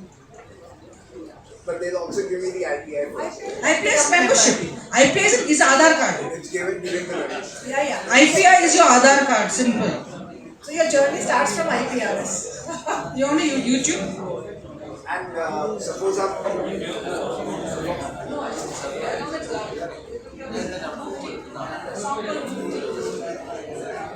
Achha, I will quickly, while they find the song, I'll quickly cover one point. WHOVY. If you're interested to know, I'll just quickly cover one point. We spoke about bands. Now 1380 has 13 members, right? All are part of one band. 6 members, okay. So like 1380 has 6 members and they are releasing the song under the band name 1380. And 6 people have to register individually with IPRS as a lyricist or a composer, whatever their role is. Then how whenever a song is released under 1380, how does it get mapped back to these members? So when you're submitting a registration, you put your name, you also put the band name as the alias name. Because the song is getting released in the name of the band, not individual. So maybe in the credit your name is there, but the song is released in the name of the band. Even if your name is not there, it is only released in the name of the band. It will automatically get linked back to all the band members. So that is how the life is made simple for a band. May I ask a question? Actually, we were talking about the 5 members first registering and the 6 members not getting registered. Now, the 5 is getting royalties, and the 6th, in case he gets registered later, will he get the accumulated? Yes. Maximum up to 3 years. Up to 3 years. Maximum when it gets challenging. So don't, this past royalty it's a paper tiger. It's not very easy to track all that. But the money already saved into your account, yes, till 3 years they can give it to you. Yeah, but I'm very important that I have to add on to her thing about, one more thing, everybody please just pay attention on this. When you become IPRS members, there is something called pseudonym. For example, A.R. Rahman has 8 spellings.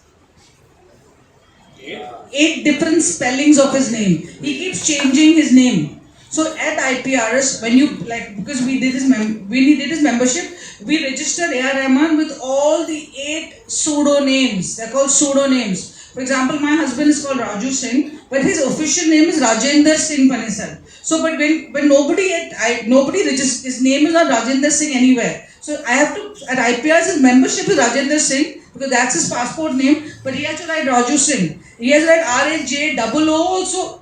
So that is very important, again further increases the matching. However, if ISRC, ISWC and your Aadhaar card is in place, IPI is in place, all these things are, everything falls into place. So every time I speak to people, I say instead of getting into all the other confusions will keep coming, because metadata is entered by, for example, you're performing at, your songs are played on radio or on Spotify, and the person at Spotify metadata guy just makes an extra space ka mistake. There isn't much you can control there. But at point 1 only, if you've controlled the ISRC, ISWC, let anybody make any mistake. It doesn't make any problem. That number will get the money. The system first matches the numbers. When it can't match ISRC, ISWC, then it goes to all the other metadata. Talking on which, you guys refer to me as Peter George, where I'm actually George Peter, so I need to look at nothing else. Yeah. So I got 2 names. Now I'm just saying, giving an example of this song. Okay, you see. Okay, just play the song.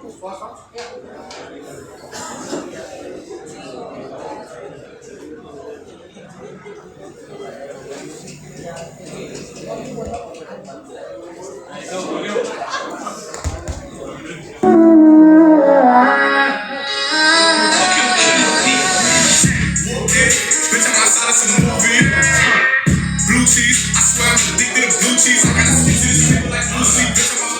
Play the song called Sanam Re. Now if you notice, mentioned, this is very interesting for everybody to understand how important accurate metadata is, the power of accurate metadata and power of publishing. Okay. Now this is the song once again. Behind you will see this loop that's playing, which is from a Hindi song. Yeah, please play the Hindi song, Sanjay.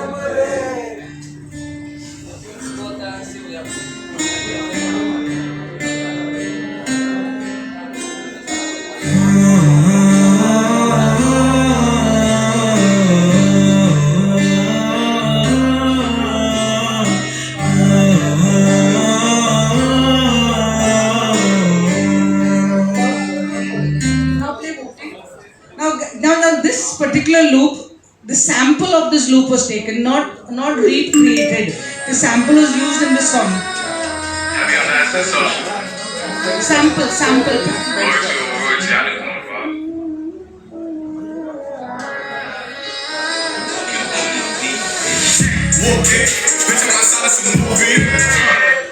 So,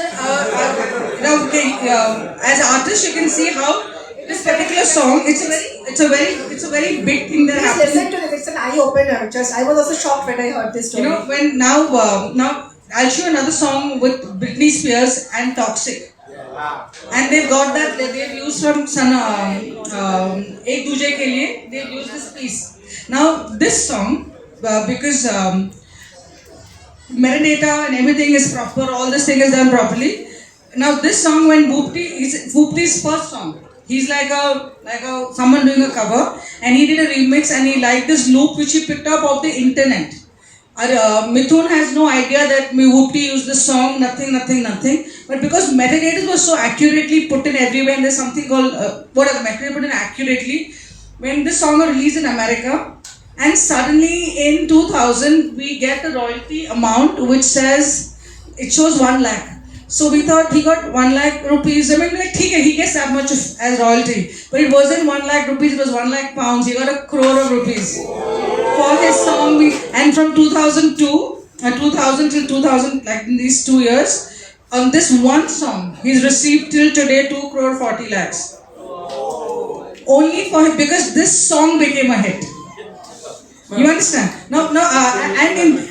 And because this sample is used in the back of the whole song, so in this particular song we also got and no conflict, nothing, because your metadata registers this is your tune. So in the composer also there is Mithun and Mukti. ASCAP gave Mukti an award for the largest streamed song in America in 2022 for this one. But all this happened as an example of accurate metadata. If we are not, because of everything being digital, there is something happening. So everything is mapped and things fall into place if we do our share. We don't put our house in order and then we keep saying we don't get royalty. This, and till today he's still getting the highest royalty. Now we've claimed for with Britney Spears, and that's you want to listen to that part? Okay, that's it. I'm sure it's a very everybody in Britney Spears from the beginning. It's a pick off from Ek Duje Ke Liye. Atul knows about it. He only sold it. So I have another doubt. I'll give one more example. There is a Bollywood song of the 70s called Chorni. Okay, just the word Chorni was used in a new song. Sample. That's a sample. That's a sync deal. How much money? Just using the word. How much money? It's in lakhs. I think what Rumpa is trying to tell you and what we all are trying to tell you here is this is a great time. It's a great time where you can do music that you love independently under your own label, and there's stuff that you can do for money for existing producers and television. Guys, silence please. We'll just finish in 10 minutes. Not more. 10 minutes we'll finish the session.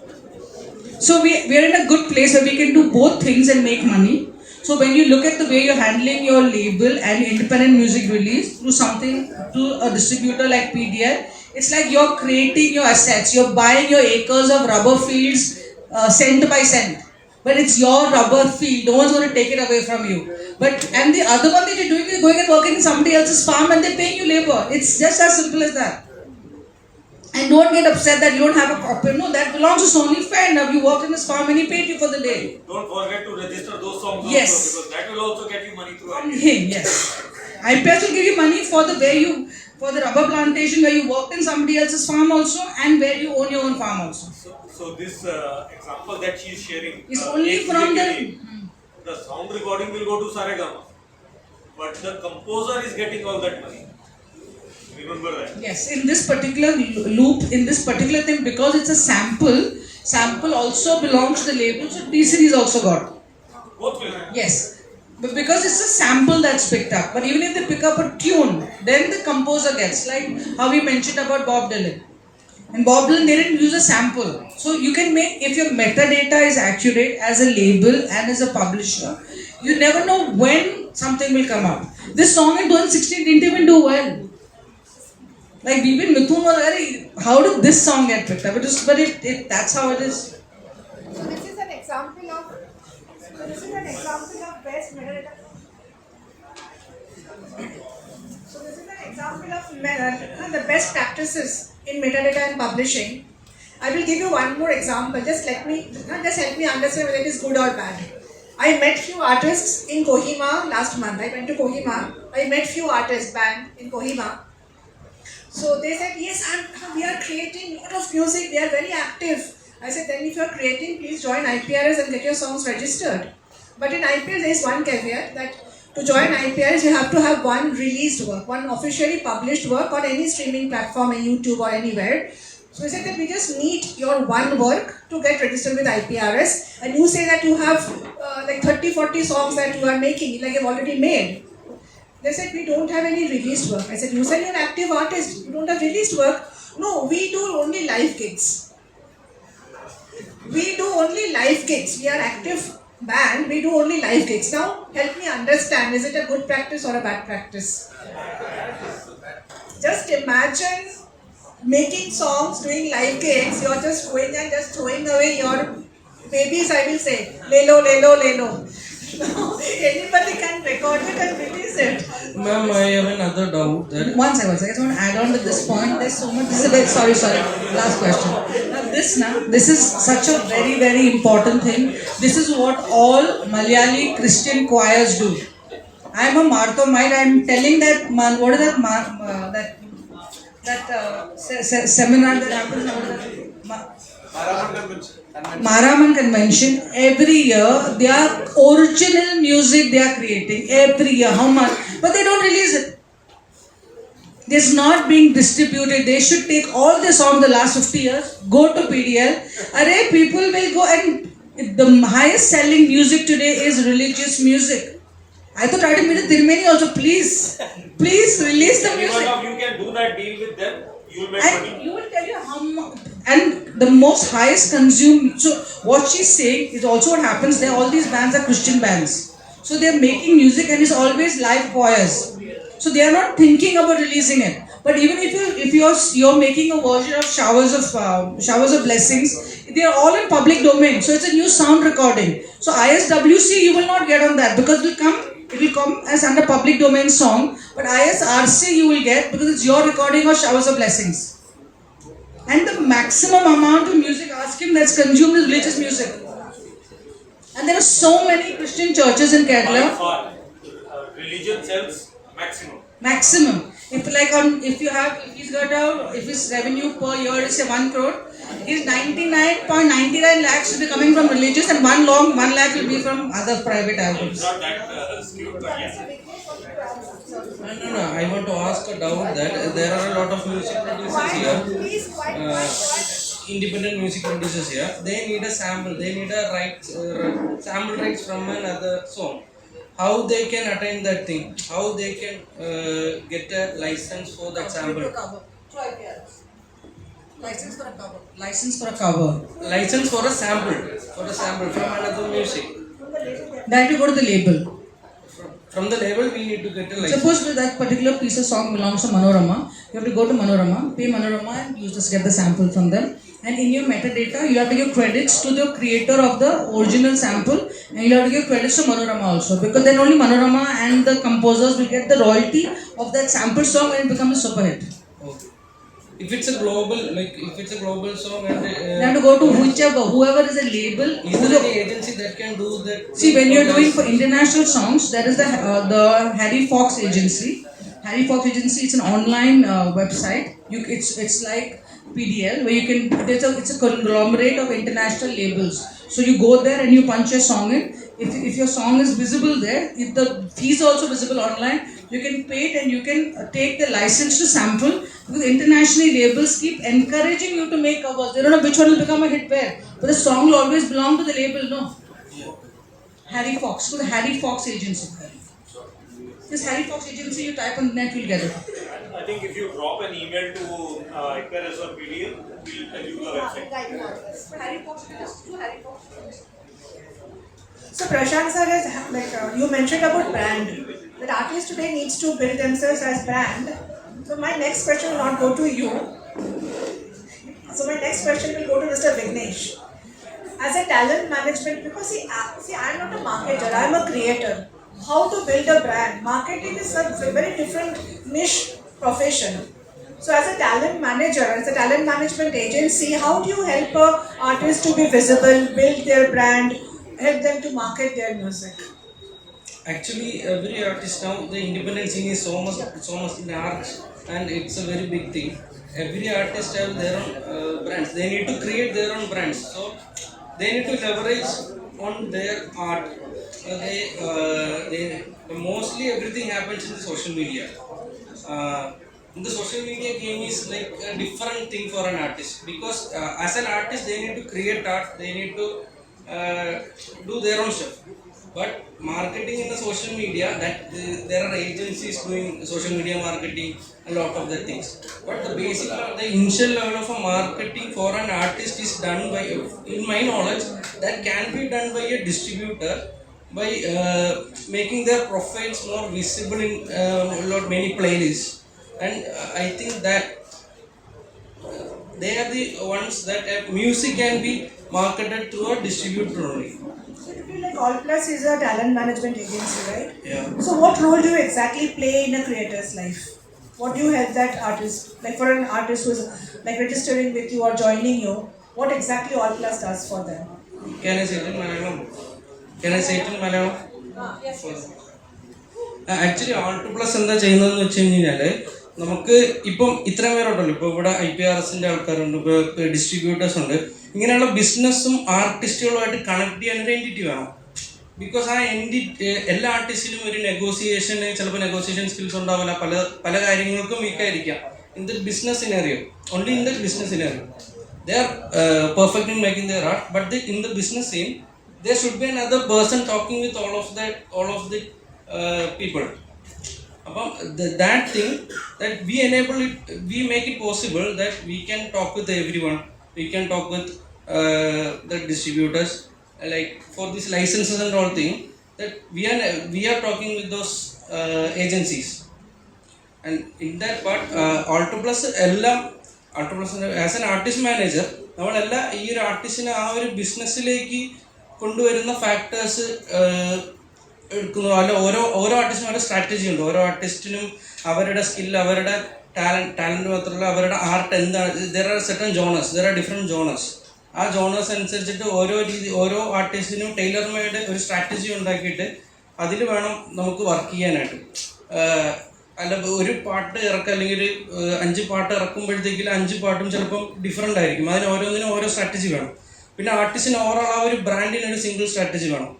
എങ്ങനെയായിരിക്കും ഈ ഒരു ആർട്ടിസ്റ്റിനെ push ചെയ്യുക, എങ്ങനെയായിരിക്കും ഒരു മാർക്കറ്റിലോട്ട് place ചെയ്യുക എന്നുള്ളൊരു സ്ട്രാറ്റജിയാണ്. അതിപ്പോൾ marketing team, ഇപ്പോൾ ഒരു മാർക്കറ്റിംഗ് ടീമിൻ്റെ അടുത്ത് പോയാലും അവരുടെ അടുത്ത് കൺസൾട്ട് ചെയ്യാൻ we need to have a certain dimensions for this artist, how he is performing all aspects of his career, how he is presenting himself in a stage. In an independent scene, the fashion is more important, fashion is also important. That all those stuff are also helping him to groom as a performer. Yeah. I'll just translate what he's saying. See, basically what he's saying as an artist manager, there are different verticals. Start from grooming him to how to get collaborations from him, and also how to present him on different live event platforms becomes a part of an artist manager. But But in this artist platform, I also want to introduce you all to one of my friends, Akin. Akin, please. Akin has an app called Social Mob. Social Mob, that is, he's made it 10 years ago, and he only distributes independent artists. So that is one guy who knows a lot of work and he's been doing it for a lot of time. He quietly sits over there. He's not an artist manager, but he has the tech available for independent artists to distribute their music. I mean, he'll also have to go to a PDL. We have also done a collaboration with Social Mo for another artist. Okay. That's every artist have their own strategies to follow. How can we present it in the market? And Akin is based in Kochi, so that is somebody you all, as independent artists, you should touch base with him once and understand that whole space of how to take this forward digitally. So a lot of the stuff that we're talking about he's also a local person and he can connect with PDL, he can do the...